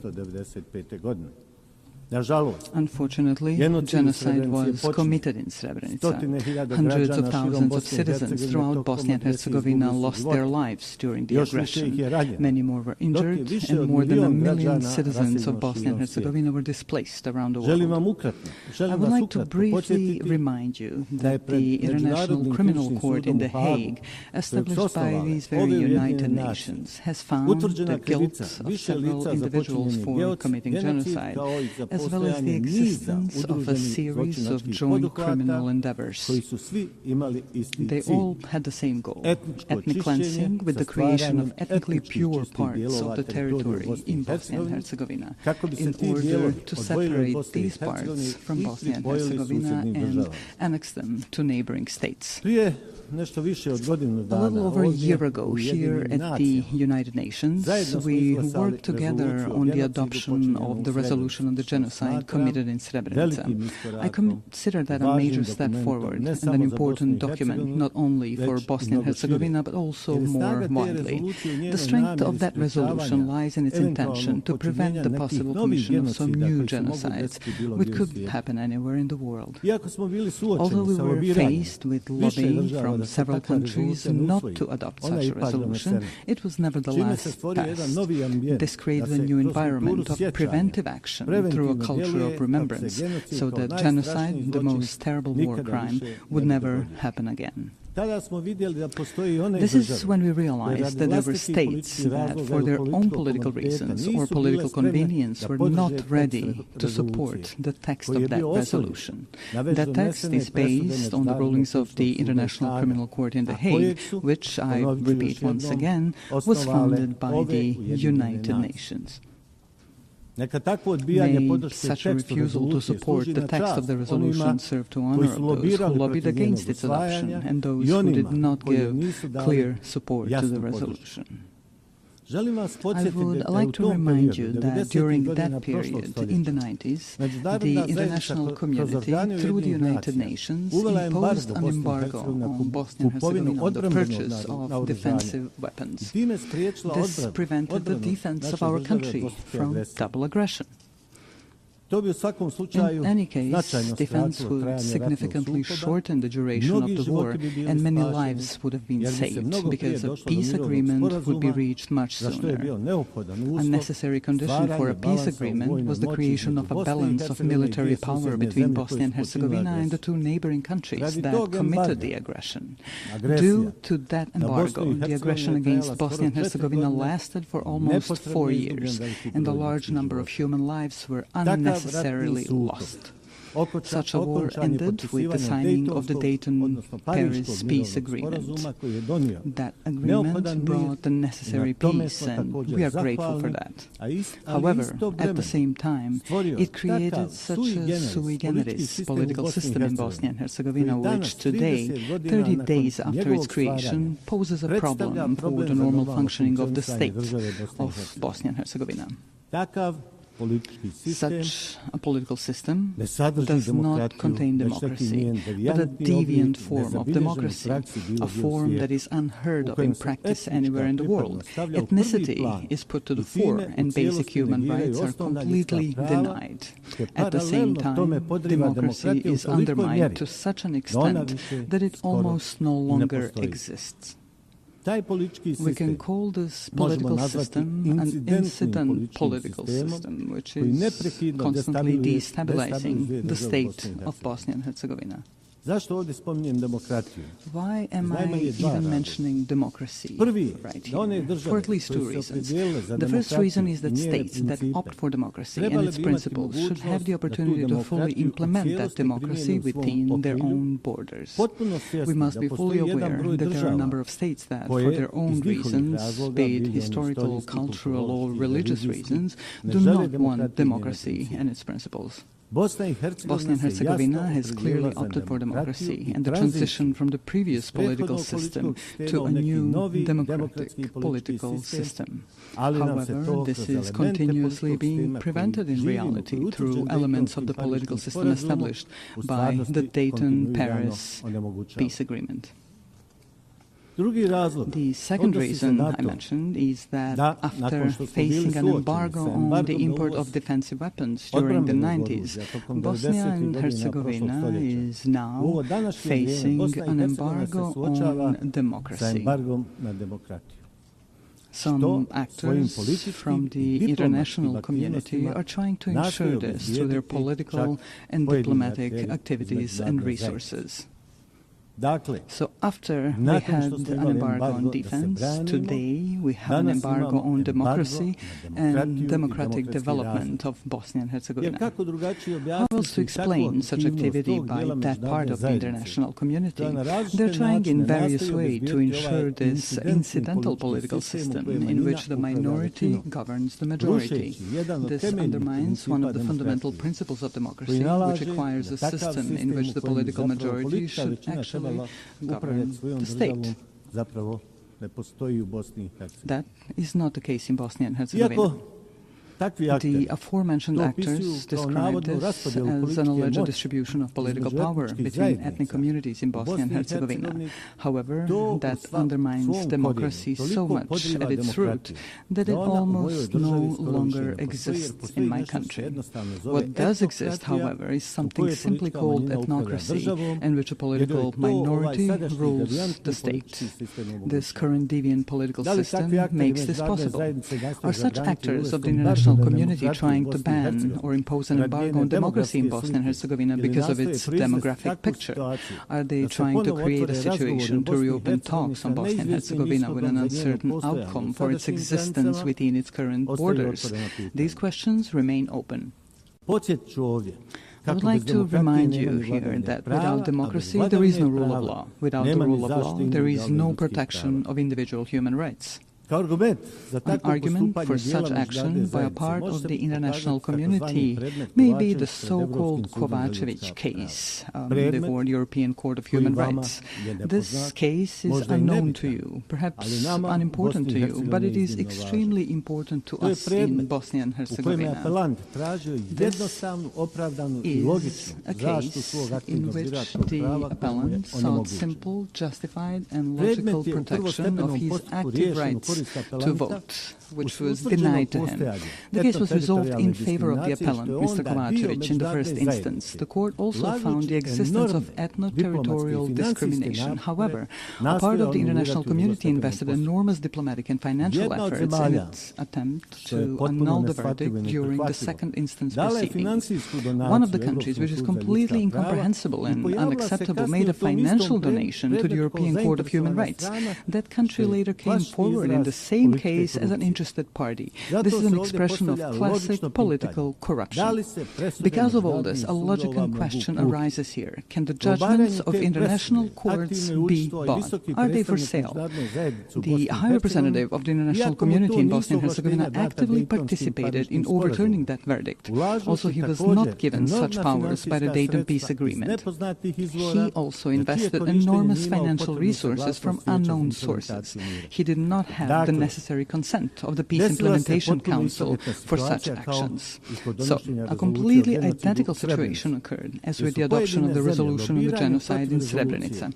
Some countries tried to negate the judgment of the International Criminal Court in The Hague by lobbying against the resolution. In the case that I am now citing as an example, some other countries tried and are still trying to annul the judgment through their own lobbying and broader diplomatic activity. This leads us to the conclusion that there is a part of the international community that simply does not allow democracy in Bosnia and Herzegovina.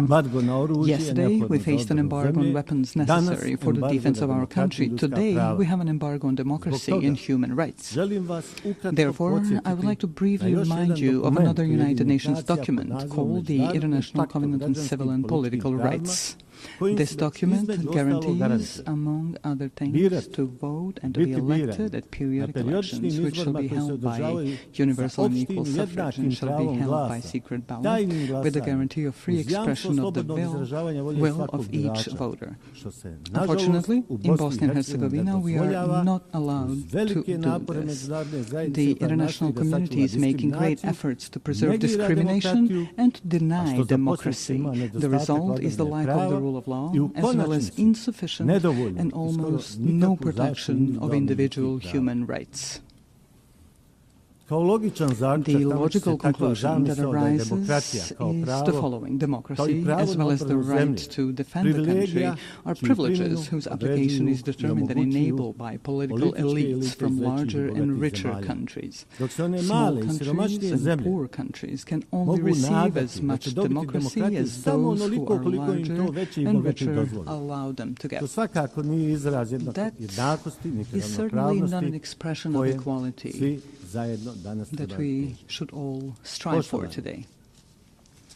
Here we come to the issue of human rights. To be more precise, I'm referring to the equality of every individual in their own country and beyond. This particularly concerns the right of every person to participate equally and as they selfish in every aspect of social life in their country. We have a whole series of documents of acts or acts of international law that guarantee such rights. This, therefore, raises an open question. Are we prepared to be consistent or persistent in protecting individual human rights in any part of the world, using the tools that the aforementioned international documents provide us with? Every issue of human rights protection begins with the fight against discrimination or any form of inequality of individuals in all their rights guaranteed to them by international law. The logical continuation of this are the documents or laws in different countries. Discrimination in any form is prohibited by international law. Unfortunately, very often we encounter situations where discrimination is silenced and even encouraged. Speaking from the perspective of Bosnia and Herzegovina, we have 5 judgments of the European Court of Human Rights that establish the existence of discrimination against citizens of Bosnia and Herzegovina based on their ethnic origin or place of residence. Some of the political elites in Bosnia and Herzegovina, as well as part of the international community present in Bosnia and Herzegovina, do not want to accept these verdicts or implement them through constitutional amendments. Therefore, the 5 aforementioned judgments of the European Court of Human Rights have not been implemented. The aforementioned 6th judgment in the case seeking the rejection of ethno-territorial discrimination was overturned thanks to pressure, donations and similar actions by certain countries. The person who was authorized by the peace agreement to implement that very peace agreement and to protect all aspects of that agreement also participated in this. This includes all acts of international law that speak of human rights. All of this leads us to difficult questions and even more difficult answers.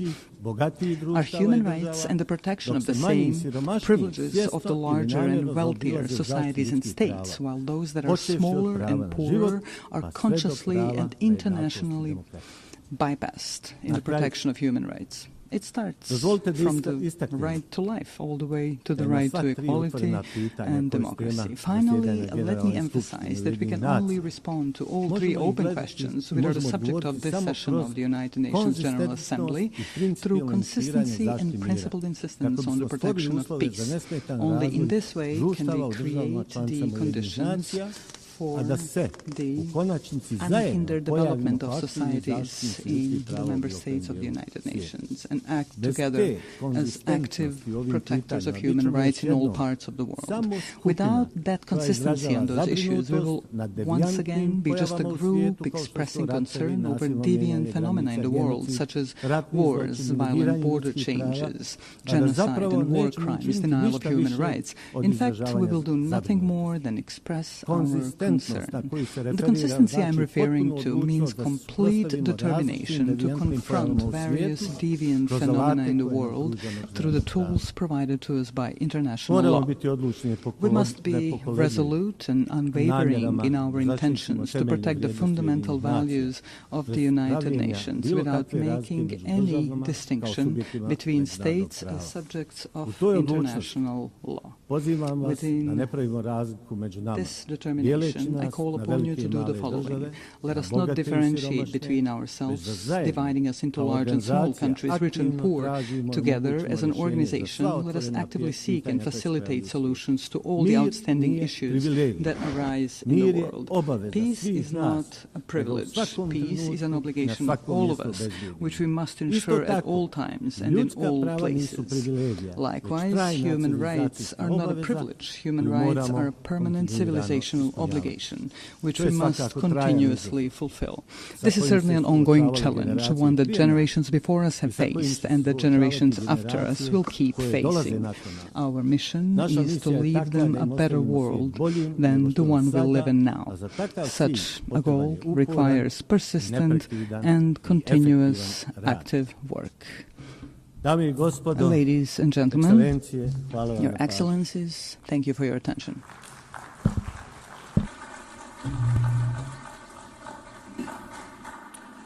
On behalf of the Assembly, I wish to thank the Chairman of the Presidency of Bosnia and Herzegovina.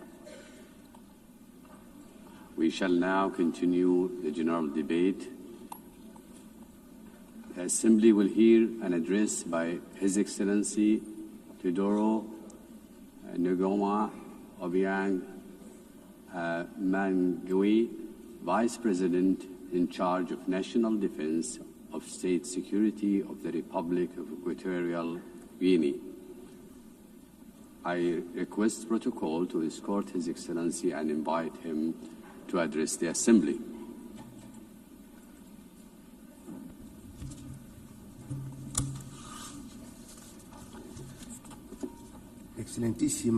Your Excellency Ms. Annalena Baerbock, President of the 80th session of the United Nations General Assembly, Heads of State and Government, Heads of Delegations, Excellencies, Your Excellency Mr. Antonio Guterres, Secretary General of the United Nations, ladies and gentlemen, I am honored to take the floor on behalf of His Excellency Obiang Nguema, President of the Republic of Equatorial Guinea, to share with you my country's most dearly held convictions at this 80th session of the General Assembly, being held at a time in which the world is calling for a fairer, more equitable and effective international system. Madam President, 80 years ago, the founding states established this organization, aspiring to build a multilateral system based on cooperation, respect for international law, and the dignity of all human beings. This commitment was enshrined in the United Nations Charter. That charter remains a lodestar for states' collective action. Today, under the theme Better Together, 80 years and more for peace, development and human rights, we celebrate important achievements. The UN, over these 8 decades, has been a universal forum for dialogue and a space for international cooperation. It has helped to avoid conflicts. It has supported decolonization processes. It has promoted sustainable development. And it has served to pique our moral conscience in service of human rights. However, this anniversary must serve as an opportunity for critical self-reflection. It would be a mistake to simply mark the anniversary and not to recognize the woeful shortcomings of our multilateral system.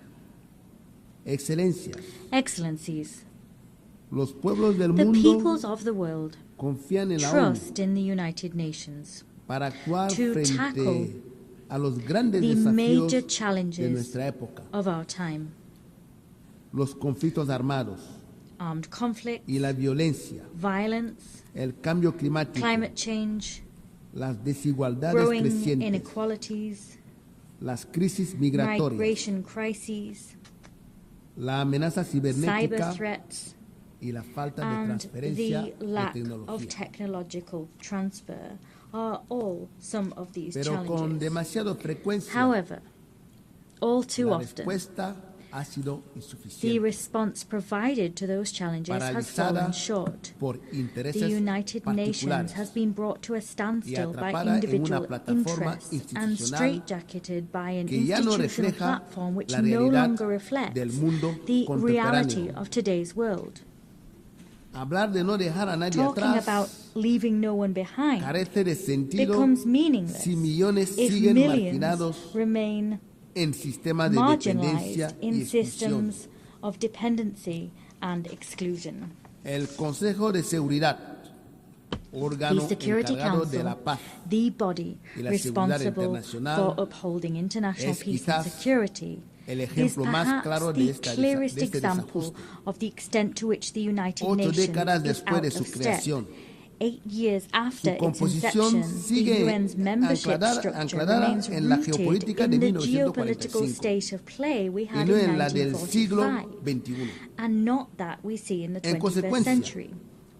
Consequently, the United Nations' legitimacy and representativeness are quite rightly called into question. Security Council reform is an urgent need.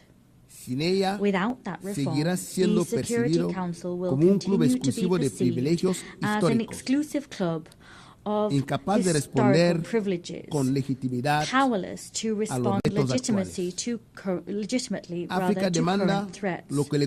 Africa is demanding what is hers by right, full and permanent representation on the most important security organ in the world.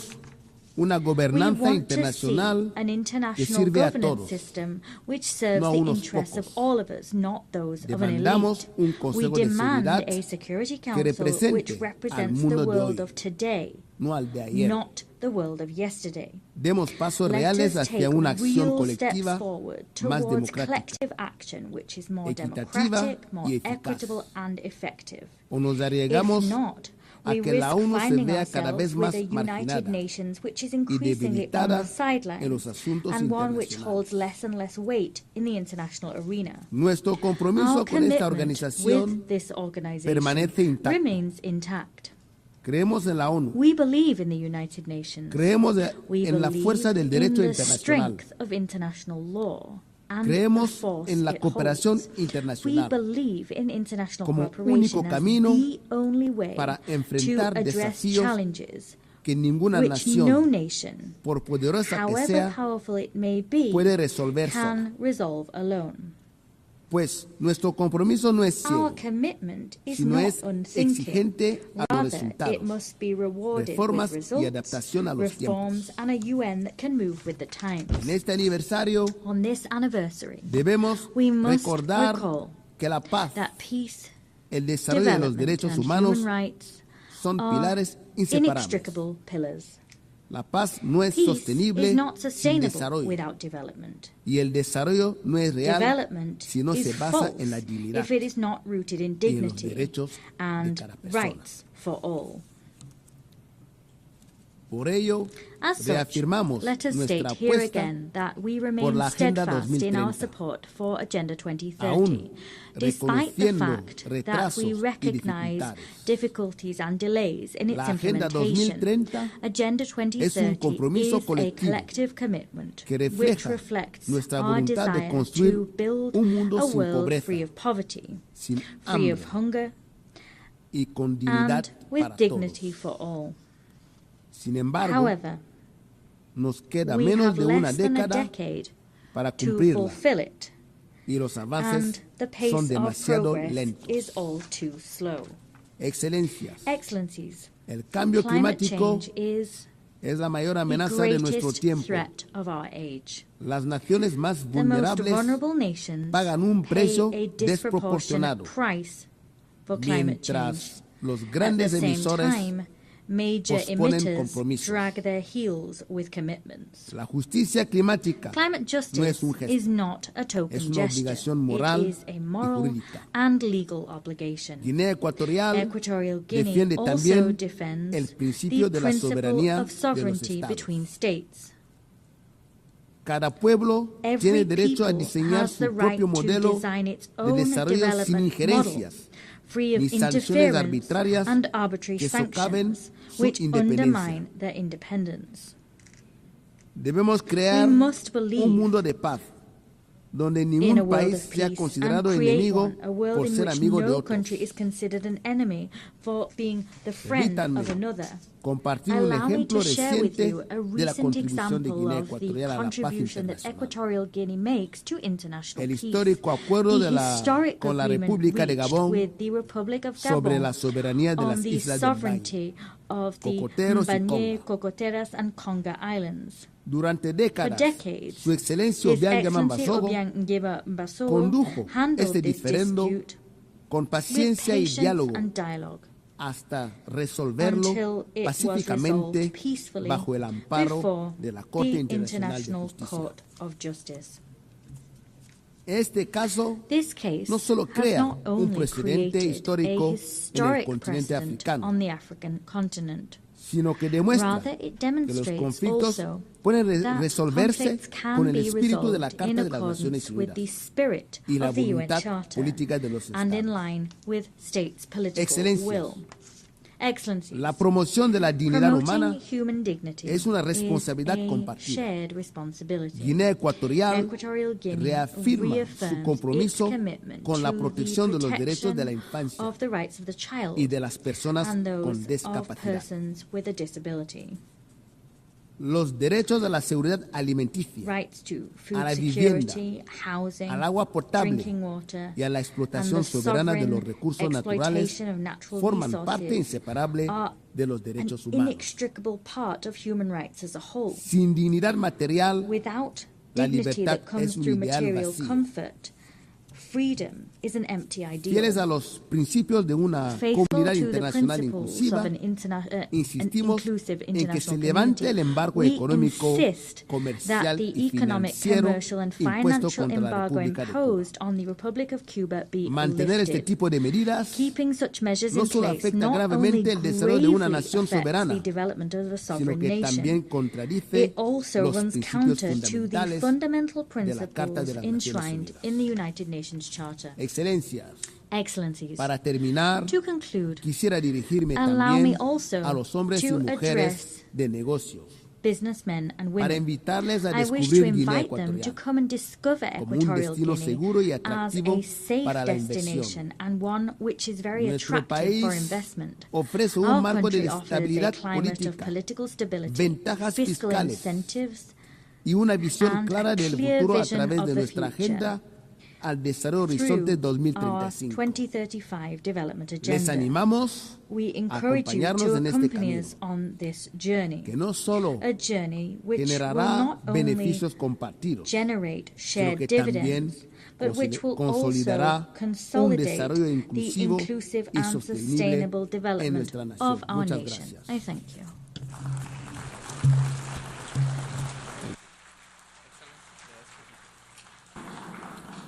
On behalf of the Assembly, I wish to thank the Vice President in charge of National Defense and State Security of the Republic of Equatorial Guinea. The Assembly will hear an address by Her Excellency Josephine Joseph Lago, Vice President of the Republic of South Sudan. I request protocol to escort Her Excellency and invite her to address the Assembly.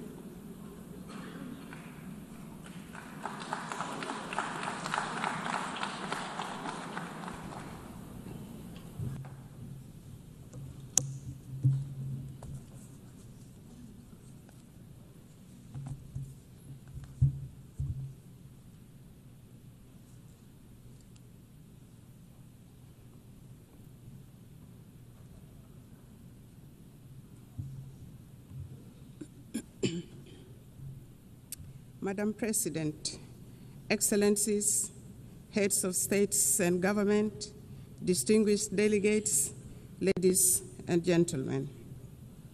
I bring you warm greetings and best wishes from my President, His Excellency Salva Kiir Mayardit, the President of the Republic of South Sudan.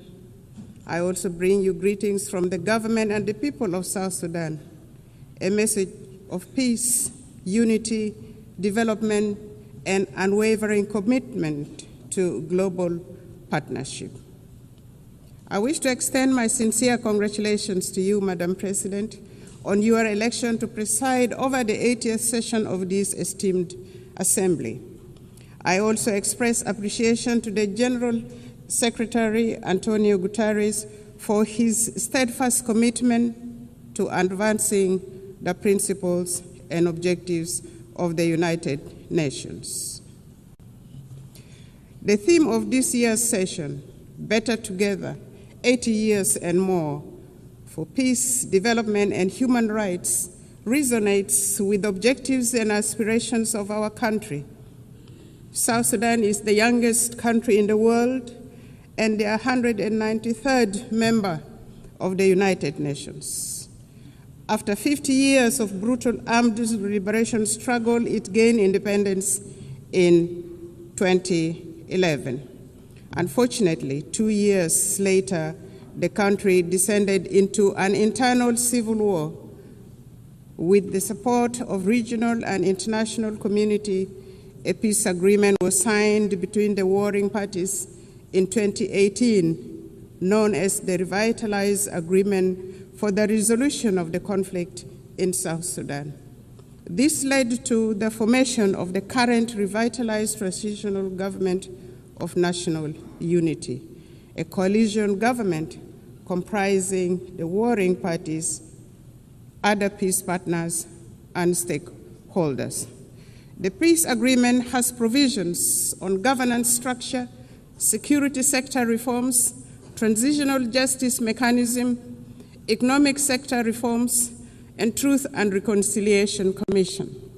The agreement also stipulates 35% affirmative action on women representation at the national, state, as well as local government levels. The presidency consists of a president and 5 vice presidents, 2 of whom are female, thus achieving 40% of female representation at the highest level of government. In the first phase, the unified forces have been trained, some of the forces have been deployed, and the rest are waiting deployment. The second phase of the security sector reforms is due to start imminently this October 2025. This will complete the second phase of the second protocol of the agreement. Other protocols, including public finance management reforms, are ongoing. Transitional justice mechanisms are in progress, and the Truth and Reconciliation Commission will be established under the auspices of the African Union. Although the implementation of the peace agreement has been slower than we would have wanted due to financial constraints, some of the members of the international community have been contributing in kind. On the whole, the implementation of the peace agreement is about 60% executed. The agreement has held for 7 years, and a relative peace has been attained, thus giving hope to our people. Many South Sudanese have returned from the neighboring countries and the diaspora and are rebuilding their lives and contributing to national development. Work is ongoing, including preparations for general elections in December 2026. Until recently, the permanent cessation of hostilities was observed and relative peace attained throughout the country. Climate change and environmental sustainability.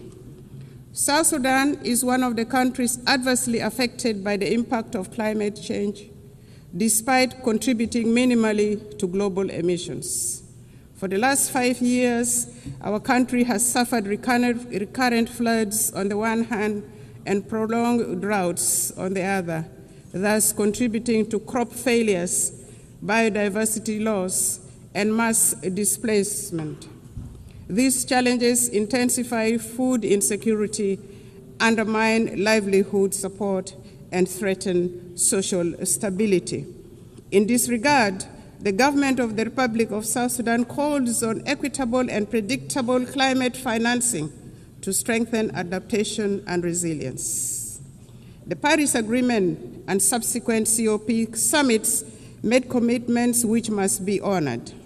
South Sudan requires support in technology transfer, capacity building, and foreign direct investment in national frameworks such as the South Sudan Development Plan, Nationally Determined Contribution, and National Adaptation Plan. This support is essential to address the intertwined challenges of development and environmental stability. The global community cannot afford to ignore climate injustice. Collective action is imperative for these challenges which transcend national borders to be addressed effectively. South Sudan has embarked on planting of 100 million trees by 2030, expanding renewable energy generation and strengthening water infrastructure with women, youth, and people with disabilities at the center of these efforts. Our commitments to sustainable development goals. At independence, South Sudan inherited rudimentary state structures and hardly any infrastructures such as roads, electricity. We inherited poor health care, inadequate educational infrastructure, abject poverty, and food insecurity. The SDGs are aligned to our national priorities. For example, each vice president is in charge of a cluster which includes governance cluster, economic cluster, service delivery cluster, infrastructure cluster, and gender, youth, and humanitarian cluster.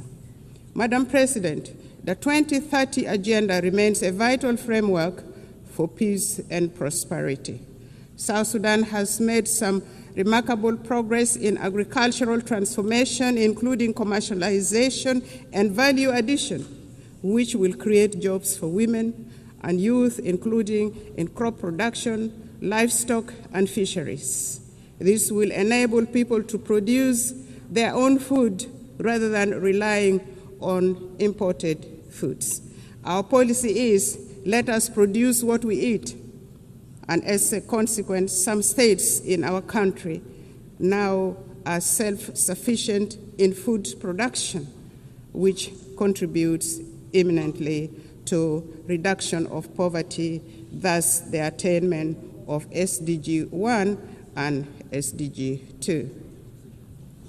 In collaboration with our development partners, government is providing health care, building health care infrastructure, improving maternal and child care, raising awareness about communicable diseases, and providing vaccinations for diseases such as cholera, mpox, and malaria. Access to clean water and sanitation is being improved. As part of the health sector transformation program, we aim to attain universal health care for all in South Sudan. The recent pandemic outbreaks around the world revealed the urgencies of strengthening health systems and equitable vaccine access. South Sudan advocates for global health framework that prioritizes preparedness for pandemics and embraces health as a universal human right. In his latest statement to Parliament in June 2025, His Excellency President Salva Kiir Mayardit identified education as a key priority area for the government. There is improved enrollment in primary schools and secondary schools, and many young people are aspiring now to go to universities and colleges. Enrollment has risen from 300,000 to 2.1 million children, with gender parity in primary schools nearly achieved. This is a remarkable national achievement. There is focus on teacher education to improve the overall quality of education. Despite these efforts and achievements, 2.8 million of our children are still out of school.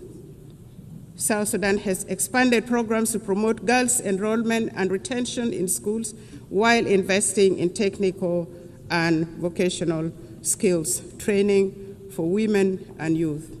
Our government would like to take this opportunity to appreciate all those countries that have offered scholarships for our young people to study in their countries, and those supporting girls' education in particular and vocational training to provide employable skills for our young people. But more clearly needs to be done South Sudan is a young population. Over 60% of the population is under the age of 30 years. In any society, the youth are the future of the country and the future of the society. Our youth are a source of great pride. South Sudan's recent participation in the Olympics Games in Paris last year was a unifying moment for the people of South Sudan and Africa at large. South Sudan athletes showcased talent, discipline, and resilience, embodying the spirit of a nation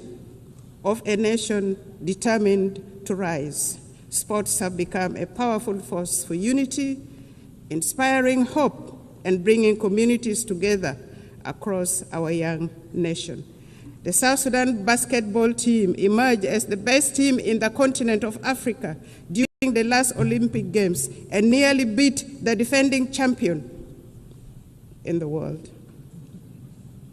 Since independence, and in line with the Transitional Constitution 2011 as amended, we have taken steps to integrate gender equality into our governance and development agenda. Notably, South Sudan has enshrined 30% of women participation in public life at all levels of government. In addition to the two female vice presidents, our cabinet, the national cabinet, and state cabinets comprises of 30% of female representation. And our speaker, the Speaker of the National Transitional Assembly, is also a female.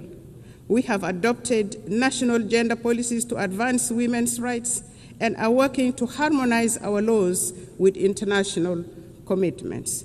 Efforts have been made to address gender-based violence through new legislation and establishment of a special court. We have mainstreamed gender into the National Adaptation Plan and nationally determined contributions for climate change. We are committed to advancing women's economic empowerment by improving access to land rights and credit facilities while creating opportunities for women entrepreneurs. To achieve the SDGs, we must shift from commitments to action, emphasizing multilateral cooperation, fair trade, debt relief, and tailored support for fragile and conflict-affected states. South Sudan has been advocating for debt cancellation and the support of the international community to complement these efforts will be appreciated. Financing for development. Transforming aspiration into results require adequate financing. We urge developed nations to scale up contributions to the International Development Association, which plays a central role in protecting vulnerable populations, reducing poverty, and financing sustainable development in fragile states. South Sudan supports reforms of international financial institutions to enhance the representation of developing nations, ensuring that financing mechanisms align with objectives of development priorities. Together, we can build a more inclusive and just global financial system. Internal peace and security. We acknowledge the delays in implementation of the revitalized peace agreement. However, the government has renewed its political will and is accelerating key benchmarks, including the deployment of the unified forces, electoral legislation, and launching of national civic education campaigns. His Excellency President Salva Kiir Mayardit announced on several occasions that he will not take this country back to war.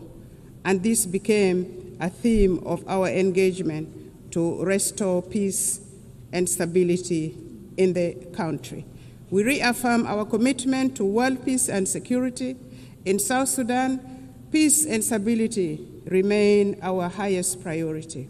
Since the 2018 revitalized peace agreement, government has been working to consolidate peace through implementation of the peace agreement, transformation of the governance system, and security sector reforms. Additionally, government is also engaged in promoting peace building at subnational and community levels using the principles of people-to-people peace initiatives. The civil society, women's group, youth group, and faith groups are all actively involved in peace-building activities supported by UNIMIS, the United Nations mission in South Sudan, among others. The security sector reform is progressing well. In phase 1, the first batch of unified forces are already trained, as mentioned earlier. The second phase is ongoing. At the same level, the governments at state levels are disarming civilians to bolster security. The aim is to have one national army under one commander-in-chief, contrary to the current state of affairs where the country has several commanders-in-chief, in which in itself is a source of insecurity. In general, there has been relative peace and security throughout the country, with the exception of the recent attack by the White Army militia associated with the first Vice President, Dr. Riek Machar, on South Sudan People's Defense Forces in Nasir, which led to his detention and the detention of the co-accused.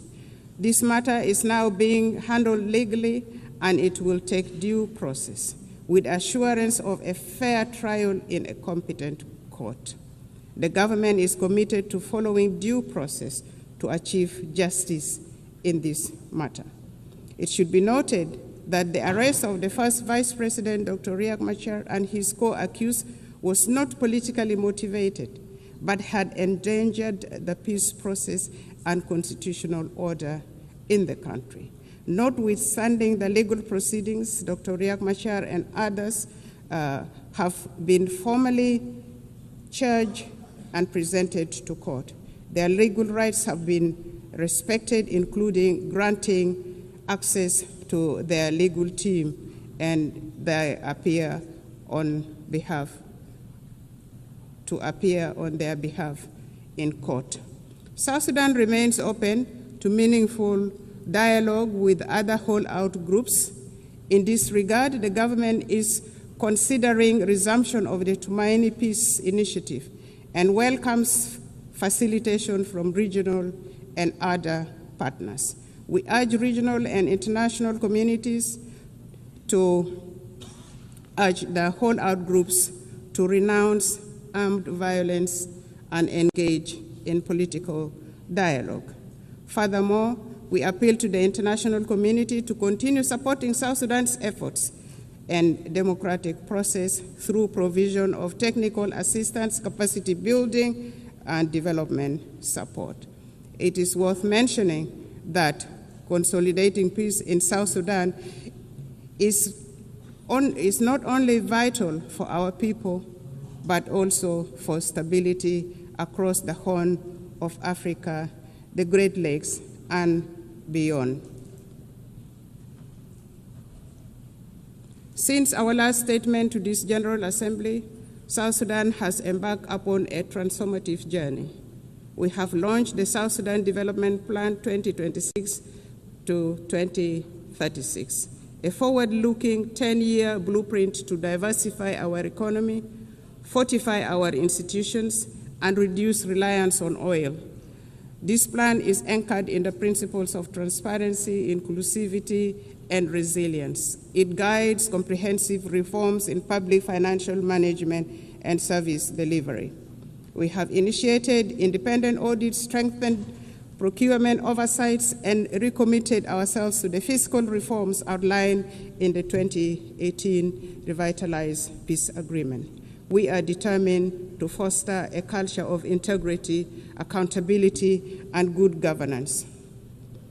Determined to shift from oil dependency to a green, sustainable economy, South Sudan is investing in the future of its land and people. The Agriculture SME Grant Initiative 2025 now empowers farmers, agro-processors with vital tools, training, and market access. Our investment in irrigation seed distribution, and post-harvest technologies are boosting productivity and strengthening food security. We have successfully established effective governance structures both at the national and local level, including establishment of relevant commissions such as the Constitutional Review Commission, the Judicial Review Commission, among others. The constitutional making process is in progress. Civic education and voter rights training have commenced and are progressing well. The National Bureau of Statistics will advise on options available for elections. The Political Parties Council has been established and has started registering political parties intended to contest in elections. Therefore, with these positive developments, the government of the Republic of South Sudan appeals for the removal of targeted individual sanctions and the arms embargo on South Sudan. Elections. According to the peace agreement, the transitional period must end with the conduct of general elections currently scheduled for December 2026. This will enable the people of South Sudan to democratically elect their leaders for the first time in the history of this young nation. His Excellency President Salva Kiir has reaffirmed the government's determination to deliver credible, inclusive, and peaceful elections. The establishment of electoral institutions, namely the National Election Commission, the Political Parties Council for registration of political parties, and voters' right education have been established. The Bureau of Statistics has been restructured to deal with the issues of census. The restructured Permanent Constitution Review Commission has been actively working to ensure that the country has a new permanent constitution by the time of the general election in December 2026. Civil society groups are being facilitated and have started civic education of the general public, especially among women and the youth. South Sudan is committed to promoting and protecting human rights. We are strengthening national institutions, promoting accountability, empowering women and youth. We have taken steps to integrate gender equality into our governance and development agenda, not forgetting the people with disability. Civil society is actively engaged in the promotion of human rights and civic education. We believe constructive engagement and dialogue are the best path for building resilient and just institutions. Some regional concerns. Madam President, South Sudan and Sudan share deep historical and economic ties, as well as the longest border in the region. For instance, South Sudan's oil is at the moment being transported through Sudan. Developments in Sudan directly affects development in South Sudan. Since the outbreak of conflict in Sudan in 2023, South Sudan has opened its doors for Sudanese refugees and returnees from Sudan. In partnership with the international aid agencies, we are providing humanitarian assistance, and we have also gone further and given plots of land for refugees to cultivate and produce their own food, thus integrating them into our local communities. However, there's a comprehensive peace agreement 2005. Among these are issues of border demarcation and final status of Abyei, including the status of the Ngok Dinka of Abyei, which remains unresolved. We are committed to working with the government of Sudan to amicably resolve these outstanding issues. Furthermore, the current composition of the Security Council no longer, in our view, adequately reflects the realities of today. And for this reason, South Sudan supports the call for the expansion of the permanent membership to include African representation. Furthermore, we advocate for the removal of sanctions and arms embargo on South Sudan and other sisterly countries. Madam President, at independence, South Sudan inherited rudimentary state structures, hardly any infrastructures, The government is now working simultaneously on nation building, state building, provision of services including healthcare, education, capacity building, poverty reduction, and food security. South Sudan is seeking to transition from humanitarian aid to development aid. What we are asking for is for the international community to continue supporting South Sudan, a country with immense potential, abundant natural resources, and a young population. We are actively empowering women and young people for the country to become a useful and productive member of the international community. And we are already seeing signs of progress. To conclude, Madam President, Excellencies, and distinguished guests, the United Nations was founded on the belief that humanity is stronger together. The theme of this 80th session, Better Together, is a reminder of our shared responsibility for survival and progress. Notwithstanding the challenges, South Sudan, with the resilience of its people under the leadership of His Excellency President Salva Kiir Mayardit, remains committed to a multilateral solidarity and partnership with an aim of building a fairer, safer, and more prosperous world for all, for us in South Sudan. It is, a more prosperous world for all. And for us in South Sudan, we all know that it is better together. It is better together for us nationally. It is better together for us globally. Permit me in closing to reaffirm our unwavering faith in the principles of the United Nations and the possibility of a better world, built upon solidarity and shared purpose. May God bless the people of South Sudan. May God bless the nations of the world. I thank you for listening. Thank you.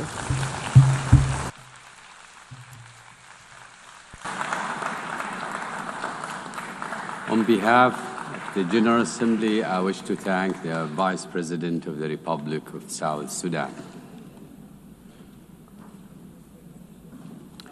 The Assembly will hear an address by His Excellency Mohamed Jaw, the Vice President of the Republic of Gambia.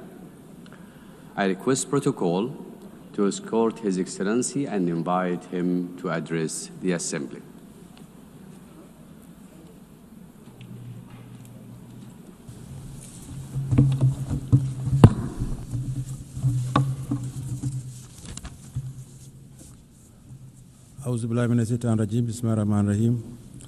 Your Excellency Annalena Baerbock, President of the 80th session of the United Nations General Assembly, His Excellency Antonio Guterres, Secretary General of the United Nations, Your Majesties, Excellencies, Heads of State and Government, Heads of Delegation, distinguished delegates, ladies and gentlemen. As we commemorate the 80th anniversary since the founding of the United Nations, it is with great honor and profound sense of commitment that I stand before you to deliver this statement on behalf of His Excellency, Mr. Adama Barrow, who could not be here due to circumstances beyond his control. At the outset, allow me to convey warm greetings and best wishes for a successful session from His Excellency, Mr. Adama Barrow, the President of the Republic of the Gambia, and government and people of the Gambia. Madam President, let me also use this opportunity to congratulate you on behalf of the government of the Gambia on your election as President of the 88th session of the United Nations General Assembly. Your election is a testament to the importance our organization attaches to gender mainstreaming and the empowerment of women. It constitutes an affirmation that more than ever, women are capable of leading organizations like the United Nations and achieving remarkable success. The Gambia, therefore, assures you of its unwavering support and continued cooperation in the discharge of your duties while reaffirming our faith in the relevance of multilateralism and the sacrosanct foundational principles of the United Nations Charter. Allow me to seize this moment to also thank and congratulate Mr. Philomen Yang, President of the 79th session of the General Assembly, for his leadership and for competently guiding the work of the Assembly during his tenure. The 80th session of the General Assembly is being held at a very pivotal moment for the international community. The enormity of the challenges of managing and resolving various wars, conflicts, and ongoing threats to international peace and security require all member states to reaffirm their collective commitment to abiding by the noble principles stipulated in the United Nations Charter. The Charter, crafted with great optimism and anchored in the ideals of maintaining and promoting world peace, security, human rights, and development, promise a new age and a new world. A world that comes together to reverse the hurdles of the past and define a common destiny premised on our shared humanity. Let us rekindle the ethos of solidarity through more multilateral engagement with all states, small or big, developed or developing, fight poverty, and address climate change. Madam President, the 80th session of the General Assembly conveys a profound symbolism for the Gambia. Our long-standing commitment to the United Nations and our election as chair of the second committee during this session is not only historic, but speaks to the great strides we have been making towards shaping a stable and prosperous multilateral global order. Let me assure you that the Gambia will continue its active participation in the work of the Assembly. We remain committed to supporting optimal ways in the search for innovative and timely solutions to the common challenges facing us, and would collaborate with all member states as we address these pressing global challenges. Madam President, in 1945, the world stood united with a deep sense of solidarity, strong commitment, and an enduring hope to establish the United Nations to save the succeeding generation from the scourge of war. The creation of the United Nations served as a driving force for multilateralism by reaffirming our collective faith in the sanctity of human rights while guaranteeing international peace and security to all peoples around the world. Our collective security arrangements were rooted in multilateralism. Our commemoration of the founding of the United Nations this year is a clarion call to the future, a reaffirmation of its fundamental role as the premier global institution entrusted with the destiny of humanity towards prosperity, peace, security, and human rights.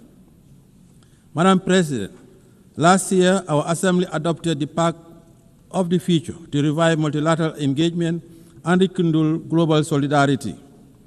We must do more to fulfill the commitments that we assured under the Pact. 80 years on, the world is still encountering the challenges of protracted conflicts and geopolitical fragmentation, including the threat to the spirit of multilateralism under the United Nations. As the world continues to grapple with complex and unprecedented challenges on different fronts, the peace and security landscape of our world is becoming increasingly fragile. Amid the changing nature of conflicts, we are also witnessing a serious disregard for the principle of international humanitarian law in conflict zones. What is even more profound is that the rules-based international order is under enormous stress, losing its momentum, relevance, and moral underpinnings. Today, we live in a world that is undergoing profound geopolitical transformation, presenting unique emerging challenges and reflecting an international community that is still trying to find answers to the challenges it faces in the 21st century. However, despite the challenges we are confronting, the Gambia believes that the United Nations' enduring relevance and structural institutions contributed to significant historic achievements in the past, particularly for countries in the global south. The United Nations holds forth the hope for global stability and good governance by translating ambitions into actions and championing issues of immense international importance. In the case of the Gambia, the United Nations used its convening power and preventive diplomacy through the Peace-Building Commission to support a democratically elected government that assumed power in 2017. The support was key to upholding the will of the Gambian people as they ushered in the present government and launched our transitional justice system to promote the rule of law and respect for human rights. Madam President, as we assemble and reflect on this important and timely theme for this 80th session, Better Together, 80 years and more for peace, development, and human rights, we must admit that the daunting challenges we are facing today require us to deliberately invest in sustainable development, climate action, peace, and security. We must equally continue to foster resilience and growth for the realization of inclusive development and shared prosperity for all. Since the change of government in 2017, the administration of His Excellency President Adam Barrow had strived towards a path of development, peace, and respect for fundamental rights and freedoms. 8 years ago, we set out to build a stable and viable country, making sure that the needs of our people are placed high on our national development agenda. With our current reform agenda that is inclusive, the Gambia is eyeing a future without the realm of immense potential and possibility. By addressing the grievances of the past through the implementation of recommendation of the Truth, Reconciliation and Reparations Commission. In the past 8 years, the government has also organized several elections in a credible, impartial and transparent manner, in line with domestic laws and international norms and standards, and plans are on for holding presidential elections next year.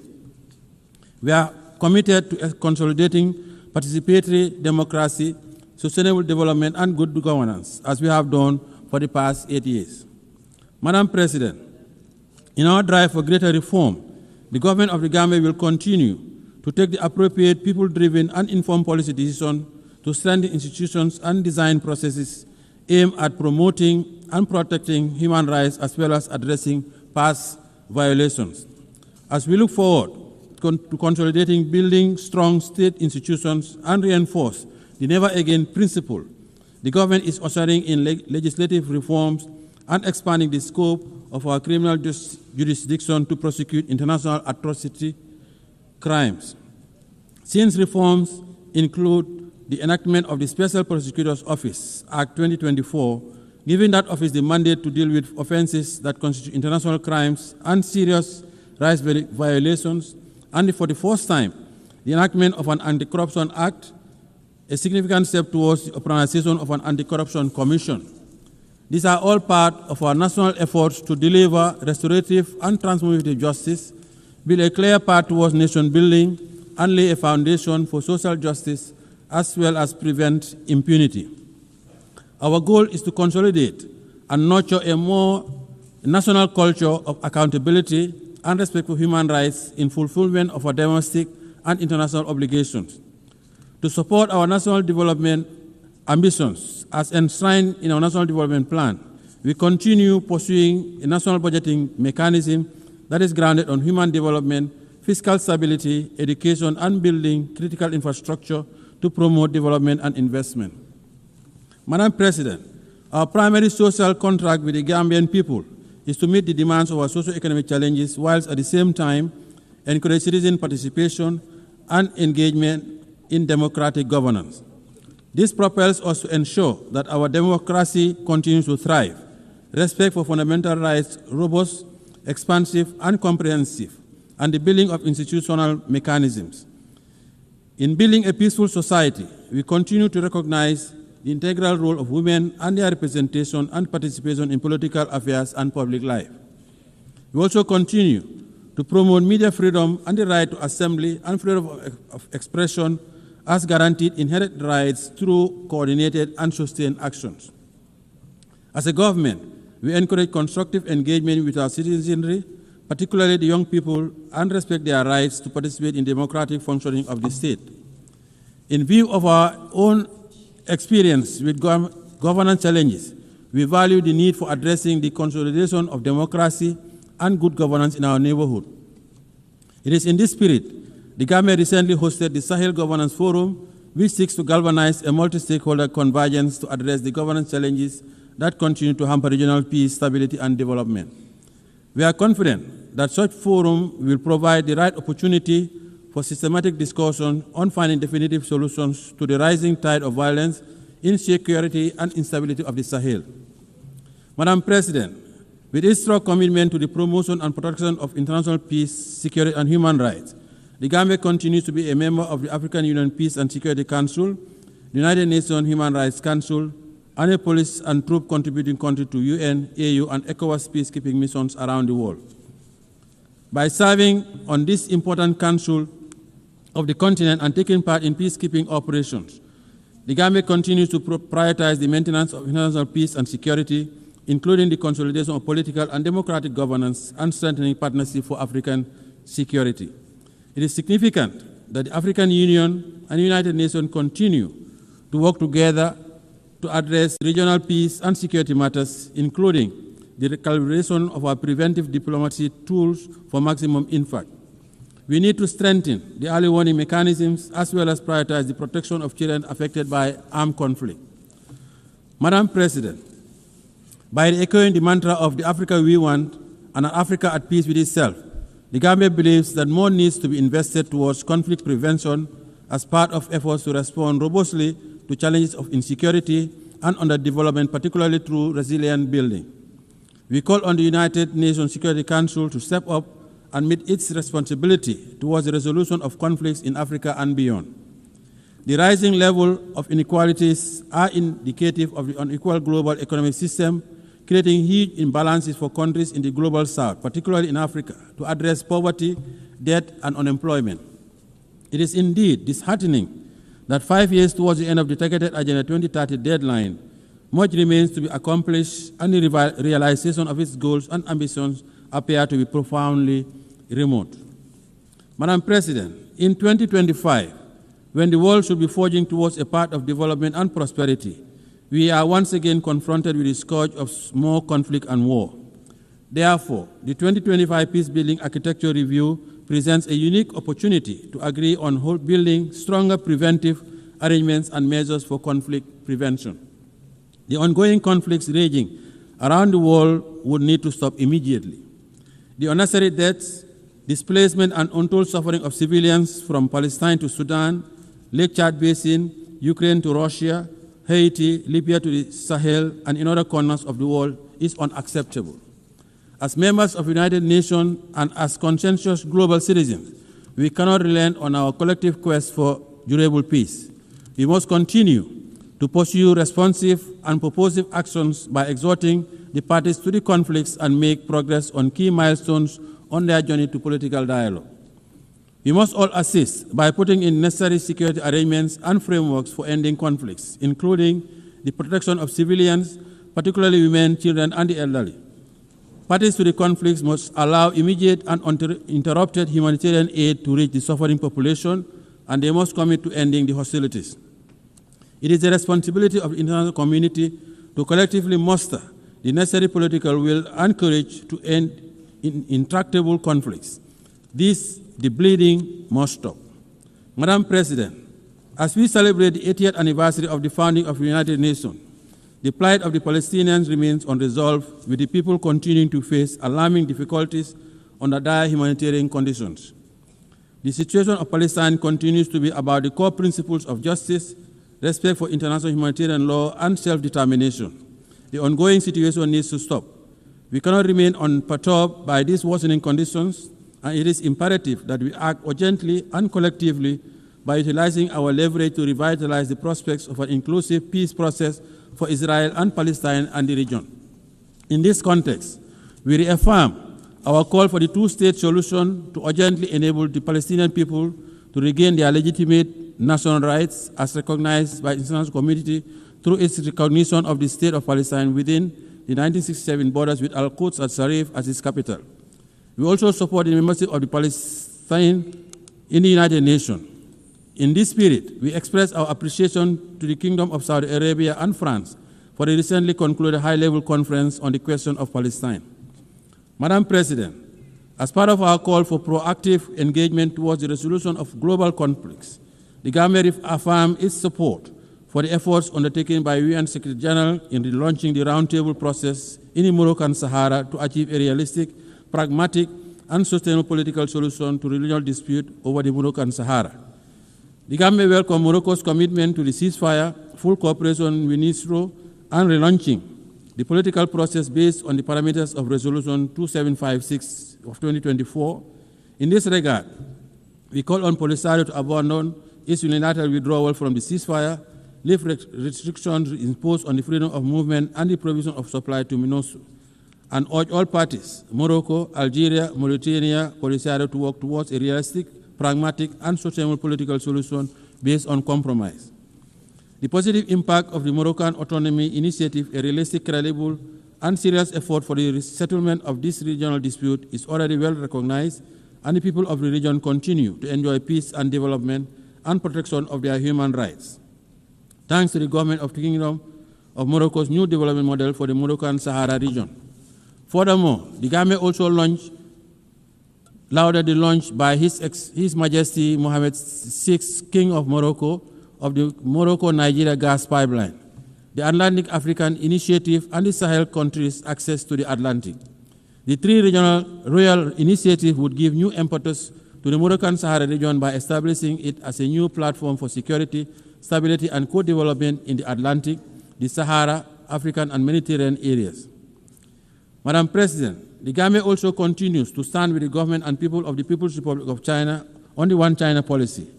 China's commitment to international cooperation and support for the critical spaces of development in different sectors demonstrate that the sustainable development of South-South and triangular cooperation are possibilities. The Gambia continues to reiterate the call for the lifting of economic embargo against the brotherly people of Cuba. The embargo continues to inflict undue hardship and economic devastation, occasioning substantial challenges for the government and people of Cuba. We believe it should come to an end now. Friendly cooperation is the way forward. Madam President, as we mark 25 years since the adoption of Security Council Resolution 1325 on women, peace, and security, we should take a moment to renew our firm conviction that the attainment of sustainable development and the consolidation of peace and security are anchored in the full and inclusive representation of women in all spheres of political and decision-making processes.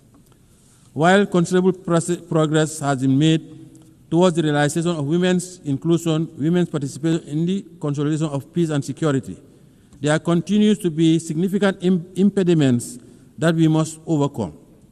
Women must always have a seat at the negotiating table. They usually bear the brunt of conflicts. Therefore, as we prepare for the Fourth World Conference of Women, and as nations sharing the same destiny, we have a moral obligation and a collective responsibility to act swiftly to address all issues hampering the empowerment of women, including institutional advancement and their contribution to the consolidation of peace and security.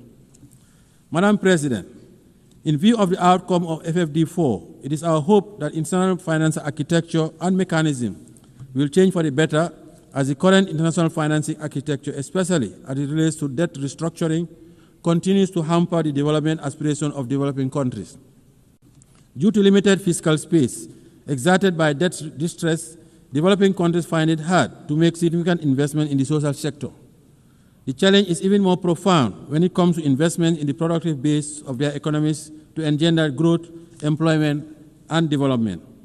This situation significantly contributed to the dismal attainment of only 17% of the SDGs. Therefore, to accelerate the full and effective implementation of the SDGs within the targeted framework, we must enhance international finance cooperation and review of the international financial architecture to create arrangements, facilities, and mechanisms that would cater for targeted investments, industrialization, mechanized agriculture, provision of quality education, energy, health, and water. Madam President, the Pact of the Future adopted last year at the 79th session of the General Assembly presents a unique opportunity to review our realities, invigorate the implementation of the SDG Agenda 2030, and intensify our efforts towards confronting the pressing challenges of our time. The Pact is about advancing our advanced prosperity. The Gambia supports the convening of the preparatory process for the review of the Pact in 2028 to align effectively with the prevailing and upcoming intergovernmental processes such as the 2025 Peacebuilding Architecture Review, the high-level plenary meeting to commemorate the 30th anniversary of the World Programme of Action on Youth, and the World Social Summit. The success of these reviews will depend primarily on our commitment and concerted push to build a more equitable and resilient global governance framework that supports the attainment of our global goals. Madam President, our reform agenda is still incomplete without reform of the Security Council. The Gambia supports the reform of the United Nations Security Council and the Common African Position on the reform of the Council as set out in the CIRT Declaration and the Esuatini Concession. We strongly believe that the ongoing review and reform process of the United Nations needs to make good progress, and Africa's underrepresentation in the permanent and non-permanent categories of the Security Council is a historical injustice that urgently needs to be corrected. Africa has always contributed to global peace, and Africans also paid the ultimate price during the two world wars. Hence, the Gambia believes that the time has come for the international community to support Africa's call for meaningful representation in the Security Council. The reform of the Council guarantees its legitimacy and credibility as the body responsible for the maintenance of international peace and security. We commend the AU Committee of 10 heads of state and government on the United Nations Security Council reforms, chaired by His Excellency President of the Republic of Sierra Leone, for their leadership in this legitimate quest. Madam President, as the world continues to witness heightened level of insecurity, the threat of climate change continues to aggravate security challenges, especially in the Sahel. We must address the impact of the climate crisis as part of the vital resilient measures that mitigate climate-related risks where they intersect with political, social, and economic factors. The Gambia would like to acknowledge the progress made at COP29 in Baku, Azerbaijan, for moving from $100 billion to the new collective quantified goal, which is still not adequate to finance all the mitigation and adaptation actions, especially for countries in special circumstances. We need to take concrete decisions at COP30 in Belém, Brazil, to galvanize support for more climate financing.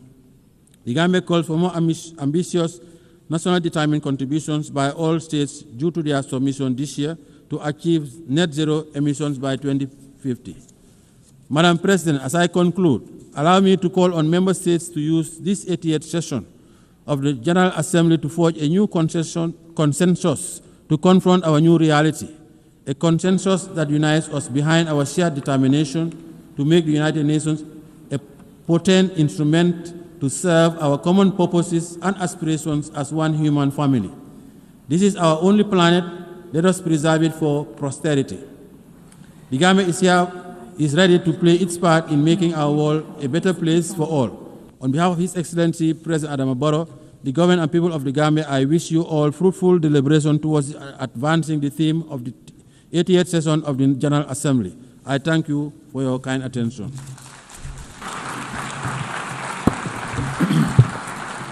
En nombre de la Asamblea agradezco al vicepresidente de la República de Gambia.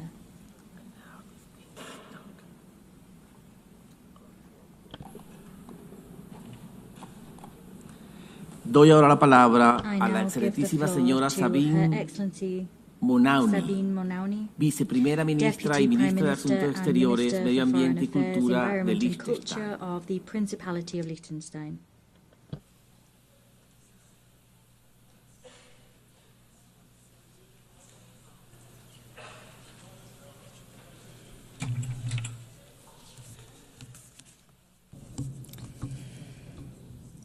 President, ladies and gentlemen, let me begin by saying how happy I am to see a woman preside over this assembly. For only the 5th time in the history of the United Nations, and for the first time by a woman from our region. It is my hope that this is also a good sign for the selection process of the next Secretary General, a position in which no woman has ever served over 8 decades, and which will be conducted under your leadership. It is a distinct honor and pleasure for me to address this assembly for the first time as a foreign minister, continuing a very long tradition of female foreign ministers in Liechtenstein. The United Nations is a key building block of our foreign policy, which is guided by a strong belief in international law, cooperation, and multilateralism. We are gathering at a landmark moment in the history of the United Nations. For over 80 years, this has been the place where nations have come together, where international law has been developed, where human rights have been codified, where we have agreed on common development goals. Of course, it has also been the source of many disappointments. Too often people around the world have been looking to this assembly and at the Security Council chamber next door in the hope of decisive action to secure peace. The key purpose of this organization, only to realize that political paralysis was shattering these expectations, justified as they were. In Ukraine, our system has allowed the aggressor to veto collective action supported by the vast majority of the House. In Gaza, we have become bystanders, despite the fact that the two-state solution was one of the first decisions of the United Nations many decades ago. We are merely witnesses to the unprecedented and unjustifiable suffering of civilians in spite of our pledge to end and prevent atrocity crimes. The people of Sudan must have concluded that indifference is the guiding principle of our rare discussions, and that the outrage over a cynical veto wears off after a few weeks, if not days. These challenges to the credibility of the United Nations would be massive enough in and of themselves. But if we are looking at a completely uncertain future for this organization today, it is for largely different reasons. The very foundations of the United Nations are being challenged in a way we have not seen before. Such efforts threaten to undermine our joint commitments to solve common problems together on the basis of the principle of sovereign equality, the principle that we set ourselves rules that apply to us all equally and that they are enforced equally, and the belief in the value of international law as the common ground that allows us to govern world affairs in a way that is predictable, equitable, and fair. For us in Liechtenstein, the United Nations, which we joined 35 years ago, occupies a special place. It has been instrumental in our progress towards gender equality. Our membership in the organization has helped to put human rights at the center of our foreign policy. The Sustainable Development Goals have been embraced by civil society and the private sector. Most essentially, the Charter of the United Nations is the guarantor of our sovereignty. The United Nations is also our window to the world and the one place where we can connect with everyone. And it offers a unique foreign policy platform where we can present our initiatives and ideas as a sovereign equal. We have done so with commitment and enthusiasm, and I believe with some success. Today we feel a special bond with every other state, which is small in size, but not small in ambition and vision. Today we realize more than ever that we need this organization. We need a world based on rules that we have all agreed to.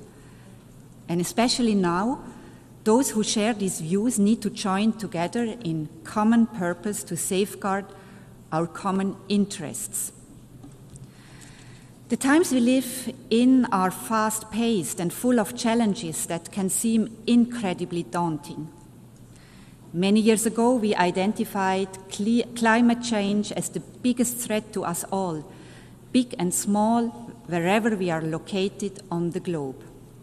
And yet, we are ever closer to the climate abyss and ever further away from agreeing on a path away from disaster. Artificial intelligence is developing with lightning speed, largely unchecked, with obvious risks to our social fabric, but without any agreement on rules and boundaries. In my part of the world, priorities have shifted dramatically in the last 3 years. We are now mostly preoccupied with the fallout of the destruction of the European security architecture by the Russian Federation, and with preserving our trade relationships, which we had believed were on a firm basis. Liechtenstein is no different to our neighbors in this regard, and any responsible state will prioritize imminent challenges as we have to. But none of this will be meaningful if it is not embedded in a larger vision, if we do not give ourselves the space to tackle the long-term risks and dangers. The place for us to do this is the United Nations, and we are committed to doing this together with all of you represented in this room. President, today the continued existence of the United Nations is at stake. This is a sobering observation, certainly. But we must find the opportunity that lies in this moment of existential crisis. We have allowed a system to grow that is plagued by duplication, inefficiency, and poor governance. The UN 80 process is the chance, the only chance that we will have to make the organization leaner, more effective in its use of resources, and more productive in generating meaningful outcomes. When we adopted the Pact for the Future a year ago, Liechtenstein made a clear call for this organization to embrace its original purpose as the guardian of peace and security. For our people, our parliamentarians, our civil society, the United Nations is a peace organization. We have to find a way to make it effective in fulfilling this task. If the Security Council is unable to carry out its charter responsibility, as is regularly the case due to the veto power of its permanent members, there are ways for us to take collective action elsewhere, beginning in this hall. We are equally committed to the other pillars of the work of the United Nations: development and human rights, which are existential for the dignity and well-being of the people on whose behalf we serve, and pivotal for more peaceful, just, and inclusive societies. President, the rule of law is the guiding principle of Liechtenstein's work at the United Nations. This can come as no surprise for one of the smallest members of the organization that does not have armed forces and is not member of a military alliance. Our sovereignty is protected by respect for international law and by its enforcement through accountability where the law is violated. Naturally, we are strong supporters of international courts, the indispensable enforcement mechanism of international law. Key amongst them is the International Court of Justice, which Liechtenstein joined decades before becoming a member of the United Nations. Liechtenstein has been an active participant in the court's proceedings. We are very pleased to see the attention the court's work has been given, particularly in recent years, and the high respect its decisions enjoy among governments and beyond. The recent advisory opinion on the question of climate change stands out in various ways. The initiative to ask for such an advisory opinion originated in the youth climate movement. The mandate to request it was adopted by this Assembly by consensus, and Liechtenstein is proud to have been among the states drafting the text of the decision. The proceedings before the court found unprecedented attention inside and outside the courtroom. Finally, and importantly, the advisory opinion was agreed on unanimously by all 15 judges, giving it further authority. We have welcomed this decision, in particular its focus on the area of human rights, where important questions remain unaddressed, and we look forward to working with all of you to put it to the most productive use possible. For us, the International Criminal Court is a complementary and equally important institution. It is the first permanent court in the history of humankind that has jurisdiction over the crimes that are defined as the most serious ones under international law: genocide, crimes against humanity, war crimes, and the crime of aggression. Almost 2/3 of all states have joined this project, the most ambitious treaty since the adoption of the Charter itself. Its central statement is unique and also uniquely important for the rule of law. Nobody is above the law. Nobody is protected from investigation and prosecution for what we have all agreed are the most serious crimes under international law. As we look at the flashpoints around the globe, be it Ukraine, the Middle East, or Sudan, we see how the basic rules of international law are violated, not just frequently, but systematically.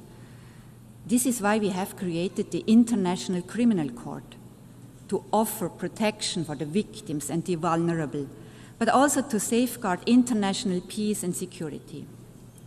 Today, the court finds itself under significant political attack and is targeted by unprecedented sanctions. This is the moment for us to protect this unique institution, one of the most powerful statements we can make to express our commitment to international law. President, the most among many worrying trends with regard to the respect for the United Nations Charter is the rapid erosion of the rules governing the use of force. Instances of the blatantly illegal use of force without any consequences or accountability, the threat of the use of force to solve disputes, and the suggestion that aggression may not only go unpunished, but in fact be rewarded and incentivized as part of a political agreement. These dangerous trends can set us back to a time we all believe we have left behind, and they are an attack on the very core of the Charter of the United Nations. Mitigating the fallout of armed conflict will sadly remain part of our daily work. But it is time that we become serious about our central task: preventing war in the first place, ending war where it takes place, and ensuring accountability for illegal war-making. The International Criminal Court, the only institution with jurisdiction over the crime of aggression, is therefore key to enforcing the UN Charter, and thus deserves the support of all states, including those who have yet to join it. President, our world is in a very difficult place today, with the forces of destruction and indeed self-destruction on the rise. If we are to have a chance to be successful in our fight against them, to safeguard our planet for future generations, we need this place, a stronger, better United Nations that we can shape together. I thank you.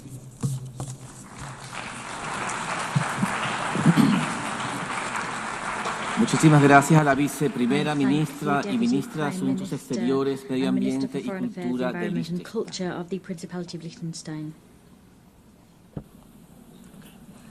Hemos escuchado la última intervención en el debate general de esta sesión. La próxima sesión plenaria para continuar el debate general comenzará a las 15 horas. Se levanta la sesión.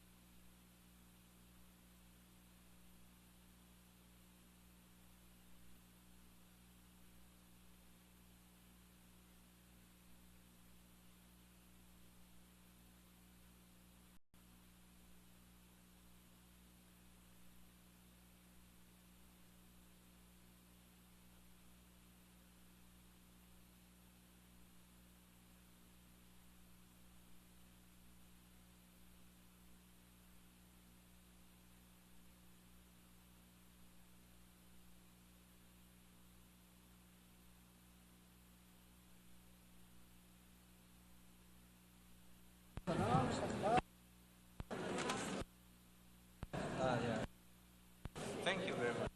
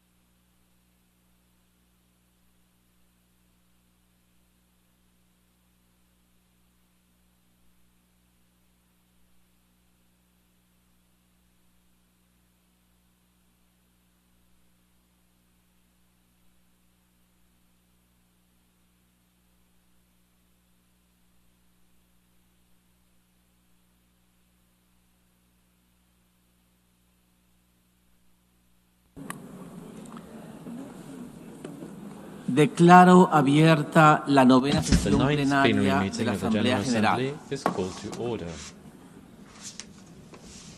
La Asamblea escuchará ahora The Assembly will hear an address now by His Excellency Mohammed Yunus Menfi, President of the Presidential Council of the State of Libya.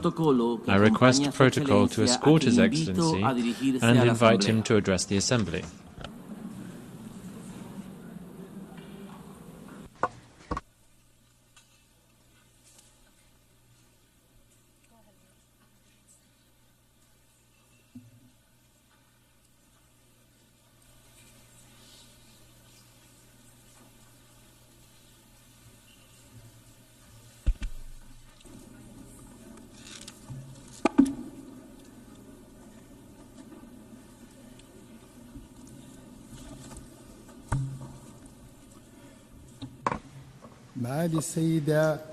Your Excellency, Annalena Baerbock, President of the 80th session of the General Assembly of the United Nations, Your Excellency Antonio Guterres, Secretary General of the United Nations, Your Majesties, Your Highnesses, Your Excellencies, ladies and gentlemen. On behalf of the Libyan people, I congratulate you on the 80th anniversary of the establishment of the United Nations. It remains one of the greatest pillars of the international order, one of the beacons of multilateralism over the history of humanity. We appreciate the holding of the session under the theme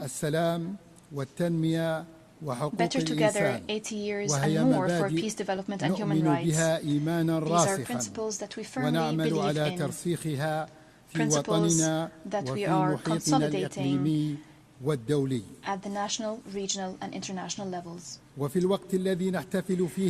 we celebrate this global anniversary, we're also celebrating the 70th anniversary of Libya joining the United Nations. It was the culmination of the struggle of the Libyan people when Libyans raised their voices in this hall, demanding freedom and independence following decades of colonization. The organization heeded this urgent call and adopted the historic resolution that led to the independence of Libya in 1951, reaffirming thereby the right of peoples to self-determination. Ladies and gentlemen, I stand before you today representing the will of a people that is still holding on to hope, still believing in its ability to build a stable and prosperous future. Libya is not a zone for fighting. It's not an arena to settle scores or a place to